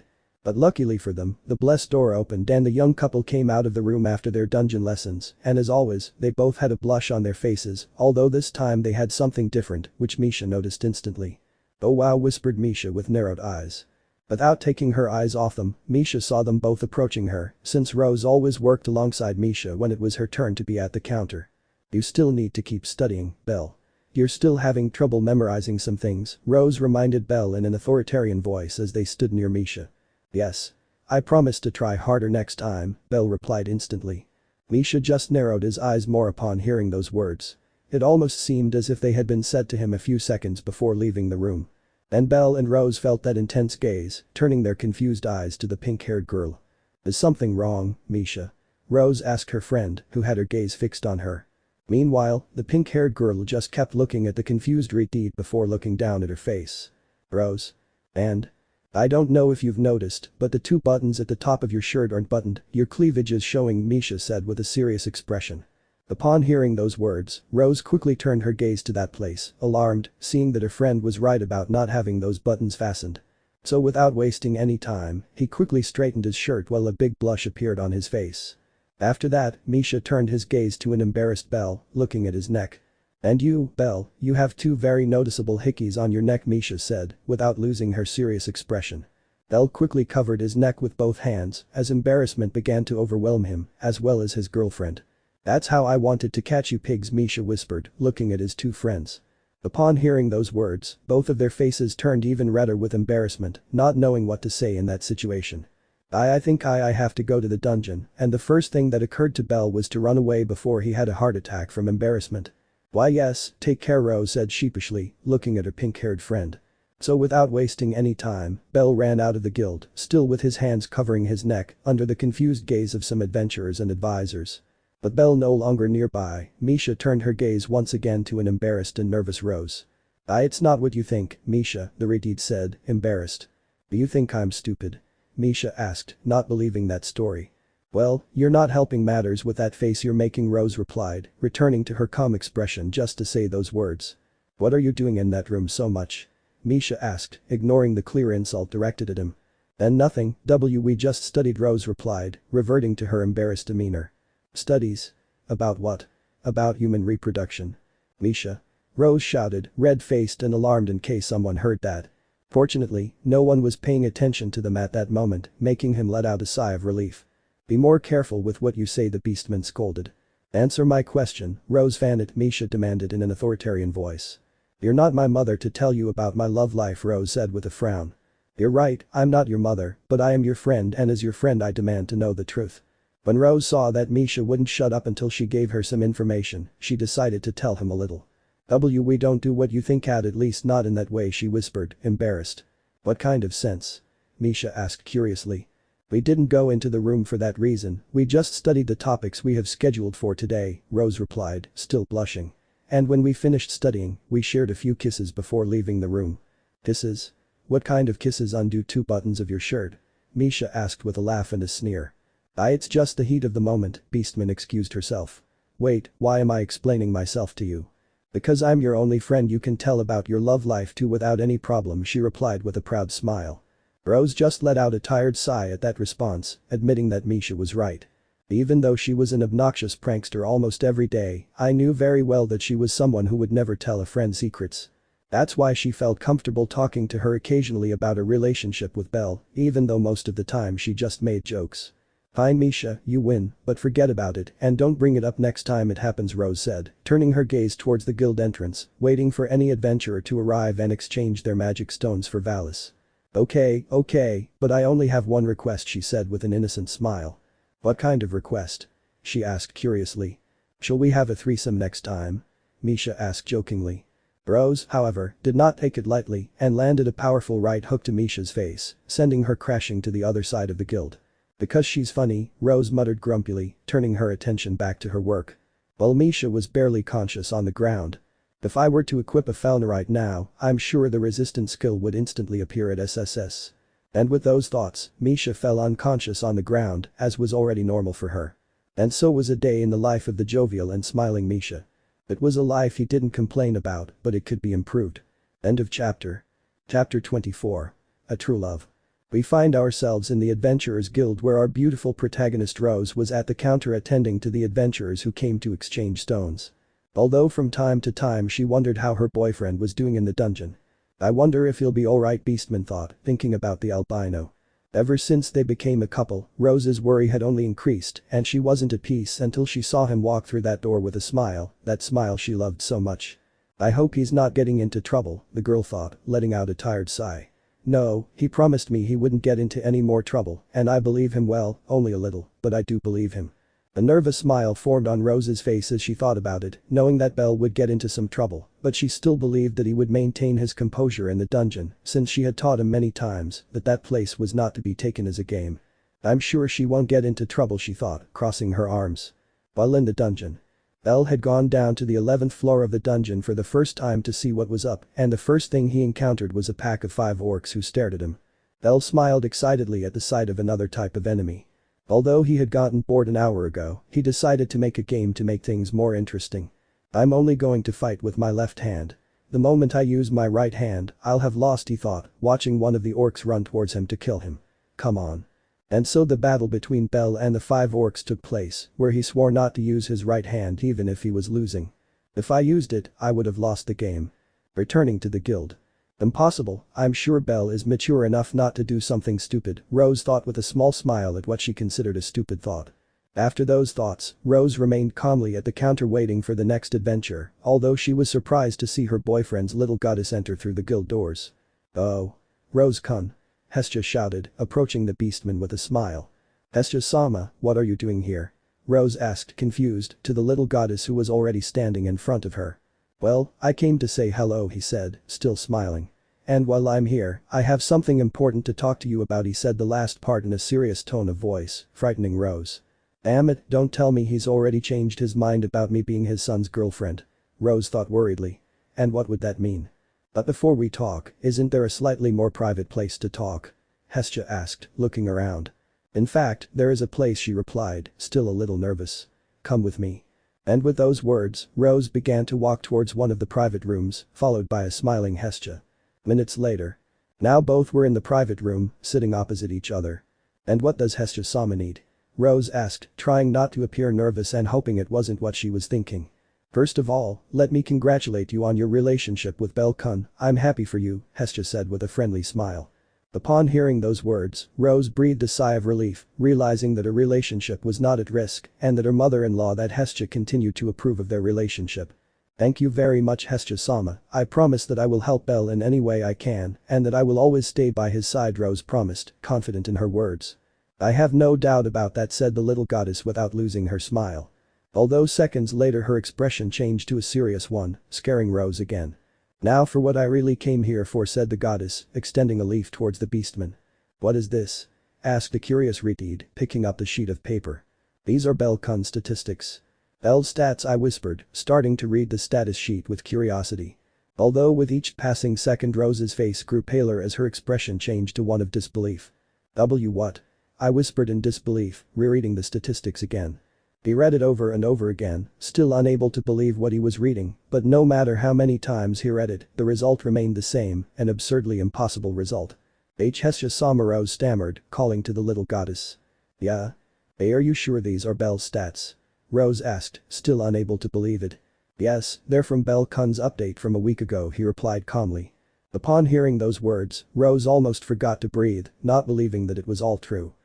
But that's crazy, not even the sword princess grew that much, Rose said, bewildered, seeing how Belle's stats, except for magic, were in SSS. Believe me, I couldn't believe it either the first time I saw it, Hestia said with a tired sigh. Although you get used to it over time. But why? How does it grow so fast? Asked Beastman, wanting to make sense of it. And that's what I wanted to talk to you about, Hestia replied with a small smile. It turns out there's a reason why my son's stats are rising so quickly. And what is that reason? She asked curiously. You. The silence fell over the room the moment Hestia said those words, confusing Rose. Me? She said, surprised. Yes, you, Hestia said again with a small smile. But that doesn't make sense. How could I be the reason? I asked, still confused. Unwavering desire, Hestia said, raising her hands. Unwavering desire? Yes. It's an ability Belle Kun had a few months ago, he explained, surprising Rose. Unwavering desire, an ability that accelerates the user's growth as long as their feelings don't change, although I recently discovered that when those feelings become stronger, their growth also increases. Meanwhile, Rose just had a surprised expression upon learning that Belle had an ability that increased his growth, but she still couldn't understand what it had to do with her, or rather, she was still processing it. Don't you understand yet? Hestia asked with an amused smile. No, she whispered, embarrassed. That ability appeared because of you, Rose Kun, Hestia said with a warm smile. Belle Kun loves you so much that he even gained an ability for you, allowing him to advance by leaps and bounds. I don't know if it's to always return to your side in the dungeon or to protect you from any danger, but his love for you is so sincere and pure that he was granted an ability for it. A blush adorned Beastman's cheeks upon learning the truth about Belle's growth, and at the same time, it filled her with surprise. Although she couldn't help it, a great joy began to arise within her upon learning that Belle loved her so much that he even gained a skill because of it. Now she also wondered if she had a fauna, would she also have that ability, although she had no desire to become strong. And does Belle know? I asked, still embarrassed. Well, to be honest, I haven't told him anything about his ability, he confessed, scratching his cheek. I'm trying to delay his level up a little. Why, that's why, Rose stopped her question, quickly understanding the reason. I see you've already realized, Hestia said with a tired sigh. You know very well the amount of trouble there will be when Belle Kun levels up and completely crushes the Sword Princess's record, and I don't even want to think about the chaos that will ensue if the other gods find out about Belle's ability. Both women experienced a slight headache when they imagined all of that. You fell in love with a very troublesome boy, Rose Kun, Hestia said with a laugh. Yes. But I still love him very much, and that makes my concern for him even greater, she said, looking at the ceiling with concern. He knew very well that although Belle didn't know his true stats, he did know how strong he was, and currently he has the necessary strength to reach the 12th floor, though he is most likely doing so at this moment. It seems I'll have to prepare more lessons about lower floors. I have a feeling she'll be able to go down there soon, I thought, turning back to Hestia. And when will she tell Belle about this ability? I don't know yet, I feel that if I tell him about it, he'll find a way to do something stupid to get to level 2, Hestia replied gracefully, making Rose let out a tired sigh. I have no doubt about that, he whispered, imagining the 1,000 problems that would come in the future. Although if we're talking about feats, he beat a level 2 without any effort, he thought, remembering the day Belle was imprisoned. But I'm sure I'll tell him about this soon. I just hope he doesn't think I'm cheating or anything, Hestia said, standing up. Well, Rose Kun, that's what I needed to talk to you about. I thought you had the right to know, being his advisor and his girlfriend, and I trust you not to tell anyone. Thank you very much, Hestia-sama, for telling me something so important and for trusting me, she said, bowing slightly. It's nothing, I know you'll keep that secret, she said, approaching Rose and placing her palm on the Beastman's shoulder. And please, take care of Belle Kun. I know he gets into trouble without thinking about the consequences and will probably cause you a lot of headaches in the future, but he's a good boy with a heart of gold, though I'm sure he's in good hands. Don't worry, Hestia-sama, I'll do everything I can to help Belle in any way I can. After all, besides being my boyfriend, he's also my adventurer in charge, so I can't let anything bad happen to him, Rose promised with a small smile. I'm so glad that such a wonderful woman like you is Belle Kun's girlfriend, the little goddess said happily. Goodbye, and I hope you'll come visit us soon. And with those words, Hestia left the private room to go to her work, leaving Rose alone, who let out a long sigh. So all this time he's had a skill that allows him to advance by leaps and bounds, Rose thought with amusement. All adventurers struggled to reach level 2, taking a year or two, some even taking more than 3 years. It was something every adventurer had to get used to. But Bell had disregarded all those customs, reaching those absurd statistics in a short time. If the other adventurers found out about it, he would surely become the most envied person in Arario. Just thinking about it made Rose laugh, although a warm feeling also appeared in her chest when she learned the true origin of that ability. The skill that appeared because of the love he feels for me, I whispered, looking at the ceiling with a slight blush. Silly, knowing that only makes my love for you much greater. If Belle were with her right now, she would surely be showering him with kisses because of how happy she felt. Well, I'll give them to him when I see him, she thought with a love-struck smile. And without losing her smile, Rose left the room to continue her work under the watchful eyes of her colleagues, who were still not used to seeing Rose so happy, although it also made them happy. All day long Rose was only thinking about Belle, wishing she could see him soon, and when he arrived the first thing she did was drag him out of the guild and go to an alley to shower him with kisses. Something the albino did not complain about, feeling that his crazy games in the dungeon were worth it if it meant being received in such a loving way. That day, Belle and Rose's relationship had only grown stronger. End of chapter. Chapter 25. Flirting and Promises.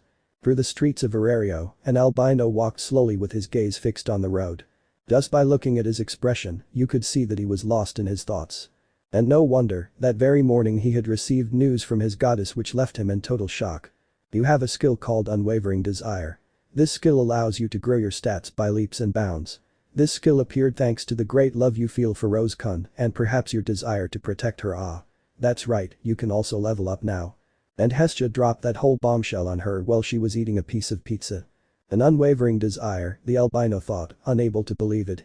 He knew very well that he was growing very fast and advancing very quickly in the dungeon. He even planned to ask his goddess the reason for all of this, since even he felt it was very unreal. But I never expected it all to be so shocking and to have a trap ability, as many would say. If anyone found out about that ability, it would surely be a big problem for him and his goddess. Luckily, Hestia blocked his status so that no one else could see his stats and gave him the divine order not to talk about that ability with anyone other than her or Rose. Speaking of Rose. A small blush appeared on the rabbit's face upon learning that Rose was already aware of this ability, an ability that arose from the love he feels for her. How embarrassing, he whispered, ashamed. Hestia told her that she had told Rose about that ability a few days ago, so she had been aware of it all this time. He was even starting to believe that the reason for those hundreds of kisses he gave her a few days ago was because he had found out about that news. In short, Rose felt very happy about it, knowing that he loved her enough to gain a skill for it. But what about him? How did Belle feel about that? Did he feel like he was cheating because of that ability and wasn't progressing fairly like everyone else? But the beaming smile on her face said the complete opposite. A skill that allows me to grow faster than others, I thought with a small smile. That means my goal of becoming the strongest in the world so I can protect Rose from any harm isn't as far off as I thought. Did he feel bad? A little, because he knew that the other adventurers were working hard in the dungeon to increase even 10 points in all their stats, while he only got 30 points in strength just by taking a dump. But what does it matter, if with it he can protect the person he loves most in this world, then he would gladly accept that ability which had only grown stronger upon learning of its existence and with his much stronger desire to protect his beloved. And speaking of his beloved. A small smile formed on Belle's face as he saw the beautiful Reed a few meters away from him in her advisor's outfit, which only made her beauty stand out more. She was walking calmly through the city towards the guild without being able to see Belle since she had her back to him. Now that I think about it, Rose is the one who always manages to embarrass me with her sudden kisses, Belle thought, watching his beloved continue walking calmly. Now it's my turn to embarrass her, and what better way than to use all those phrases Grandpa taught me. And with a big smile on his face, Belle increased his pace a little more so he could catch up with Rose. And when he was close to her, he lightly touched her shoulder, making her a little scared. Although her shock turned to relief when she saw that it was just her boyfriend. "Belle, it's good to see you," said Beastman with a small smile. "It's good to see you too, Rose," he said, his smile unwavering. "I was just heading to the guild to let you know I won't be going to the dungeon today." "Wow, I'm surprised you've decided not to go," Rose said, walking alongside Belle and intertwining their hands. "And why aren't you going?" "Well, I decided to take this day off," she replied, still smiling. "Besides, I have a few things to think about." "I see," she said, confused, looking at the smiling albino. "By the way, why are you smiling?" Upon hearing that question, Belle inwardly celebrated, as he had been expecting her to ask that. "You know, Rose, the smile is mine," he said, looking at his girlfriend's beautiful face. "Yes. So what? I asked, even more confused. The smile is mine, but you're the reason for it, he said, gently caressing the retard's cheek. Upon hearing those words, Rose blushed slightly, not believing that her boyfriend would start flirting with her in the middle of the street. Idiot, don't say that out of nowhere, she scolded, embarrassed but happy with those words. Belle smiled, seeing that his praise had yielded results. But it's true, to this day I still feel lucky to have the most beautiful and wonderful woman in the world as my girlfriend. He praised her again, making his girlfriend blush once more. You don't exaggerate, I'm sure there are many women more beautiful than me out there, she said, looking away, not wanting to show her blush. I'm not exaggerating, Rose, you are very beautiful, and if beauty were for an instant, then you would be eternity. At this point, Rose's face was beginning to blend in with the color of her hair because of how embarrassed she was. You woke up looking very flirtatious today, didn't you? Beastman whispered, looking at the albino, still embarrassed. Sorry, but I'm so happy to be by your side, she apologized with an embarrassed smile. But everything I say is what I truly think of you. Thank you, Rose said, gently squeezing Belle's hand, trying to control the happiness she felt inside. Although he was beginning to believe that something good had happened to the albino for him to have taken the initiative, and he was getting an idea of what that was. Has something good happened to make you so happy and eager to praise me? I asked curiously, with a small smile. Well, something like that, he replied with an embarrassed smile as he remembered his skill. And may I ask what it is? He asked again, wanting to know the reason for that happiness. But when they asked that question, they reached the entrance of the guild and stopped walking. Can we go to a private room first? I have a few questions I want to discuss with you, he asked, seeing his girlfriend's confused face. Okay, I accept without hesitation, both entering the guild, but not before letting go of each other's hands, so as not to attract too much attention. Upon entering, things were the same as always, with adventurers and advisors walking back and forth doing their jobs. So they walked directly towards the private room they always occupied, but near the door was Misha, who noticed how they both headed to that place, just as they noticed her presence. You'll be sorry if you tell any jokes or make any pranks, Rose threatened, raising her fist. For your information, I had no intention of doing anything, Misha said, crossing her arms and feeling offended. You'd better, I whispered, my eyes narrowed, taking Belle's hand and entering the private room. Good heavens, young people these days have quite the hex drive, Misha thought with a sigh. Well, what else can you expect from a werewolf and a rabbit man? While Misha was having his crazy thoughts, Belle and Rose were already sitting on the same sofa together, ready to start the conversation. And what did you want to ask me, Belle? Rose asked curiously. Well, Belle nervously scratched his cheek, hesitating to say it or not, but finally decided to. Do you know what I have to do to level up? Upon hearing that question, Rose let out a tired sigh. So Hestia-sama already told you about your ability. Yes, this morning, he said, embarrassed. And I'm so happy to have it because it confirms that the love I feel for you is real. A slight blush adorned Rose's cheeks upon hearing those kind words. It's not fair, I also want a skill or something to show you that my love for you is also true, she whispered dejectedly. You don't need to have a skill. Everything you've done for me since we met is more than enough, Belle said, gently stroking the beastman's cheek. And believe me, your actions speak louder than any skill. Well, if you say so, she said sheepishly, taking Belle's hand. Thanks, Belle. Why are you thanking me? He asked, confused. For many reasons which I don't want to mention, she said with a small smile, giving the albino a quick kiss on the lips. Now, to answer your question, which I don't want to answer because I know you're going to do something stupid. Hey. Said the rabbit, offended. Don't get angry, it's the truth, she scolded, pulling his cheek. But whatever, I'm sure if I don't answer your question you'll ask someone else. So? What do I have to do to level up? He asked again, curious. You have to accomplish a feat that will amaze the gods, she said, making Belle look at her confused. What kind of feat? Well, one that surprises them, the most notable being defeating a much stronger enemy. That always surprises the gods. The point is, they have to be surprised in order to grant you that level up, he explained calmly.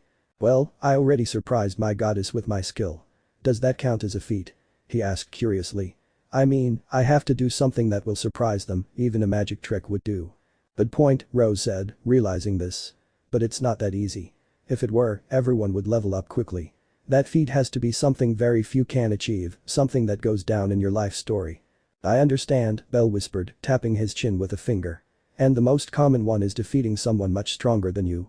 Upon hearing those words, Rose's expression changed to a serious one.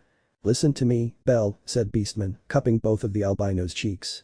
I know very well that you want to become strong so you can protect me, and that makes me very happy, but I also don't want you to put your life at risk just to achieve that goal faster. But if I don't do it, I'll never level up, he complained, discouraged.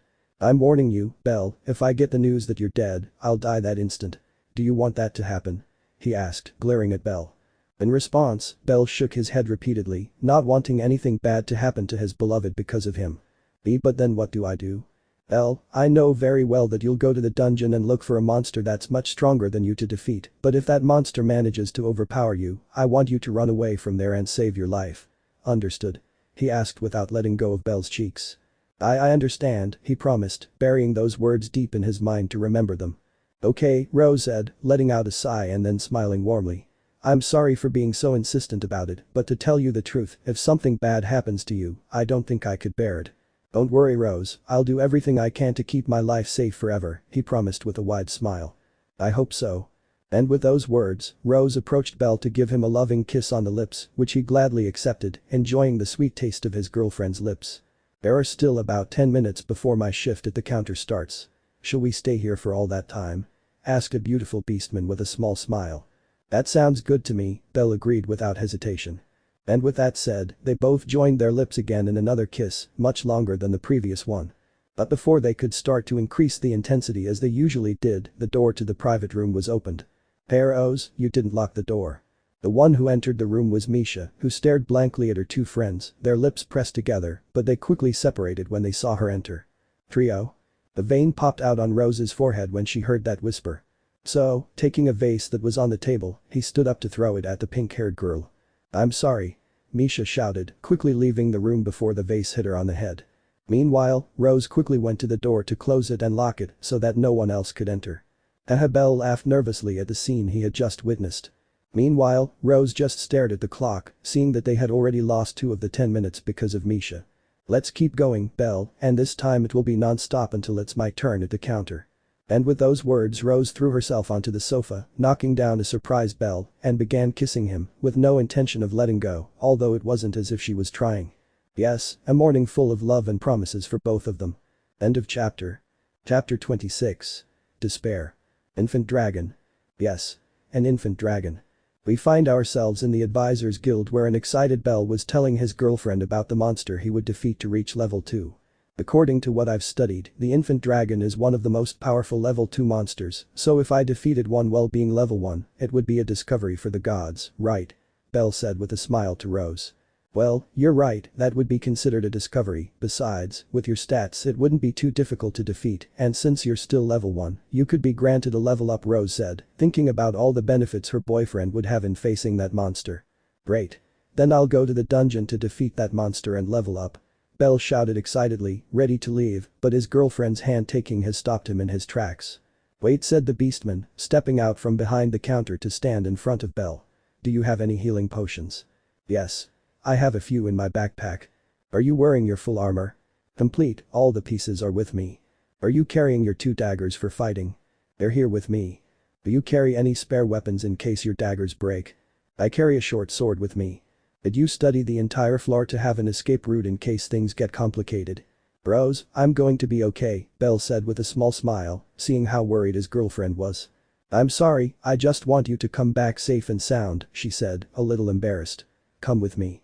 Rose took the albino's hand and led him to a part of the guild where no one could see them, then gave him a loving kiss on the lips, which he gladly accepted. Please take care of yourself, Belle, Rose whispered, pressing her forehead to her boyfriend's. I promise I'll return alive and victorious, he promised, kissing her forehead. Wish me luck. I wish you more than luck, he said, slowly pulling away from Belle even though he didn't want to. Bye Rose, see you this afternoon, he said, turning away. I love you. I love you too, she whispered, watching her boyfriend walk away from her until he left the guild. She knew the infant dragon wouldn't be a problem for him, but she still felt worried, which was perfectly normal, hoping nothing bad would happen to him. They grow up so fast. Her friend Misha's voice was heard behind her, turning her to look at her as she approached, wiping away a tear. They come to the guild for the first time with no experience whatsoever, and now they're going for their first feat, Misha said proudly. And to think that when he first came, I told him he was going to die and you said the same thing.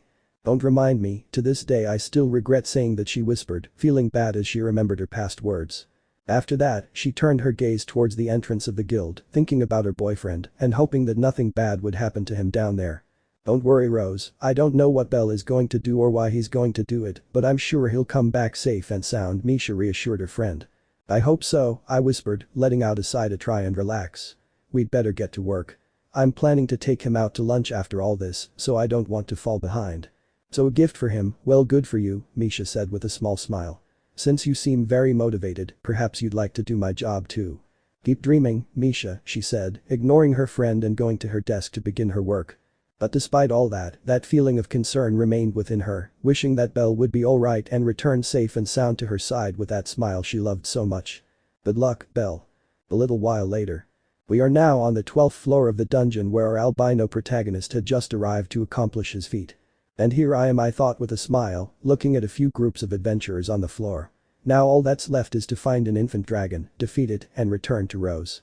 And with those thoughts, Belle began to walk calmly through that floor, while killing the occasional orc that crossed his path. Out of the corner of my eye, I saw how some groups of adventurers had to team up in groups of 2 or 3 to defeat an orc, so I guess they were all level 1 halfway through. Well, with witnesses here they can confirm my feat, I thought, more motivated to face the monster. Although he didn't yet know if he would be able to find it, after all he had heard that infant dragons didn't appear very often. But it seems that this time luck was on their side when they heard the roar of a dragon nearby. Isn't it an infant dragon? One of the adventurers asked, frightened as he saw the monster approaching in the distance. This is bad, we're no match for him, said another, taking steps backward. It's best to flee before it gets any closer to us, another one suggested, frightened. All the adventurers on that floor were frightened by the presence of said monster, showing that they did not have enough power to defeat it. Everyone was scared except one. A small smile appeared on Belle's face as he watched a 4-meter dragon approach the place. It's time to show what I'm made of, he thought excitedly, drawing his 2 daggers. And before the other adventurers could start to flee, they stood frozen as they watched the albino begin to run towards the dragon to fight. When the infant dragon saw Belle approaching him, he opened his mouth and spat out a great burst of fire.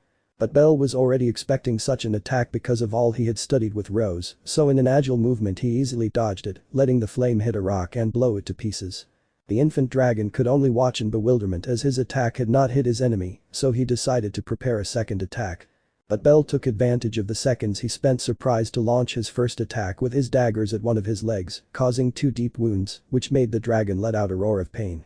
Well, the infant dragons are slow, I just have to avoid one of their flames hitting me and deliver a fatal blow, Belle thought, jumping to dodge a tail whip that was headed straight for his face. Meanwhile, the adventurers who were far away just watched in surprise as Belle faced an infant dragon, since as far as they knew he was only a level 1. They knew Belle because he was somewhat famous in the guild for being the only adventurer who had managed to make Rose show such a beautiful smile. So, to their surprise, they continued to watch the battle that was taking place just a few meters away from them. While the spectators were amazed, Belle was dodging the dragon's constant kicks and tail whips and avoiding the flames that came out of its mouth as if it were firing a gun because of how fast they came out. But thanks to all the times he had gone down to the dungeon alone, he had created his own fighting style, a fighting style that suited him. So in another quick movement, I caused a large wound on another of the monster's legs, causing it to fall to the ground from the pain in 2 of its limbs. But that didn't stop him from continuing to attack, desperately shooting flames from his mouth to make Belle back off. This is my victory, Belle thought with a slight smile as he dodged the dragon's last attacks. So in a swift movement he drew his short sword from its sheath and brought it down with great force, decapitating the dragon in a single motion. The people behind him just watched as Belle defeated an infant dragon with relative ease and without even taking any damage. That was a great achievement for a level 1 like him. I thought it was going to be harder, Belle thought, looking at the dragon's decapitated body. Rose is going to be so proud when I tell her about this. I wouldn't have achieved any of this if I hadn't studied with Rose before, because thanks to her, I could already memorize all the infant dragon's movements without even having faced him. Rose always ends up helping me indirectly, I thought with a slight smile. So he slowly approached the dragon's body to take out the magic stone and bring it back to the guild as proof of his victory. With his objective now complete, Belle prepared to return to the surface and report his discovery. Or that was the idea if it weren't for the fact that the spectators of the battle began to surround him. "Hey kid, that was amazing," said a dwarf man excitedly. "You're really strong. Are you really level 1? An Amazon asked with curiosity and excitement. "Can you show me those moves you did?" a human asked, looking at Belle with admiration. I don't understand what you're saying," Belle said nervously when he saw that everyone was talking to him at once. Hey. Don't you want to team up with us? The human asked, gesturing to his group, which consisted of an elf, a male elf, and a werewolf. It would be awesome if you teamed up with us. Are you crazy? This kid will team up with us, said the dwarf, gesturing to his group, which consisted of 3 other dwarves. We'll be a team of very manly men. Ha ha ha. Haha, Bell laughed, embarrassed to see how famous he had become among them, although that feeling was growing a little. But that feat, I think you can level up now, said the Amazon with a big smile. That was my goal from the beginning, Bell confessed excitedly upon learning that he would now be a level 2. Whenever you want, you're also invited to team up with me, and my friend invited the Amazon, who was standing next to a hobbit who was smiling and looking at Bell with admiration. I'll keep that in mind, Bell said with a small smile. You're really amazing, kid. I'd love to team up with you someday, the dwarf praised, raising his fist to bump it with Bell's. Meanwhile, the albino, with an excited smile, also raised his fist, bumping it with the dwarf's, happy to have achieved his goal. Although at the moment his fist collided with it, a large amount of blood fell on his face, causing him to open his eyes in bewilderment. Bell, along with the others who were there, could only watch in disbelief as the dwarf with whom Bell had just bumped fists fell to the ground, split in 2. What? Was all Bell said in shock after seeing such a grotesque scene. Slowly, along with the other people on that floor, I looked up and saw the person responsible for that man's death. Gee. In front of them stood a huge minotaur, 3 meters tall, with 2 enormous axes in each hand, watching them all with a grotesque smile on his face, and the sound he made was almost like a mocking laugh. From one second to the next, the air in the place became suffocating for everyone, feeling the enormous pressure emitted by the monster, which did not take its eyes off them. It's different, Bell thought as panic began to take hold of him. This monster's power is unlike any other monster I've ever faced. Silence reigned in the place as they remained motionless, staring at the smiling monster that stood before them. Or so it was until the dwarf's 3 companions, filled with rage, raised their weapons to kill their friend's murderer. Don't do it. Bell shouted in fear as he saw what the dwarves were trying to do. Ha! And emitting the sound of a laugh full of mockery, the minotaur with a single blow of his axe, split the 3 dwarves in 2, splattering their blood all over the place. The rest of the people who were there could only watch in terror what had just happened, coming out of their shock. I know who that monster is, shouted a panicked werewolf. It's the minotaur that was roaming the 24th floor eating monster stones. When he said those words, everyone on that floor understood what it meant. They didn't stand a chance against a monster that roamed those floors. So, using all their speed, all the remaining adventurers began running as fast as they could towards the entrance to the 11th floor. Among them was Bell, who knew he had to flee at that moment. He had no chance, that monster was in a completely different league. His presence exudes death, he thought, terrified, glancing sideways at the place where the minotaur was, watching in shock as it devoured the magic stones carried by the group of dwarves. Brya. And letting out a powerful roar which shook the entire 12th floor, the minotaur took off at great speed from the ground, creating a huge crater from the force he used. And their first target would be the duo of elf and elf, who could only watch in shock as the minotaur approached them at great speed. But Bell wasn't going to stand idly by while 2 fellow adventurers were being murdered. So, taking one of his daggers, he gripped it tightly and then threw it with all the power he had, piercing the minotaur's shoulder, who stopped when he saw how his skin had been pierced. Quick, run away. Bell shouted to the 2 elves, who only had a terrified expression. Thank you. They both shouted, starting to run again and trying to catch up with the others who were still on that floor. The bull laughed, looking at the albino. Should I, whispered fearfully, watching as the minotaur pulled the dagger from his shoulder and tore it to pieces with his hand. Run, boy. Shouted the Amazon who had praised him a few moments ago from afar. I know. Bell shouted mentally, trying to move his legs. Although he watched in surprise as the enormous minotaur lifted one of his axes and threw it forcefully towards the adventurers, as if it were a boomerang. But the objective was neither of them. It was the entrance to the 11th floor. And hitting the wall caused a collapse where many huge rocks completely blocked the entrance to the 11th floor, where the only one who could escape was a human who could only watch in terror as the rest of the adventurers were trapped on the 12th floor. Damn it, Bell whispered as he saw that his only escape route had just been sealed. This is bad, said the Amazon, who had a fearful expression, as did the rest of those on that floor. Meanwhile, the minotaur just formed a big smile upon seeing that he managed to keep his prey with him. This wasn't supposed to end like this, Bell thought, drawing his dagger as his hand trembled, feeling the pressure emanating from the power of that minotaur. The image of his beautiful girlfriend waiting for his return appeared in his mind, causing a slight pain to appear in his chest. I'm sorry, Rose, but it looks like it'll take me a while to get back to you this time, she thought with a nervous smile. A total of 8 level 1 adventurers were currently on that floor facing that enormous minotaur. The battle for their survival was about to begin. Meanwhile, in the advisors guild. Rose was quietly at her desk sealing a few papers while thinking about her boyfriend. Maybe I should invite him to a restaurant that has pineapple juice. That's sure to make him happy, she thought with a small smile, knowing what Belle was like. It doesn't matter. Any place is good as long as we're together.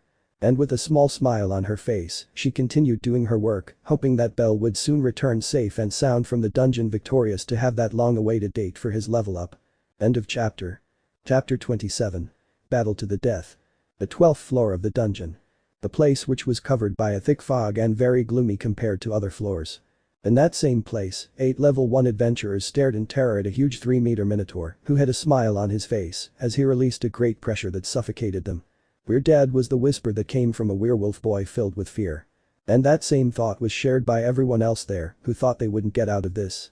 But to everyone's surprise, the minotaur turned around and began to head towards the corpses of the 4 dwarves he had killed earlier. "Isn't he going to attack us?" the confused Amazon asked. "No, he already sealed our exit, so he's in no hurry to kill us, he just wants to have some fun," Belle said, taking a few steps back to rejoin the other adventurers. Is that possible? I thought they just killed their prey and that was it," the elf said fearfully. "Maybe the monsters are normal, but this one's an irregular," Belle said with a nervous smile, watching the minotaur extract more magic stones from the dwarves' corpses and devour them. "Let's defeat him." "What?" The one who said those words was the elf, feeling fear in him. "I agree," said the Amazon with a serious expression. "I refuse to die without a fight." It's not that I disagree, but do we have any chance?" asked a human girl with clear fear in her voice. "We won't know if we don't try," Belle replied, raising his dagger. He was afraid, terrified, but he couldn't give up there, he couldn't die. The woman he loved was waiting for him and he couldn't let her down. What are your names?" Belle asked the others with a nervous smile. "I don't have any special abilities or magic, but I'm very good with a sword," the Amazon introduced herself, drawing her sword. "And my partner's name is Jin, and if you're wondering, he's just a support, so he won't be able to help us." I'm sorry," apologized a hobbit now known as Jin. "Don't worry, you can look after our things in the meantime," Belle reassured him, placing his luggage next to the hobbit. "My name is Jake and this is my sister Suzu, and in case you're wondering, we're both wizards," the elf introduced himself along with the frightened elf. "It's very strange that we're introducing ourselves while a huge monster is eating magic stones and someone's flesh, but oh well, my name is Lavi and I'm good at hand-to-hand combat," the werewolf introduced himself with a nervous smile. "My name is Martha and I am a healer," the human girl introduced herself, who seemed to be the most afraid of all. Max said a human who had a sword in his hand, everyone understanding that he was a swordsman. Well, my name is Belle, maybe we just met, but I hope we make a great team to get out of this alive," said Belle nervously, watching as the minotaur finished his feast and then turned to look at them with a smile. "I think the same," Belle said the Amazon Tomo, gripping her sword tightly. "Tomo-san, Lavi-san, it's best if we go and fight, the rest of you stay back," said Belle, and everyone nodded. He was the strongest of them all, so they had to trust him. That sound of laughter came from the minotaur's mouth again.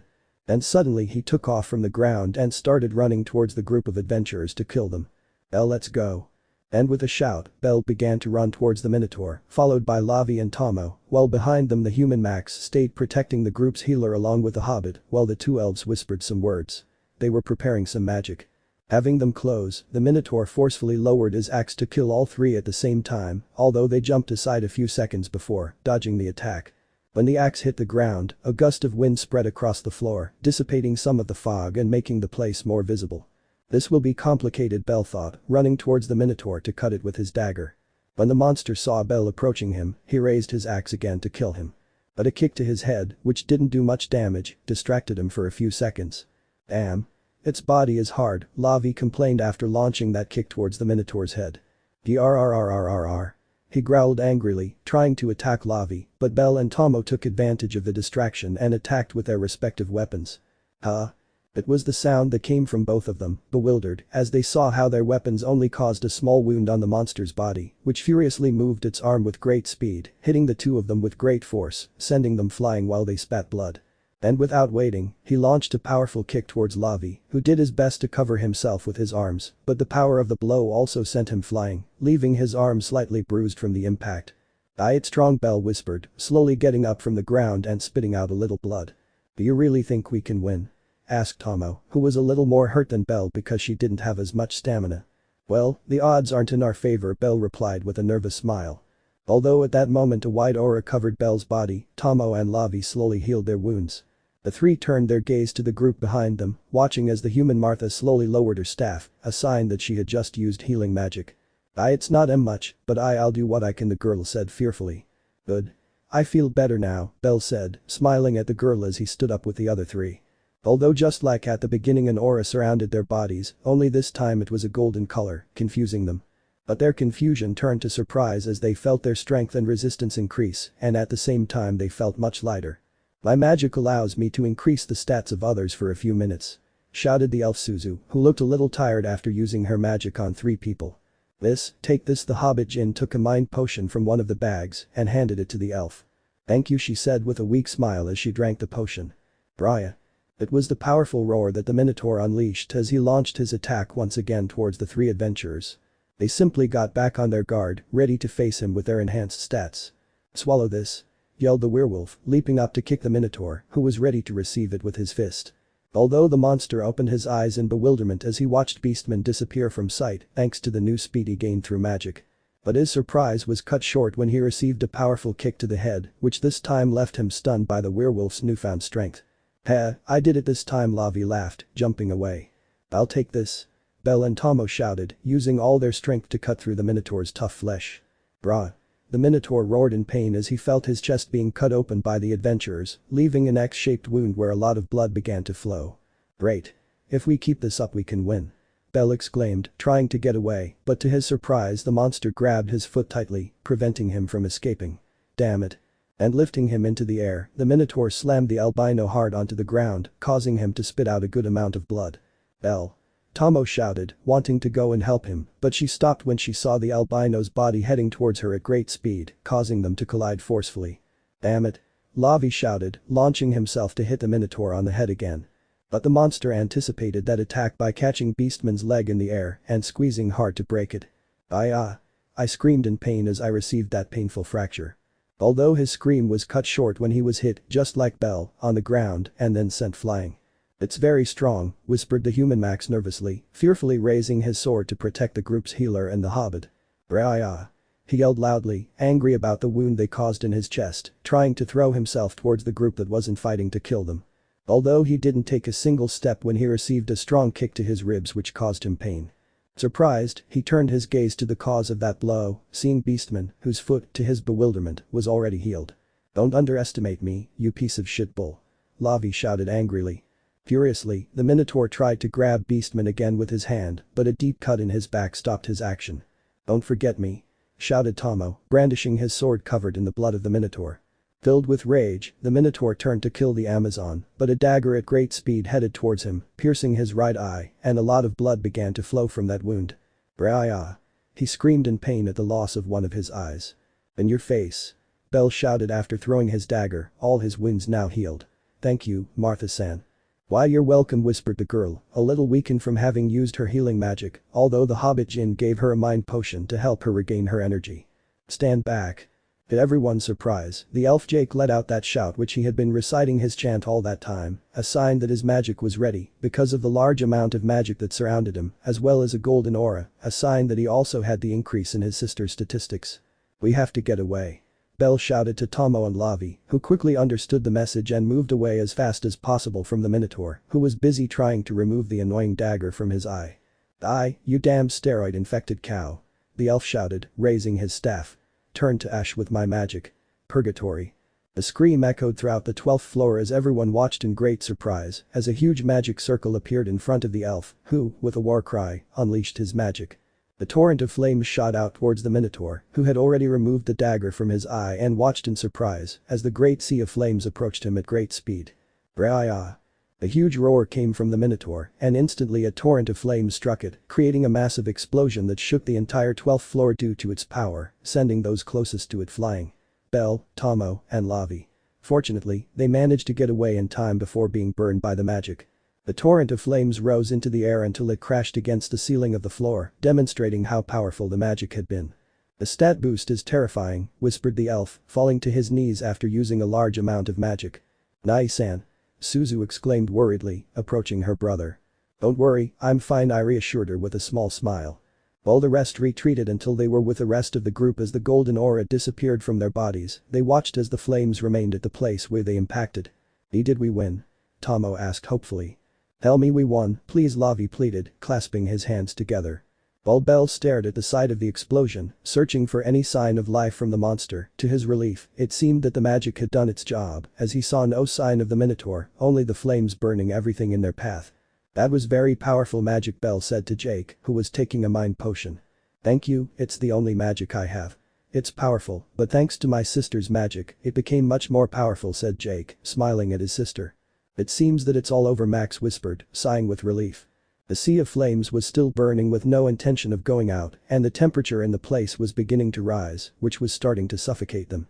It would be best to get out of here quickly, Bell advised, seeing that the entrance to the 11th floor was still sealed. We have to move the rocks. I defeated a Minotaur, I can't believe it, Lavi said excitedly. You mean we defeated them, Tomo corrected. That caused the group to let out a small laugh, happy to have come out of this alive. Although their moment of happiness was cut short when they heard a sound coming from the sea of flames. They all turned their gaze to that place, confused, and seconds later the axe belonging to the Minotaur flew at great speed towards them. Blood splattered everyone's faces as they stared in bewilderment at what had just happened.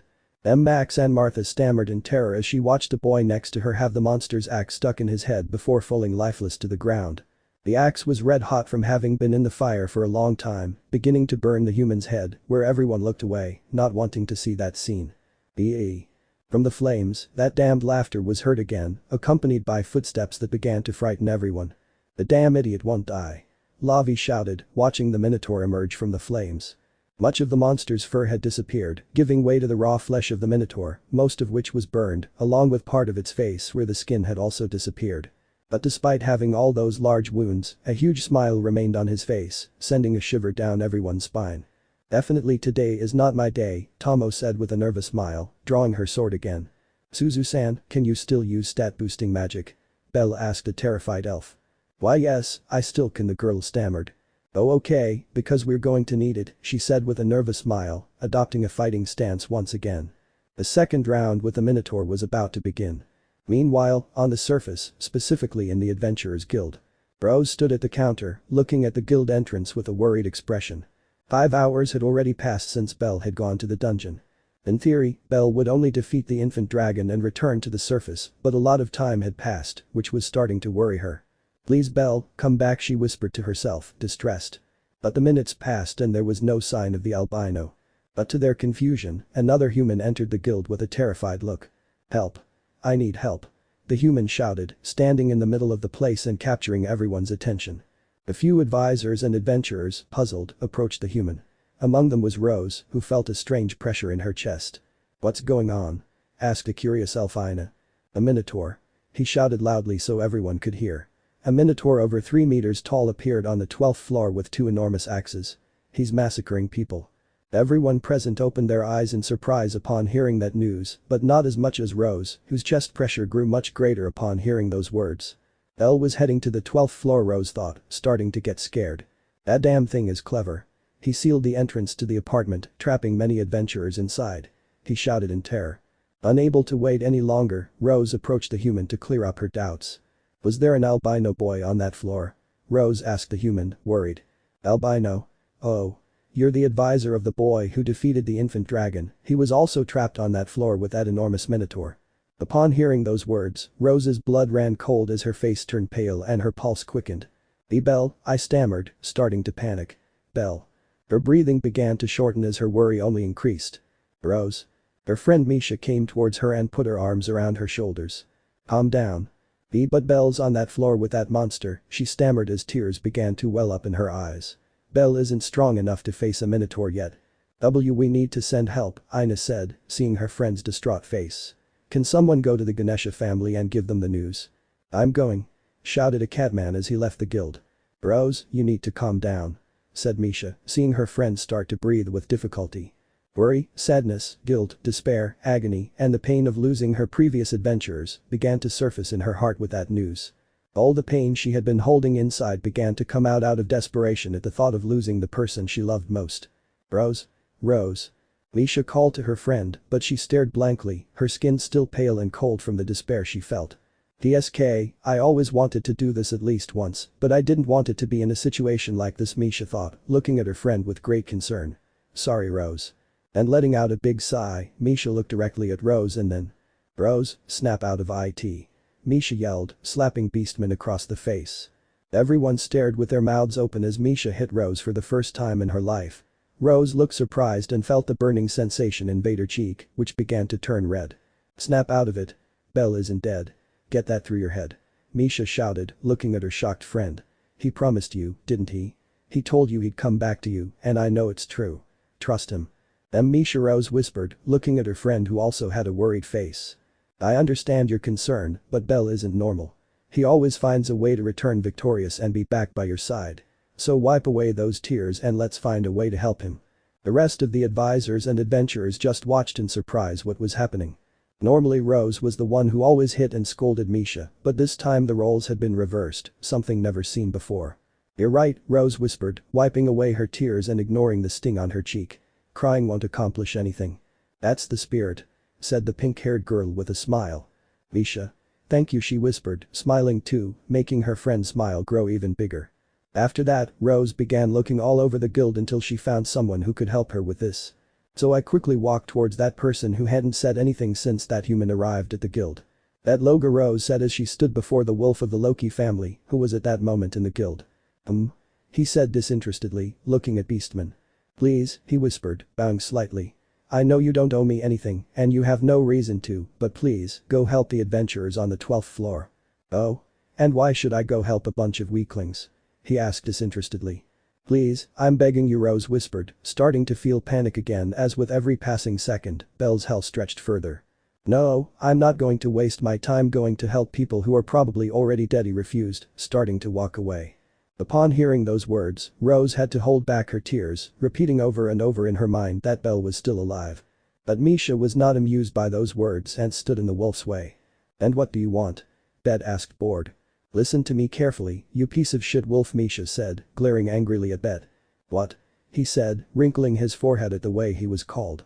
You are going to the 12th floor to save the adventurers who are there, no matter what, Misha ordered, staring intently at the wolf. Or what?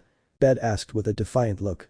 Or everyone will find out what happened that February 9th in that bar, Misha replied with a smile. Upon hearing those words, Bet opened her eyes in surprise. Why you, how do you know that? Asked the bewildered wolf. Let's just say that bar wasn't as empty as you thought, he said, his smile unwavering. Little by little, Bet clenched his fists, glaring angrily at the smiling Misha. Fine.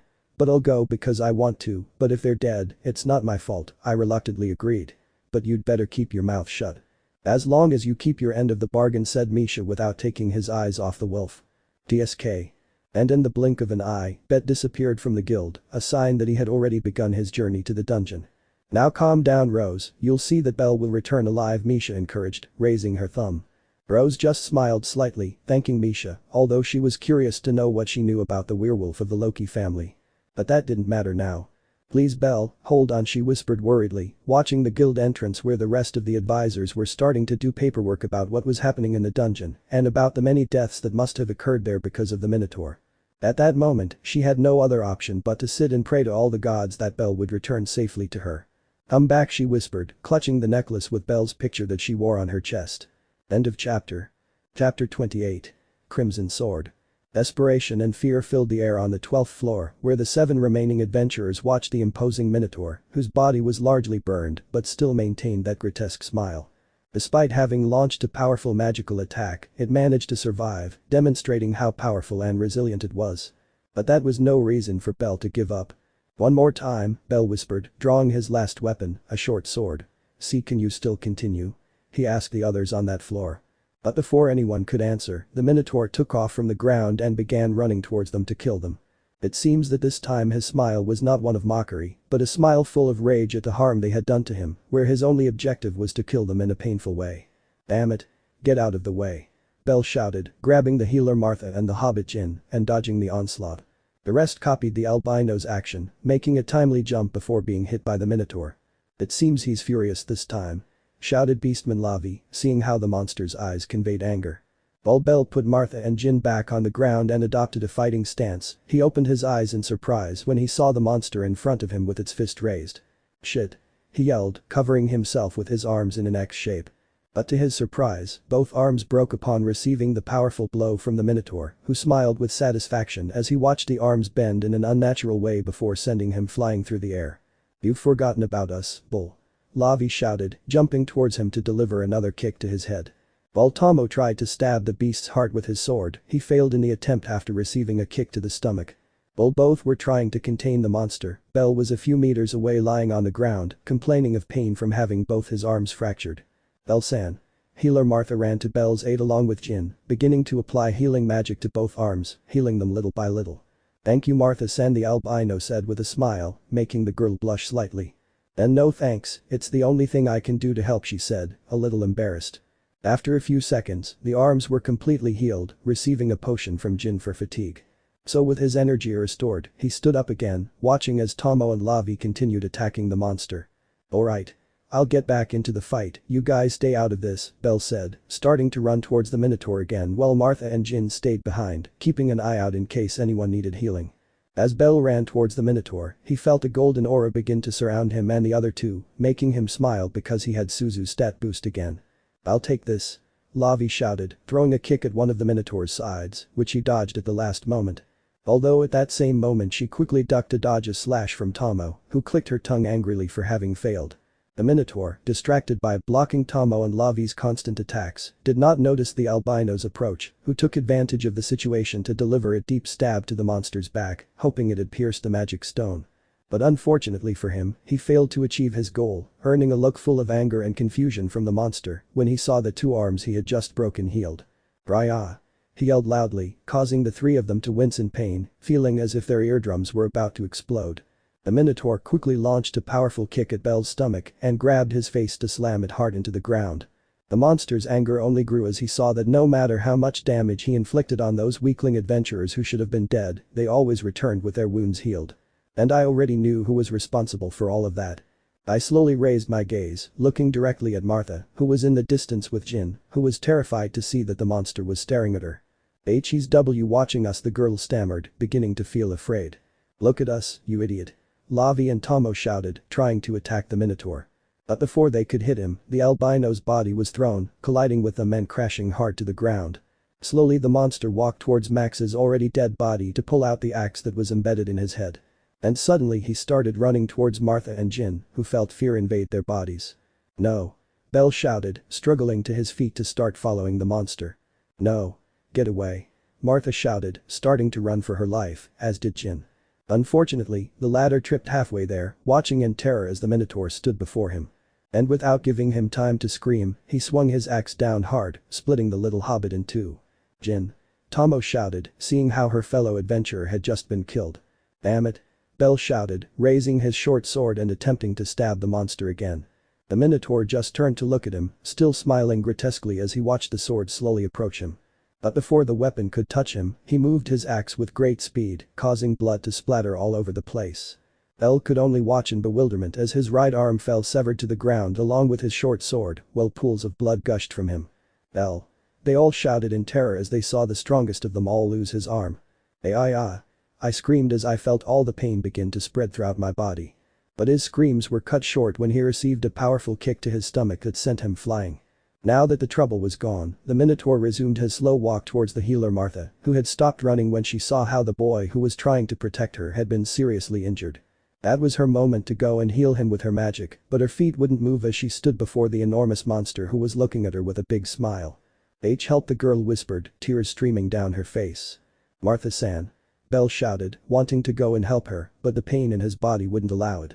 Slowly the Minotaur brought his hand towards the girl's head, who only had a terrified face, as she felt the monster's enormous hand cover her entire head. And exerting force, the monster crushed the healer's head with just his hand, which was covered in the girl's blood. At this point, panic began to appear again among the remaining adventurers as they watched each one of them fall little by little. "Damn bastard," Tomo whispered, clenching his teeth tightly. "Are we going to die here?" Lavi wondered to himself, beginning to lose hope.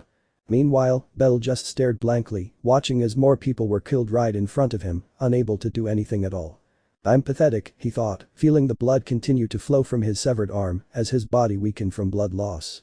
Beside him was the dead body of the human Max, wondering if he was truly someone strong. All this time he thought he was strong enough to protect Rose from any harm, especially after he found out he had that ability. At that point he felt very confident, thinking he could defeat anyone who stood in his way, but at this moment he was receiving a slap of reality. Slowly, he turned his gaze to the enormous minotaur, who, seeing that they had all lost their fighting spirit, went to the luggage that the hobbit Jin was carrying, seeing that there were many magic stones in it, and began to devour them.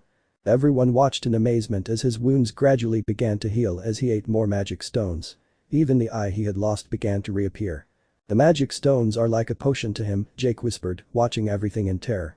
And everyone's terror increased even more as they saw the minotaur's muscles grow larger along with its horns, and its fur become increasingly dark. And it seems they're like steroids too, said Lavi, watching as the minotaur grew another meter, now measuring 4 meters tall. Meanwhile, Belle stared blankly, watching the minotaur grow stronger and stronger. They had tried everything to defeat him along with the others, but nothing they did worked, and all the damage they had done was gone. And to make matters worse, the healer who treated their wounds so they could continue fighting was already dead, further reducing their chances of winning. If they even had a chance. "Will I die here?" he whispered, lowering his gaze in defeat. Slowly, he turned his gaze to the side, seeing the adventurer Max's sword lying on the ground, and picked it up with his weak hand. "Maybe I should stand up and die fighting," I whispered, my gaze vacant. "Now that I look closely at that sword, I know what it is," Tomo said, catching the albino's attention. "It's a sword similar to magic swords." "Similar?" he whispered, confused. "Yes, it's an almost normal sword, but it has the ability to absorb magic and return it duplicated, although the sword eventually breaks, making them similar to magic swords," he explained while kneeling on the ground. "I'm surprised that someone like him had a sword like that, and I wonder why he didn't use it in battle, but perhaps fear prevented him from thinking," he said while looking at the now dead Max. As Bell turned his gaze to the silver sword, he was somewhat surprised to learn that it was such a powerful weapon. Although seconds later he opened his eyes full of surprise as his mind began to work at great speed. "Jake!" Bell shouted, catching the elf's attention. "Yes?" whispered the elf who had already lost all hope of living. "Can you still use your magic?" I asked, gripping my sword tightly. "Yes. But only one more time before I faint," he said, confused. "And you, Suzu-san?" I asked, looking at the elf. I can only you use it one more time," said the elf, also confused. "And you?" I asked Lavi and Tomo. "If you're asking if I can still fight, well, I still have a little energy left," said Tomo, and Lavi nodded in confirmation. But Bell whispered, slowly standing up. The beautiful face of his girlfriend flashed through his mind, reminding him how she had been waiting for him on the surface. "I still can't give up," he said, tearing off a piece of his shirt and tying it to his severed arm with his only arm and his teeth to stop the bleeding. Tomo said, confused. "Let's try it one more time," Bell said, surprising everyone. "No. Let's kill that monster." "Really?" Lavi said, not very convinced. "Absolutely. Jake, prepare your fire magic once more," he said to the surprised elf. "Oh okay," he said, puzzled, but he still began to recite his chant. "Suzu-san, please use the stat boost on the 4 of us one more time," he asked, looking at the elf. I understand, I accept," beginning to recite his chant as well. Luckily, her chant wasn't that long, completing it in less than 10 seconds. The strength and energy of the others increased a little more, causing Lavi and Tomo to slowly stand up, but Suzu fainted after using all her remaining magic. "I think I have an idea of what you have planned. If you fail we will all die, but that I like it," said Tomo looking at Bell with a fierce smile. "Well, this is better than dying without doing anything," Lavi said, stretching his muscles. "We will win. I'm sure of it," he shouted, gripping his sword tightly. The enormous minotaur looked up in confusion as he saw how everyone had that fighting spirit again. Little by little the monster smiled again, raising his axe to fight everyone once more. Everyone could see how the minotaur's strength had increased significantly due to the change in appearance. But that did not discourage Bell, who without saying a word began to run towards the minotaur. "We have to buy time until the magic is ready," Bell shouted, glaring angrily at the monster. Meanwhile, Lavi and Tomo just looked at each other for a second before running towards the minotaur as well. "Raya!" I yelled loudly as the albino got close, raising his axe and bringing it down with great power. Bell managed to dodge the attack at the last second, which, upon impact with the ground, created a large crater, along with a powerful gust of wind. "That's nothing," Bell shouted, braving the pressure of the wind and slashing at the minotaur. With a mocking smile, he simply stepped aside, dodging the attack. Although he opened his eyes in surprise when he received a stab wound in his right side. "You're going down, you piece of shit," Tomo shouted, plunging his sword deeper and deeper into the monster. "Take this." Lavi leaped high into the face of the Minotaur and threw a powerful punch at his face. The bull growled with rage as he felt his nose almost break upon receiving that impact. Filled with rage, he tried to grab Lavi's head, but a deep cut in his back stopped his action, not to mention that Tomo was still moving his sword inside his body. "Die, you bastard," Bell yelled, trying to throw another slash, but another kick to his stomach stopped him. "Raya!" He screamed as loudly as he could, stunning Tomo and Lavi, who momentarily stopped attacking him. With force, the Minotaur threw a punch towards Lavi's face, embedding him in the ground, and grabbed Tomo by the arm to slam her forcefully into the ground as well. But to his surprise, he received a cut in one of the tendons of his foot, causing him to fall to his knees, seeing how the albino was behind him with blood in his mouth. And taking advantage of the fact that he was on his knees, Lavi began to throw one kick after another at the head of the bull, which was beginning to become dazed. I still haven't sunk in. Using all his strength, Tomo managed to stand up again and take the sword in his hands, which was still inside the Minotaur's body. And by forcefully lowering it, Tomo managed to cause a very deep wound in the monster's stomach, which roared in pain. "Shit," the Amazon whispered as she saw how her sword had broken while cutting through the tough meat of the bull. But he didn't have time to think of another form of attack when he received one strong punch after another to the face from the Minotaur. "Stop, you bastard," Lavi shouted, grabbing the monster's arm tightly and halting its attacks on the Amazon. But the Minotaur effortlessly grabbed his face, pulling him away from his arm, and tried to crush his head just as he did with Martha.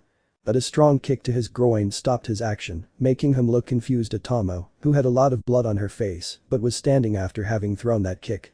"Are you serious?" Lavi shouted, seeing what the Amazon had done as she tried to break free from the grip. "Didn't you read that Minotaurs don't have testicles?" "I had to try." Tomo defended herself. "Anything will do," Bell shouted, stabbing the Minotaur hard in the arm, causing it to release Lavi's face.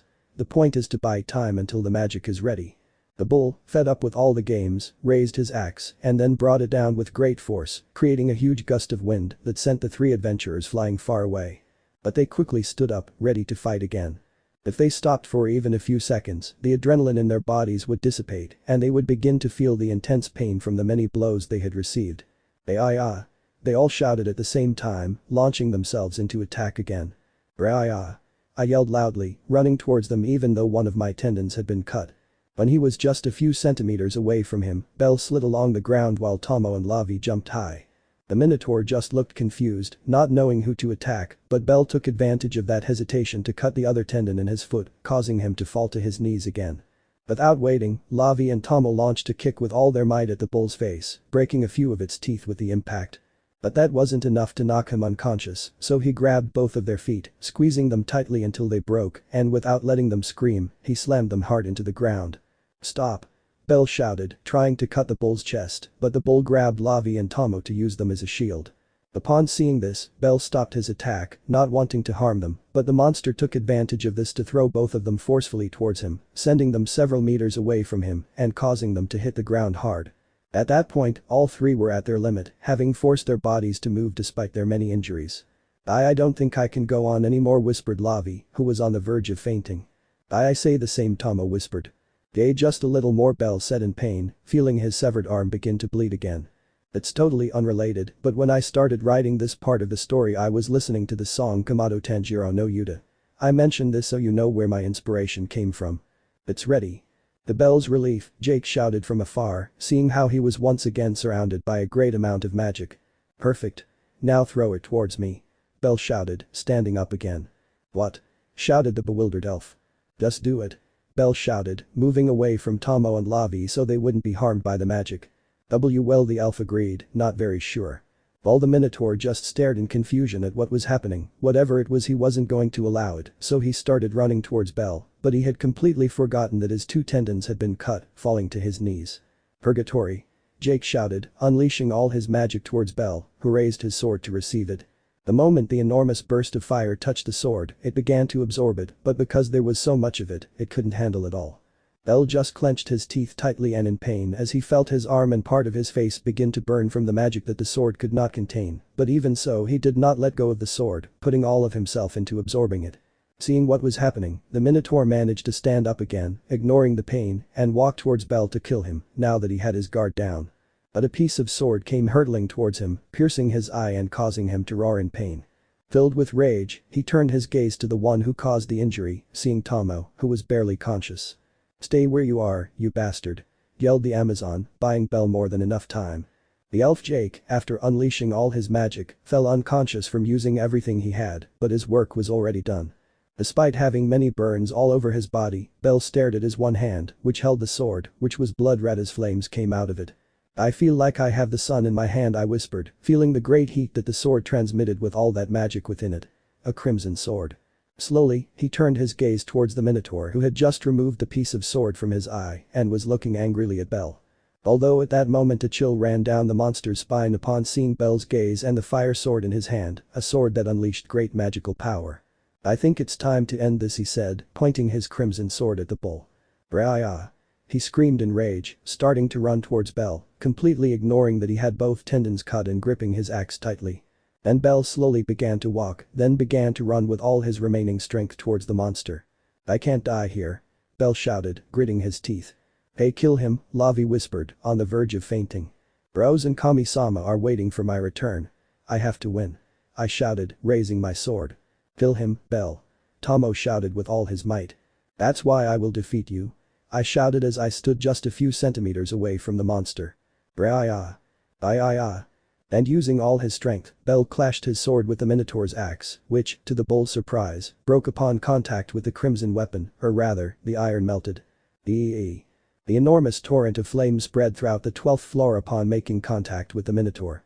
A huge explosion shook the entire 12th floor and most likely the floors closest to it, while huge flames rose to the top and a suffocating heat began to appear throughout the floor. Thanks to the explosion, Belle was sent flying several meters through the air until he fell hard to the ground still holding the sword which had already broken. Luckily, the powerful flames did not reach him and the others, who remained at the point of impact. Despite his body being an absolute SHT, Belle slowly raised his gaze to see if he had achieved his goal, as did Tomo and Lavi, who were still conscious. All they could see were the powerful flames consuming the leafless trees on the 12th floor. Murio susuro Lavi al no ver signos de vida. Belle was about to confirm Lavi's words, but to his and the other two's terror, they saw something slowly emerging from the flames. "Impossible," Belle whispered, unable to believe it. The powerful Minotaur was slowly emerging from the flames, although to his surprise, he was missing both legs and one of his arms. They had probably been consumed by the fire, as well as part of his face, as evidenced by the bones of his jaw. But despite all those wounds, he was slowly crawling with his one arm towards Belle to kill him. "Damn it," Belle whispered, trying to move, but none of his muscles responded, watching in terror as the Minotaur got closer and closer to him. Tomo and Lavi tried to stand up, but the pain in their bodies prevented them from moving, and they watched everything in despair. "Move," Belle shouted, starting to panic as he watched the bull get closer and closer with that huge grotesque grin. Although to everyone's surprise the entrance to the 12th floor, which was sealed, was opened with a single blow, sending all the rocks flying, and a person slowly entered the floor. "Heavens, it's really hot in here," were the words of a werewolf seeing the destruction that was all over the 12th floor. Everyone stared in surprise as someone from the elite of adventurers arrived on the floor, except for the Minotaur, who ignored him, even as he crawled towards Belle. Slowly the werewolf looked all over the floor until he saw the Minotaur who was still doing his own thing, ignoring him. "So he's the monster," Bet said, walking toward the bull, who stopped when he saw the werewolf standing in front of him. "I admit it, you're not your average Minotaur, you're strong." The bull just stared at Bet, filled with rage, seeing that his life had already come to an end without even being able to kill the damned albino who left him in that state. But this is where it all ends. And with those words, Bet raised his foot and launched a powerful kick towards the Minotaur's head, crushing it and ending its life. The rest, who were still conscious, breathed a sigh of relief when they saw that the monster had been eliminated. After a few seconds, Bet noticed the albino's presence and turned to look at him. Thank you," Belle whispered before collapsing from overexertion. "Don't thank me. I don't know what happened, but you guys defeated him. I just delivered the final blow," he said, approaching Belle. "I think you're the boy that wolf girl was crying over. I think I'll have to take you with me, or else that pink-haired idiot will threaten me again." And with those words Bet bent down to pick up Belle, although when he was close to the albino he opened his eyes slightly surprised. "Aren't you that boy I saved from that Minotaur on the 5th floor a few months ago?" I asked, looking at Belle's face. Also that seconds later he would smile like only he knows how. Looks like you weren't as much of a piece of trash as I thought," he said, picking Belle up like a sack of potatoes. Then he walked towards the severed arm, which was not far away, and took it with his other hand. If I'm not mistaken, some members of the Ganaste family will arrive here in a few minutes, so I'm leaving, said Bet, walking towards the entrance of the 12th floor. Hey. Are you seriously going to leave us here? Lavi asked angrily. Calm down, idiot, after that destruction I highly doubt any monster will appear, and with those words Bet disappeared, leaving Lavi, Tomo, and the two unconscious elves alone. You wretch, Lavi whispered, letting his face fall to the ground. At least we won, Tomo whispered, slowly closing her eyes and fainting. The last thing she saw was some members of the Ganaste family entering through where Bet had just left, making her close her eyes in peace as she saw that they were now safe. Meanwhile, in the Advisors Guild. Rose paced back and forth with a worried expression after receiving no news from Belle while being watched by Misha. Will you stop pacing? You're going to wear a hole in the ground, Misha said wearily. I can't help it, not until I see that Belle is safe and sound, she said with a distressed expression. It looks like I'll have to slap you again to calm you down, Misha said excitedly, rubbing his hands together.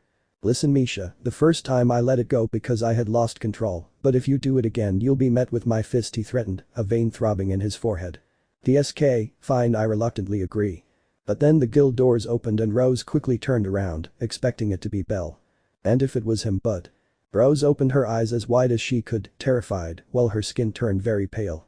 In front of her was the werewolf who had his boyfriend on his shoulder, who was unconscious. But that's not the worst part. Blood all over her body along with part of her face with 3rd and 2nd degree burns, and her body also causing Rose to start trembling. But that's not the worst part. Slowly, he turned his shocked gaze to one of Belle's severed arms, which was in Bet's other hand. That was more than Rose could bear, and she instantly fainted. Luckily, Misha managed to catch her in time before she hit the ground and glared angrily at Bet. You stupid wolf. If Belle was in that state, you should have taken him to the hospital first. Misha shouted angrily for having shown Rose that state of the albino. I just wanted to show you how it turned out, he said with a mocking smile. DSK, listen everyone, I'll tell you Bet Loga's biggest secret. Fine. I'll take him to the hospital, Bet said angrily, leaving the guild and running towards Arario Hospital. Meanwhile, Misha just stayed in the guild dragging an unconscious Rose to one of the guild seats. When she wakes up I'll have to calm her down and explain that Belle is still alive, she thought, leaving her friend in the seat. Ugh, this day was crazy. Yes, that would be a day to remember for Misha and especially for Belle and Rose. End of chapter. Chapter 29. Tranquility after the storm. We are at the Insect Family Hospital, a place frequently visited by almost 90% of the adventurers in Arario.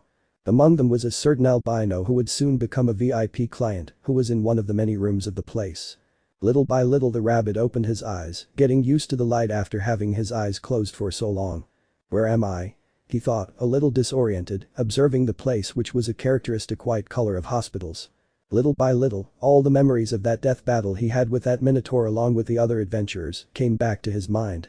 I remember now, we beat that monster, although not the way I wanted, he thought dejectedly, remembering all the adventurers who died in that battle.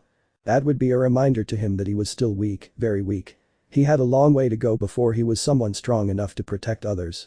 Although at that moment he remembered a certain detail, turning his gaze to his right side. A sigh of relief escaped him when he saw that he had recovered his arm, which the Minotaur had cut off. It seems they managed to put it back in place, he thought, relieved, also seeing that the burns on his body were gone. That was both good and bad, since the bill for all of that wasn't going to be cheap for his wallet. Although that was the least of his worries at that moment. Rose, he thought, frightened. His lovely girlfriend wasn't in his room, which gave him time to prepare himself, mentally prepare for all the scolding he would receive from her. And with good reason. He didn't even want to imagine what Rose felt when she saw him in that bad state, although the word bad fell short. I'll have to apologize for worrying her, he whispered with a nervous smile. And their fears were realized when they heard the bedroom door open. She slowly turned her gaze to the door, watching as a beautiful beastman entered with a calm expression, only to then open her eyes in surprise upon seeing the albino wake. Hello, Belle greeted with a smile. Seconds later Rose was already hugging Belle tightly, who was surprised to see that the first thing he received was a hug and not a scolding.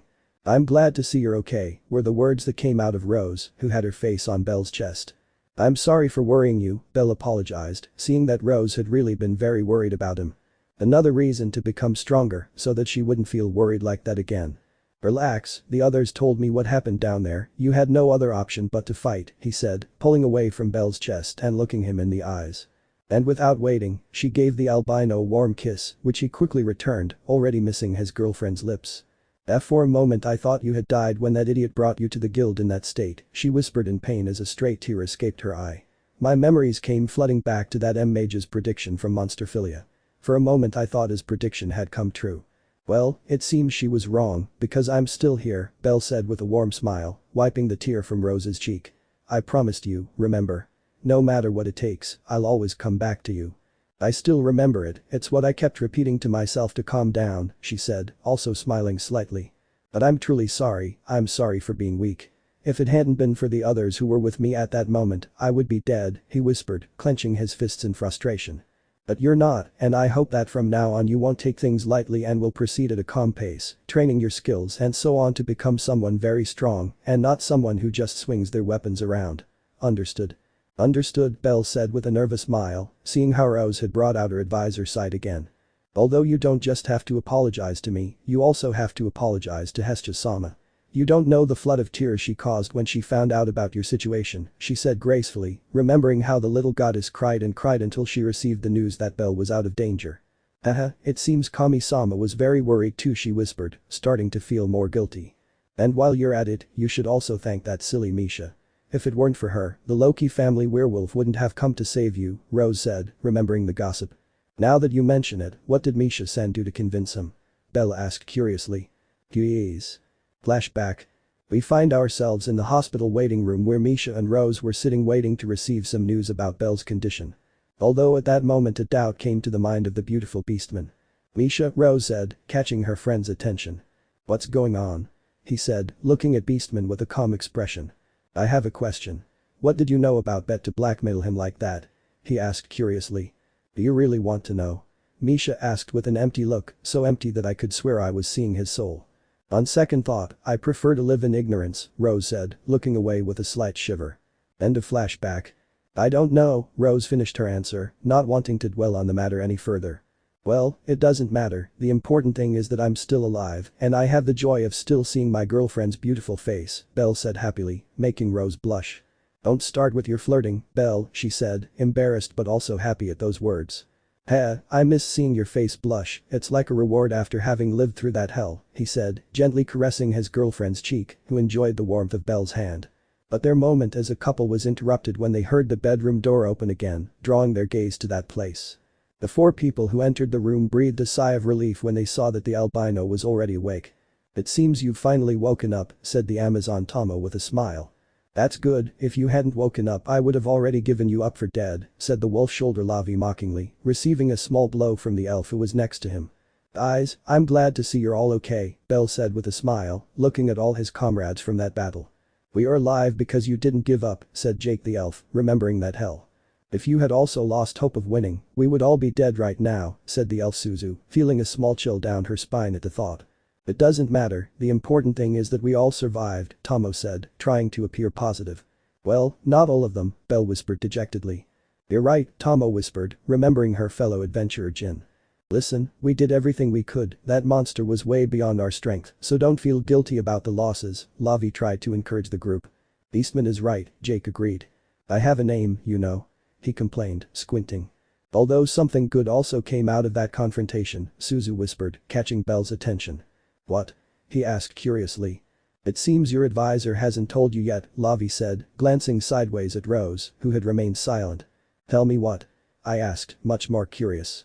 The 5 of us leveled up to level 2, Tomo said excitedly, surprising Belle. He knew very well that he had already leveled up, but he was very surprised that the 4 of them had also leveled up. It seems the guild gave the 5 of us the discovery of having defeated a monster close to being level 4 or something like that, that's how the guild categorized it, Jake said, showing a little excitement on his face. Old man, you have no idea the chaos among many gods now that you've broken the Sword Princess's record. You're trending in the city, Lavi said enviously. When you were healed, Hestia-sama went to the guild to report your true stats so you could level up. You have no idea the chaos that ensued, Rose said for the first time since the conversation began. It looks like these days are going to be very troublesome, Belle said with a nervous smile. It doesn't matter. You broke that girl's record, that makes you amazing, said Tomo, approaching Belle and giving him a congratulatory pat on the back. And not only him, we'll be trending for defeating a minotaur close to level 4 while being level 1s, we'll be the Fantastic 5. Lavi exclaimed excitedly. Fame's gone to his head, Jake thought, with an anime-style sweat drop. By the way, Belle-san, Suzu said, catching Belle's attention. The four of us were discussing something, and we wanted to know if you're with us too. About what? He asked curiously. Are you interested in forming an adventure team with us? Tomo asked with a smile, gesturing to herself and the others. Literally, the five of us were together on the brink of death, Lavi said, also smiling. And we also entrusted our lives to each other to get out of that battle alive, Jake said, remembering how Belle asked him to cast his magic without caring if he got hurt. And even though it was our first time, we all made a great team to defeat that monster, Suzu said with a shy smile. What do you say, Belle? Tomo asked, still smiling. Do you want to go on another adventure with us in the dungeon? Belle just watched the four of them, who were looking at him with a smile, and seconds later he smiled too. Of course. It will be a pleasure to team up with all of you, I accepted with a big smile. Great. Together we'll be unstoppable, Lavi said excitedly. Although we should at least take a few days off, I don't want to go back to the dungeon right now, Jake said with a nervous smile. Hicken, Tomo whispered mockingly. Don't judge him. We were close to death, Suzu defended her brother. The haha Belle laughed at the interaction. While the five of them chatted, Rose just watched with a small smile as her boyfriend talked and laughed with his newly formed group of friends and adventurers, feeling happy for him.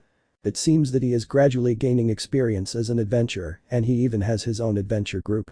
With a nostalgic smile, she recalled how a shy albino boy first arrived at the guild, wanting to be an adventurer without even having a god, and also asked her to be his advisor, while an embarrassed smile was on her face. But now that shy boy is slowly transforming into a very strong adventurer, not to mention he managed to win over his advisor just with his personality. You really are special, Belle. He thought, looking at the albino with a loving smile. Although her smile faded when she saw Tomo put her arm around Belle's neck to continue chatting with the others. Although I think from now on I'll have to keep an eye on all those girls who are going to be after Belle. Obviously, now that he's proven he's not weak, they're going to pay attention to him, she thought, slightly jealous.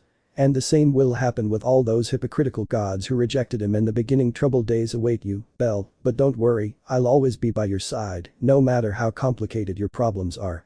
And smiling slightly again, Rose remained silent, listening as her boyfriend laughed and chatted with his group of friends, although he discreetly touched the Amazon's hand to make her move away from Belle, who understood the message but only ignored her, remaining in the same position, much to Rose's jealousy.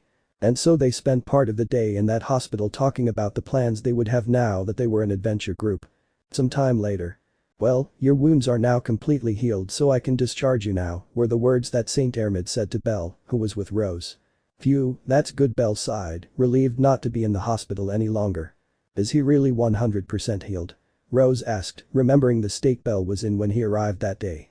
Yes, although I recommend that you don't go into the dungeon for at least a week since you lost a lot of blood, you need to recover all that energy, since you are still somewhat weakened, the girl recommended, reviewing his file. Now that you mention it, I feel a little tired, Belle said, feeling his body a bit heavy.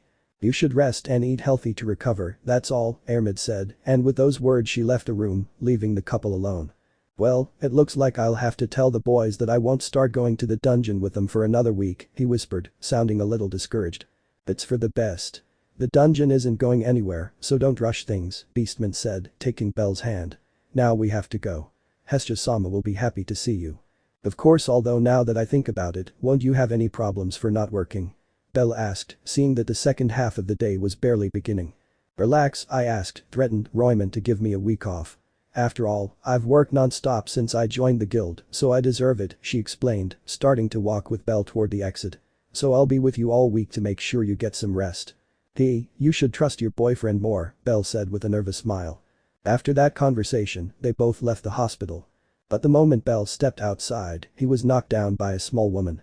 Il-kun, cried the goddess Hestia with tears in her eyes. I'm glad to see you well. I'm sorry for worrying you, Kami-sama, he apologized, hugging the little goddess.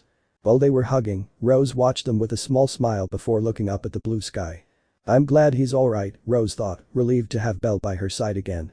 From now on, I'll try much harder to advise Belle and give him more knowledge about the dungeon.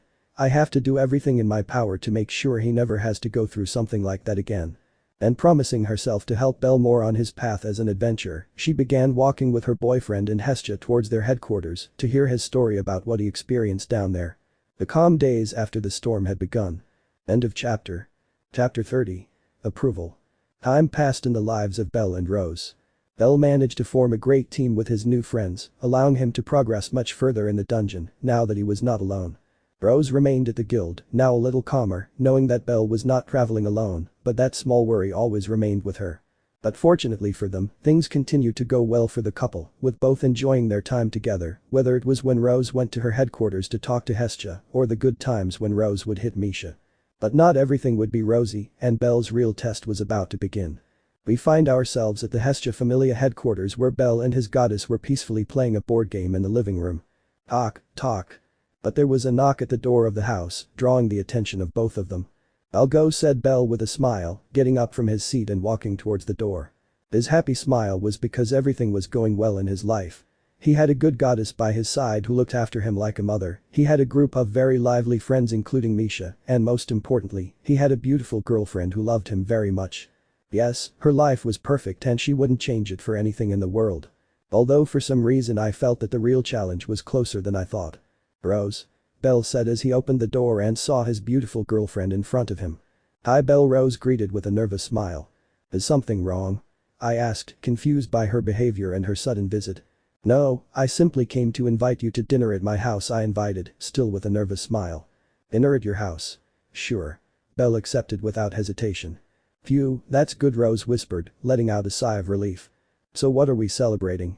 Is it our anniversary already?" I asked, confused. "Yeah, no, we still have about 2 weeks until we've been dating for 2 months," she replied, racking her brain. "So why dinner?" I asked, "Since we always have dinner here, this is the first time you've invited me to your house for dinner," I asked curiously. "And nothing in particular, it's just that my parents want to meet you." Upon hearing that, Bell was stunned, observing his girlfriend's nervous smile. "That's his parents," he thought in shock. The image of a certain photo he saw at Rose's home flashed through his mind. Photo showing a woman identical to Rose and a tall man with an unfriendly look. Remembering that caused a shiver to run down Bell's spine. "They arrived this morning for a visit and we were chatting and I accidentally mentioned you in the conversation," she said, smiling innocently. "When my father heard your name, he insisted on knowing who you were and I told them you were my boyfriend and that's when my mother suggested the idea of having a dinner to meet you." "Oh. So Bell-kun will be meeting his in-laws," Hestia said with an amused smile, arriving at the door upon hearing those words. "Huh? Why are you trembling?" Both girls turned their gaze to Bell, who was trembling slightly. "Are you afraid of my father?" Rose asked with an amused smile. "Don't worry, even though he seems serious, he's very kind, but if you say something he doesn't like, he'll try to break both your legs." "Both legs?" he shouted in alarm. "But don't worry, I'll be there to help you, so I'll probably only break one." Hearing those words almost made Bell's soul go to heaven. "But if I were you, I wouldn't be alarmed. My mother insisted for many years that I have a boyfriend, but I never listened to her. But now that I have you, she's very happy. They simply want to meet you to see if you're someone trustworthy," Rose tried to reassure her boyfriend. "You heard me, Bell-kun, just use the right words and you'll get your parents' blessing," Hestia encouraged, giving him a thumbs up. "So don't be afraid." I'm not scared," Bell said with a nervous smile. "You're right, you face death with that minotaur, facing my father will be nothing for you," Rose praised, trying to lift Bell's spirits. "Obviously, you'll see that I'll prove to your parents that I'm a great man to be by your side," Bell said confidently. At night. Bell was standing with Rose in front of her house, staring blankly at a 2-meter-tall werewolf in front of him with an extremely serious expression. "Is this the bastard?" the man asked in a deep voice, looking at his daughter. "Dad, don't call him that," Rose scolded angrily. "Good evening, sir," Bell greeted in a frightened tone of voice. And that high-pitched voice. "Are you sure it's a man?" she asked, crossing her arms. "If you keep this up, I'll go somewhere else with Bell, and you two will have dinner alone," Rose threatened, grabbing the trembling albino's hand. "Darling, don't be so hard on the boy." The woman's voice was heard behind the man, who stepped aside to meet Bell. There the rabbit saw a woman identical to Rose, only a little more mature and with slightly shorter hair, but with a kind smile on her face. "What a sweet child, just by looking at him I can tell he's someone very special," the woman praised, making Bell blush slightly. Good evening," Bell greeted, bowing slightly. "Good evening, but we shouldn't talk here at the door, we should come inside, dinner is ready," the woman said, entering the house with her husband. "Relax, you'll be fine," Rose whispered to Bell, giving him a kiss on the cheek to calm him down when she saw he was trembling. "If you say so," Bell whispered, still nervous. Still a little apprehensive, Bell followed Rose into the house to meet her in-laws. Some time later. "So you're Bell, it's a pleasure to meet you," the woman said with a smile. Now everyone was sitting in the dining room enjoying dinner while chatting, or rather, getting to know each other. The pleasure is all mine, Bell said, a little nervous as he felt the man's gaze on him. Rose was telling us a lot about you this morning and everything you did for her. I thank you for saving her from those men who tried to hurt her, the woman said, bowing slightly. At least you did something right by protecting my daughter, the man whispered, his gaze fixed on his plate. Don't thank me, I will always protect Rose no matter who she is, it's my duty, Bell promised confidently. Hearing that made Rose smile happily as she continued eating. A smile that did not go unnoticed by her parents. By the way, I haven't told you my name yet, my name is Anna, and my husband's name is John, she introduced herself, still smiling. They both own a somewhat famous restaurant on the outskirts of Verario, Rose remarked, wanting Belle to know more about them. Yes, and we were very sad when Rose said she wanted to leave the nest and come to Verario to be an advisor, Anna said, wiping away a fake tear. So you're from the outskirts of Verario, said Belle, a little surprised to learn that detail. Yes, although I've lived almost half my life here, he said with a touch of nostalgia. I hadn't even turned 15 when I already wanted to leave home, the woman said, letting out a small laugh. While she was telling him some things, Belle just listened with a small smile, enjoying the dinner, although he still felt a little nervous since his father hadn't said anything yet. And you, Belle? What about me? Why don't you tell us about yourself? Anna asked curiously. Well, I don't have much to say, he said under the watchful gaze of the other three. I lived my whole life in a small village near Verario with my grandfather. We were farmers, but when my grandfather passed away, I decided to come to Verario to be an adventurer. I'm so sorry about your grandfather, Anna said sadly. Don't worry, I'm sure my grandfather will be happy to see everything I've accomplished, besides, coming here to Verario led me to meet Rose, the person I love. Those words made the girl blush slightly and lower her gaze. That action made Anna smile tenderly, as it was the first time she had seen her daughter behave in that way.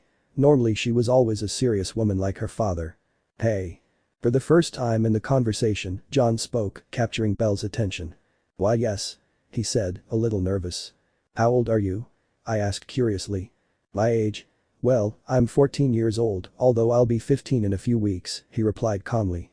Upon hearing that answer, they both opened their eyes in surprise, then looked bewildered at their daughter, who was much more flushed. Rose, that means, Anna whispered. I know. Rose said, embarrassed. But I don't care, I love him and that's all that matters. Those words made Belle smile slightly, wanting to kiss Rose, but he held back when he remembered that his parents were present. Be thankful that there aren't those kinds of laws in this world, John said, letting out a tired sigh. And why are you criticizing me? Rose accused them both. My mom was 15 and you were 25 when you met and she got pregnant at 16, so don't judge me. Both adults just looked away in embarrassment, admitting that their daughter was right, while Belle just let out a nervous laugh. Changing the subject, I'm glad that such a kind boy as you is my daughter's boyfriend, Anna said, her friendly smile returning. I was afraid she'd fall for the wrong guy, but you're the complete opposite. You honor me with your words, ma'am, Belle said, embarrassed. Come on, don't call me ma'am, call me mom, she asked politely. Don't pressure him, Belle is very shy, Rose defended him, seeing how the albino was starting to get embarrassed. By the way, John's deep voice caught everyone's attention, making Belle nervous as he knew another question was coming. I want to ask you another question. Adelante. What is it that you like about my daughter? Depending on your answer, I'll decide if you're fit to be with her, the man said in a stern voice. Dad, I'm old enough to decide who my life partner will be, Rose said, not very happy with those words. John was about to say a few words to his daughter, but Belle started talking. To be honest, I don't know what it is I like about her, Belle replied, capturing everyone's attention. Maybe it's her voice. Or her eyes. Or her personality. What do you mean by that? John asked, narrowing his eyes. What I mean is that I don't know why I'm in love with Rose, all I know is that I love her and I'll do anything to make her happy, I finished speaking, staring at John's serious expression. A feeling of happiness appeared in Rose's chest as she looked lovingly at Belle, making it more than clear to her that she had fallen in love with the right boy. Anna simply smiled sweetly before placing her hand on her husband's shoulder. Admit it, he's the one for our daughter, she said, knowing that John couldn't keep up that facade any longer. And without further ado, John sighed and then looked at Belle with a gentler expression. I admit it, you're a good guy, although if you had answered that you fell in love with her because of her looks, I would have broken your legs. Hearing those words made Belle tremble with fear, glad he hadn't said something like that. Does that mean you accept Belle as my partner? Rose asked, slightly happy. Obviously, daughter, Belle has proven to be a reliable boy who respects you, so we gladly give him our approval, right, dear? I'm just warning you that if you hurt her, you'll experience something worse than hell, John threatened Belle, who was trembling like jelly, nodding over and over again. Belle wouldn't be capable of that, I know him very well, Rose defended. How well? Anna asked with a playful smile. And Rose understood that message, making her blush quite a bit at her mother's bold words. Mom, don't mention that here, Rose whispered, embarrassed. Why? Could it be that they haven't taken that step yet? Anna whispered playfully. Mother. They would have continued arguing, but the sound of a chair moving caught both of their attention. It was John who had suddenly stood up. Dad? Rose said, confused. Come with me, she said, those words directed at Belle before leaving the house. Belle, frightened, only looked at Rose, who smiled slightly, letting him know that nothing bad would happen. So, a little hesitantly, Belle stood up and left the house to talk to his father-in-law. As he went outside, he saw the man standing there, observing the moon that was rising high above. I was going to say something, but John beat me to it. I still can't believe Rose is an adult, John said, drawing Belle's attention. It still feels like it was just yesterday when Rose was a little girl and I used to carry her on my shoulders for walks in the park. A small smile formed on Belle's face as he imagined that scene, a scene which filled him with tenderness. But no matter how much time passes, for me she will always be my little princess, even though she doesn't like me calling her that, he said with a nostalgic smile. Listen, kid, Rose may seem like a very serious person, but she's the complete opposite. She's very sensitive and kind-hearted. I mean, we once bought her a fish that she grew very fond of. The day it died, she cried a lot, even though she was already 15. A small laugh escaped Belle, a laugh of tenderness, knowing that Rose was that kind of person. I only ask one favor of you. Take care of her and never let anything bad happen to her, and make her happy. I'm sure Rose will find happiness by your side, although I think she already has, he said, placing both hands on Belle's shoulders. I give you my blessing to be with her, even to take her to the altar. I'm 100% sure you're the one for her, even though you're much younger. Don't worry, from the beginning it was my intention to protect Rose and make her happy, that was my goal the day I fell in love with her, so rest assured that I will protect Rose, even if it costs me my life, Belle promised with great determination in his eyes. I'm glad to hear that, I whispered, letting out a sigh. I'm glad Rose found a good guy. On the contrary, I am the lucky one to have found someone as wonderful as Rose. I won't deny that, he said with a smile. Now I'm going to give you some confidential information that might be useful to you in the future. When Belle saw that his father-in-law had adopted a serious attitude, he did the same. I know I shouldn't say this, but I know you'll need it, he said, moving closer to Belle. My wife's most sensitive part is her ears, so it's very likely that they're Rose's most sensitive part too. Belle opened his eyes slightly upon hearing those words, understanding what she meant by them. Thank you very much for the info, Belle said, shaking hands with John. I'm telling you this because I'm sure you'll be my daughter's life partner, so you'll need it, he said, patting Belle. And remember, the day she cries because of you, consider yourself dead. Haha, don't worry, Belle said with a nervous smile. Okay, we'll be right back before they start asking about us, said John, going back into the house. Meanwhile, Belle just stared at the moon with a smile on his face, happy to have Rose's parents' approval. I will definitely make you the happiest woman in the world, Belle promised with determination. And with that oath, Belle also entered the house to continue getting to know his in-laws much better, along with a happy Rose, seeing that everything had gone well. Definitely a very pleasant evening for the family to which Belle now also belonged. End of chapter. Chapter 31. A special night. Goodbye guys. See you tomorrow at the same time. Of course. And enjoy your day. We find ourselves at the entrance of the Tower of Babel where Belle was saying goodbye to his friends after a day of exploration. If they give you cake, bring me a piece tomorrow. Lavi shouted from afar, earning himself a punch from Tomo. That action caused a laugh to escape from Belle before he began his journey to the guild. The day was a special day for Belle with a double celebration for him. The day marked 2 months since he started a romantic relationship with Rose, and it was also his birthday. Definitely a special day. So with a smile he headed to the guild to see his girlfriend, since she had told him that morning that when he returned from the dungeon, she was going to tell him something, and that made him anxious. Maybe I'll buy a book about heroes, Belle thought excitedly. Although he was later embarrassed when he realized his thoughts, as he seemed like a child. But I'm still a kid, so there's nothing wrong with that, Belle excused himself in his mind. Lost in his thoughts, Belle continued on his way to the guild, arriving in less than 5 minutes. Smiling slightly, he entered the guild where the first person who greeted him was a pink-haired girl. Happy birthday to you. Happy birthday to you. Misha exclaimed, approaching Belle with a gift in her hands. Thank you, Misha-san, Belle said sheepishly. Here. She said, extending a box wrapped in gift paper. It's my gift for our friendship. Really? Thank you so much. She said with a smile, taking the gift. Come on. Open it. Misha said excitedly. Belle, curious to know what it was, opened the gift and was greatly surprised. What do you think? Misha asked, crossing her arms proudly at the gleam in Belle's eyes. Misha San the albino stammered, taking out of the box one of the hero books he so desperately wanted, which were a limited edition. Thanks to Rose, I know you have a great taste for stories about heroes, so I decided to buy you that book. It was hard to find, but I finally managed to, she explained, satisfied. Thank you. Belle shouted happily, throwing himself into the pink-haired girl's arms. Come on, it's not that big of a deal, she said, feigning embarrassment as she returned the hug. Ahem. A shiver ran down Misha's spine as she heard a fake cough behind her, letting go of Belle and quickly moving behind him. Standing in front of them was Rose, arms crossed and frowning. Look, Rose, Misha-san gave me a limited edition book. Belle said excitedly.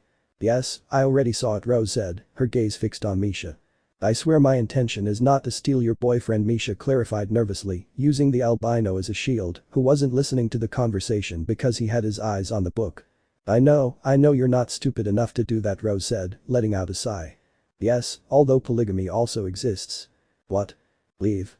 And with those words, Misha disappeared in the blink of an eye before receiving a blow from Rose. That silly woman is a pain in the neck, he thought, letting out a tired sigh. Then she turned her gaze to her boyfriend, who was looking at the book with excitement. And I was planning to buy him that book, I'm so glad I didn't, she thought with relief. By the way, Rose, Belle called, looking up from the book. And? Belle slowly approached Rose and stole a quick kiss. I'm back, he said with a slight smile. I'm glad you're okay, she said, embarrassed, glancing around to see if anyone was watching them. I'll read the book when I get home, said Belle, putting the book in the backpack he always carried. About that, Belle, said Rose, catching the albino's attention. And? I was planning to cook you dinner at my house for your birthday, so I was wondering if you'd like to sleep over tonight, she suggested, blushing slightly. Dinner? Will your parents be there? He asked nervously. Of course not, they've already returned home, it'll just be you and me, she said shyly. Then there's no problem, but first I'll go home and take a shower since I just got back from the dungeon, Belle agreed with an excited smile. Then I'll be waiting for you at my house, she said, eager for night to fall. Great. Then I'll see you tonight. And with those words, Belle kissed her on the cheek, leaving the guild and leaving Rose alone at the entrance. I'll give you the best birthday ever, Rose thought with a beautiful smile. Although a certain pink-haired girl approached from behind, ruining her moment. And you wait until I turn 18? Misha asked mockingly. Shut your mouth, Misha, she said, embarrassed. Hey, but if you can't keep it up, you can call me, that way we'll take turns, and you can rest, Misha suggested with a friendly smile. Although she was surprised to see that Rose had remained silent and did not try to hit her as she usually did.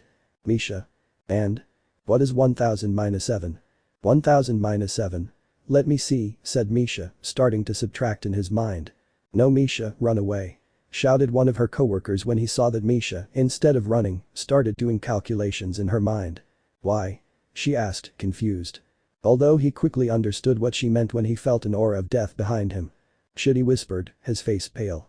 Everyone in the guild and those closest to the place could hear a woman's cries of agony, but they didn't pay any attention to it. Later. We are now at Belle's house where he has already taken a shower and put on special clothes for the occasion. Let's see, this here, he said to himself, trying to comb his hair. Talk. Come in, Kami-sama, Belle said as he heard the door being knocked on. The little goddess peeked out the door, seeing how her only son was decently dressed. Are you going out with Rose-kun? Hestia asked curiously. Yes, and I won't be back. Rose invited me to dinner at her house, so I'm staying overnight at her request, so I won't be back until tomorrow, she explained, stopping brushing her hair. Oh, I understand, Hestia said, realizing what Rose was planning. Well then, my gift will be perfect for the occasion. Gift. Extending her hands, Hestia showed Belle a small colony.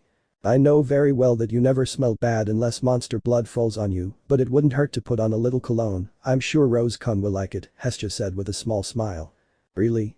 Well, thank you very much, Kami-sama, Belle happily said, giving his goddess a small hug and then taking the cologne. And without waiting, he placed a little on his neck, feeling the pleasant aroma reach him. That looks better, Hestia complimented, straightening Belle's shirt. Now go after her, but be careful not to attract the attention of another woman along the way. I'll be careful, he said with a nervous smile, leaving the room to go to Rose's house. Wait, Belle-kun. Hestia called, running to the kitchen. Belle just stood there, a little confused about what his goddess wanted, although seconds later he saw her return with a bottle of wine in her hands. "Here, a customer gave it to me this morning, but I think you'll need it more than I do. It's grape-flavored," she said with a small smile, handing over the bottle. "Well, thank you very much, Kami-sama," she happily said, taking the bottle and walking towards the exit. "Happy birthday and enjoy the gift Rose-kun will give you." "Of course." And with those words, Belle left the house, leaving Hestia at the entrance with a small smile. "I'm 100% sure she doesn't know Rose-kun's intentions," I thought with amusement. "I just hope she's not too harsh on him." Meanwhile, with Belle. He walked with a smile through the dark streets of Arario, lit by streetlights, in the direction of Rose's house. Now that he would be sleeping with her, he planned to sleep in late playing some board game with her or telling her about his dungeon adventures. It's a shame that Rose had other, less than holy plans in mind. And here I am, Belle thought, looking at Rose's house. Without waiting, he approached the door and knocked twice, hoping his girlfriend would open it. Not even 5 seconds had passed when Rose opened the door, greeting Belle with a smile. The albino blushed slightly at how beautiful Rose looked in her casual clothes, although the truth was she looked beautiful in any outfit she wore. "You look great," Belle complimented, making Rose smile happily. "Thank you, I was wondering if you'd like these clothes," she said happily. Although at that moment a certain scent reached his nose, surprising him as he moved closer to Belle and smelled his neck. Rose, Belle stammered, embarrassed. "Did you use cologne?" she asked, a little surprised since Belle didn't use that kind of thing. Well, yes, I thought it was necessary for this special occasion," she said with an embarrassed smile. Those words made Rose smile happily. "Well, let me tell you that even though you don't use cologne, I like your smell," I whispered, hugging Belle and burying my face in his neck. Thank you," he said, embarrassed, seeing Rose a little more affectionate than on previous occasions. "Come on, dinner is ready," she said in a soft tone of voice, taking Belle's hand and leading him into the house and closing the door. The homeless man who was across the street saw the interaction between the two, knowing everything that was going to happen. "Poor boy, he doesn't know his girlfriend's true intentions," he said, taking a swig from his liquor bottle. "The rabbit's going to be devoured by the wolf." Inside the house. Belle looked somewhat surprised at the food Rose had prepared. It almost looked like 5-star food, although it didn't surprise him, after all, his parents owned a restaurant. "Do you like it? All of this is for you," she said, hugging Belle from behind. I like it, thank you so much, Rose," he said happily, grateful for his girlfriend's kind gesture. "By the way, I brought a bottle of wine. Kami-sama gave it to me." "Well, this is good for us. It'll help lighten the mood later," said Beastman, taking the bottle and placing it on the table. "Take a seat and enjoy. We'll have dessert later." "Great." Belle agreed excitedly, taking a seat and hoping the dessert would be a pineapple cake. Without knowing that the two of them would be making dessert in a little while. "I hope you enjoy it, Belle. I've prepared the dishes you like," she said, taking a seat next to him, her hands brushing against his shoulders. "Thank you so much, Rose. Next time I'll be the one to prepare the dishes for you," he promised, giving her a kiss on the cheek. "Can you cook?" she asked curiously, cutting a piece of meat. "Well, I used to cook since my grandfather didn't know how, so I can hold my own a little," she confessed with a nervous smile. "I understand," he said, picking up the piece of meat with his fork and bringing it closer to Belle. "Now say ah." He opened his mouth a little embarrassed at being fed by her. He was genuinely surprised that she was being more affectionate today, although he wasn't complaining. "Don't think about anything and just enjoy your birthday," Belle Rose said with a beautiful smile, bringing another piece of meat to the albino. I understand," he said, eating the meat. Although she couldn't help it, her shy side was starting to come out again, something that Rose liked. "What do you think? I'm not as good as my parents, but I feel like I'm doing alright," Rose said, looking at all the food she had prepared. "It's delicious, you cook very well, I hope I can cook like that someday," she said, wanting to prepare delicious dishes for herself as well. "Well, whenever you want, you can tell me and I'll help you," he proposed as he took 2 glasses and filled them with grape wine. "Here." Belle took the glass full of wine in his hand, looking at the liquid. "Grapes, I never dared to try that fruit," he said, looking curiously at the wine. "Really? Well, you should eat some other fruit besides pineapple, I assure you that you won't regret it," she said with a smile, taking a sip of wine. "I'll keep that in mind," and with those words Belle drank the wine, opening his eyes slightly surprised by its good taste. "Wow, it's delicious. I told you." And enjoying the taste, Belle began to drink the wine with more excitement while eating the delicious food that Rose prepared. Meanwhile, she just watched him out of the corner of her eye with a small smile on her face, happy that everything was going well. A little while later. The entire table now had only empty plates and an empty wine bottle. And still sitting at the table were Belle and Rose drinking the little wine that remained in their glasses. "Congratulations, Belle," Rose whispered, lightly clinking her glass against Belle's. Thanks," he said, taking the last sip. "By the way, when's your birthday?" "Next month," he replied calmly. "Well, I'll have to start thinking about what to get you," he said, tapping his chin with a finger. "Don't worry, anything you give me will make me happy, like this necklace," she said, looking fondly at the necklace she wore around her neck. Sometimes I forget you have a picture of me on that necklace," Belle said sheepishly. "This is my most prized possession," she said, tucking the necklace back into the back of her shirt. "And as I told you, any gift you give me will be precious to me, although tonight I'll be receiving a gift in advance. It will be like a gift for both of us." "What do you mean?" I asked, confused. "You'll know soon enough," he said, gently pinching Belle's cheek. After that, she stood up to start carrying all the dishes to the sink with the help of Belle, who was curious to know what Rose was planning. A little while later everything was clean now both were free where Rose wasted no time taking Belle to her room. "Wait, what about dessert?" Belle thought, confused, remembering that he hadn't eaten any dessert. But then he looked at the clock on the wall and saw that it was almost 10 o'clock at night, so he thought that Rose might want to go to sleep, leaving the dessert for tomorrow. So he dismissed it and obediently followed Rose to her room. Upon arriving at the room, they both sat on the bed where Belle quickly felt the atmosphere change drastically. "What will we do now, Rose?" he asked curiously. "You know, I originally planned to prepare dinner as a gift, but then I decided to prepare another gift for you," he said in a shy tone of voice, resting his head on Belle's shoulder. "Really? And what is it?" he asked excitedly. "Belle, have you never thought about doing that?" she asked, embarrassed. "Do what?" I asked, confused. "You know, that thing that couples who love each other do," she said, playing with a lock of hair. "Kiss?" "That's it, but taking it a step further, you know what I mean, right?" Belle still had that confused expression, although seconds later he understood what she meant and began to blush slightly. "So that's what you mean?" he said, embarrassed. "Yes, that's it. I think I'm ready to take that step with you," she said, gently taking Belle's hand. "But does that mean there won't be any dessert?" he asked, dejected. "You're mean, Belle, I want to give you my first time and you come out with it," she said, offended. Sorry, I'm just kidding," she apologized with a nervous smile. "But are you sure?" "Absolutely, I've already decided that you will be my life partner, so I'm prepared to give you everything I have and I hope you do the same," and with those words, Rose gave Belle a warm kiss which he quickly returned. He was still processing that he was about to do the no-distance thing with Rose and his heart started beating rapidly from embarrassment. "Who am I kidding? I want to take that step too," the albino thought, passionately kissing his girlfriend. After kissing for a few seconds, Rose slowly pulled away, looking at Belle with a blush and putting her hands on his shirt. "Before we begin," Belle stopped Rose, who was lifting her shirt. "What?" I asked, confused. "Can I try something before we start?" I asked with an eager look. "Sure." I accept, surprised. Although she instantly let out a moan when she felt Belle begin to caress her ears. Hey, what are you doing?" I asked, blushing deeply. "Wow, they really are sensitive," Belle whispered, gently stroking the beastman's ears. Ever since his father-in-law gave him that information, he had always wanted to try it and now was the perfect opportunity to do so. Not to mention that Rose's little moans encouraged him to do it much more. While Rose moaned softly, feeling the gentle caresses on her ears. Belle, stop," she pleaded, feeling increasingly strange. Belle. But he didn't stop, he just kept his gaze on her ears while he caressed them, eliciting more moans from Rose, who was starting to feel stranger and stranger. Belle détente. And with that scream, Rose grabbed both of Belle's arms, pushing him towards the bed, ending up on top of him. I'm sorry," Belle apologized, embarrassed by Rose's deep blush.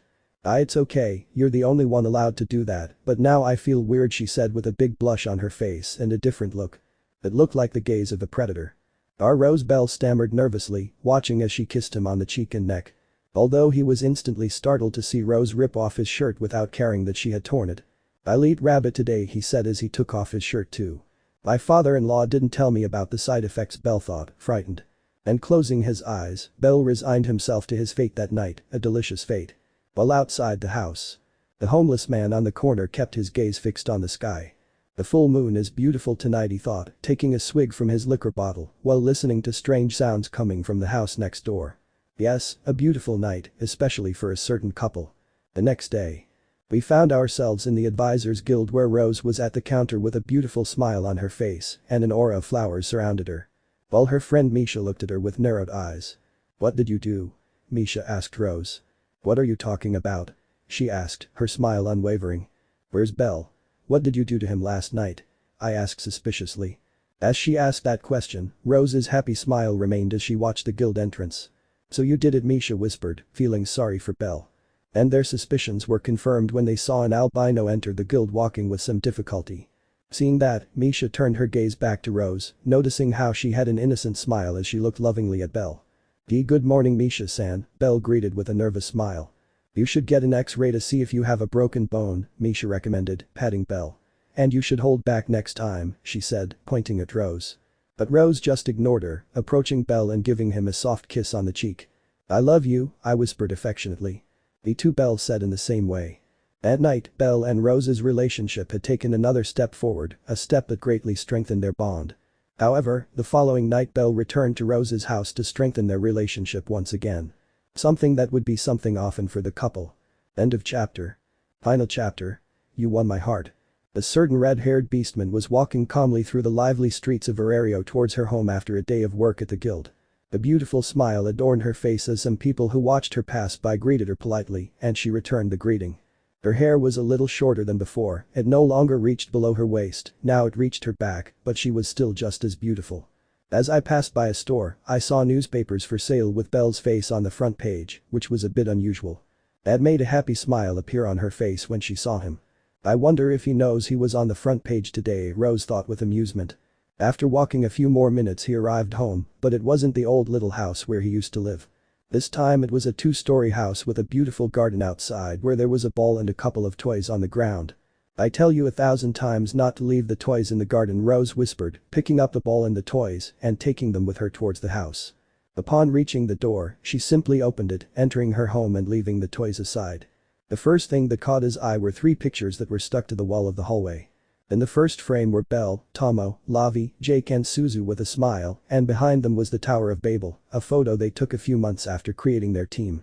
In the second photo, Belle and she were lovingly embracing Belle's arm, although the difference in that photo was that Belle was wearing a black tuxedo and she was wearing a beautiful white wedding dress, both with a smile on their faces. And in the last photo, she and Belle were smiling and both were holding a baby in their arms. Seeing those photos brought a nostalgic smile to Beastman's beautiful face. "Mom's here." Rose snapped out of her thoughts when she heard a child's voice and footsteps running towards her. "Mother." These were the words spoken by 2 little girls as they entered the hallway and threw themselves into their mother's arms. "Hello my little one," said Rose, affectionately hugging her daughters. Both girls had wolf ears on their heads. One had beautiful white hair and the other a strong red color like her mother's. After a few seconds, both girls separated from Rose, looking at her with a smile, showing their red eyes like their father's. "And Belle?" she asked the girls curiously. "Dad is in the living room reading a story for us," said the red-haired girl with a smile.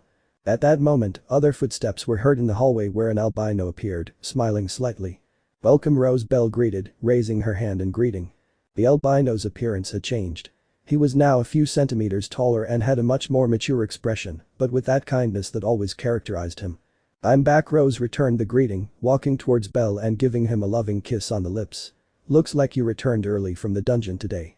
"Yes, Kami-sama couldn't stay long taking care of the girls since he had family matters to attend to, so I had to return quickly," he explained, hugging Rose's waist.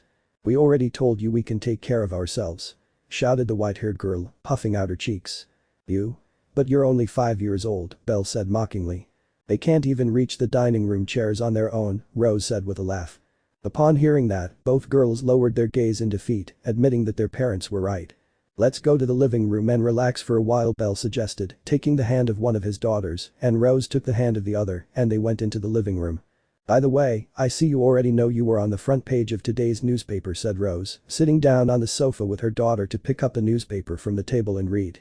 "Bellcranel, the strongest adventurer in the city, defeated King Otter again in battle. I didn't know you had faced Otter again, now I understand why you were a little hurt yesterday," Rose said wearily. You know they're just friendly fights that he asks me for," she said with a nervous smile. "Because in one of the friendly fights they had, they ended up destroying around 20 houses."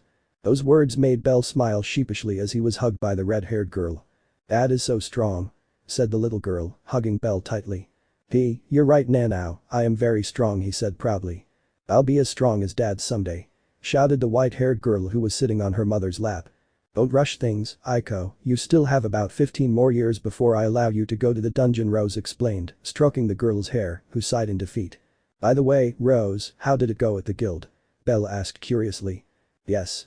How many times did you hit Aunt Misha today? Nanao asked excitedly. Well, she was rather quiet that day, so she only got hit 5 times, Rose replied, remembering the failed pranks Misha tried that day. That girl will never change, Belle said with a smile. And what bothers me most are the risque jokes he makes about you. Sometimes I wonder if it's just to annoy me or if there's something more to it, Rose said, frowning. Don't worry, I know Misha and I know very well that she's only doing it to annoy you, since you're easy for her to anger, Belle reassured her gracefully. That stupid girl, Rose whispered, wanting to have Misha in front of her so she could punch her. Don't worry, Mom, you know very well that Dad loves you very much, Nana reassured her, earning a smile from Rose. Yes. Dad, tell her again the words you said to her on her wedding day, Aiko pleaded. Don't remind me, Rose whispered sheepishly. Both girls really enjoyed hearing the story of how their father said some loving words to Rose during the wedding vows, which made Rose blush deeply because he said it in front of everyone. Who wants to listen? Belle asked with a smile, earning a yes from his daughters. Okay. The albino turned his gaze to his wife, who had a slight blush and looked away. Rose, it took me an hour to meet you, a day to fall in love, but it will take me a lifetime to forget you, Belle said poetically, earning applause from his daughters. I still can't believe you said those words in front of all our friends and my parents, Rose said, blushing slightly as she looked at her husband. Although I must admit, those words did make me happy. Is that how Dad won your heart? Aiko asked excitedly.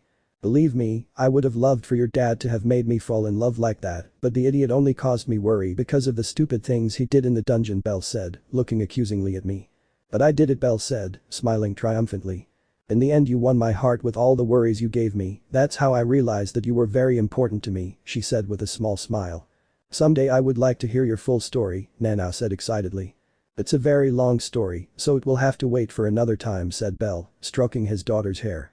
Now go to your room and play for a while, your dad and I will prepare dinner, said Rose, standing up. And with smiles on their faces, both girls ran to the second floor to play in their room. Sometimes I'm surprised by the amount of energy they have, Belle said with a smile. And who do you think they take after? Rose asked, narrowing her eyes at him. You have plenty of energy. If you want, I'll show you how much energy I have tonight, Belle whispered, hugging Rose. Control yourself, you rabbit in heat, he scolded, pinching the albino's cheek. Rabbit in heat. If you want, I'll remind you who was in heat that night when we did it for the first time, Belle retorted, crossing his arms. That was B because you stroked my ear, she whispered, embarrassed. I only planned to make love, and not something so wild. Belle let out a laugh of delight upon hearing those words, giving Rose a kiss on the cheek. Although we both enjoyed it. Belle, let's stop talking about that day and let's go cook, said Rose, walking towards the kitchen, followed by a smiling Belle. Yes, they were a very happy couple and a happy family with their 2 little daughters, enjoying every moment they spent together. Rose felt as if it were yesterday, the first day she met him. Gee, good morning. Good morning. Do you need anything?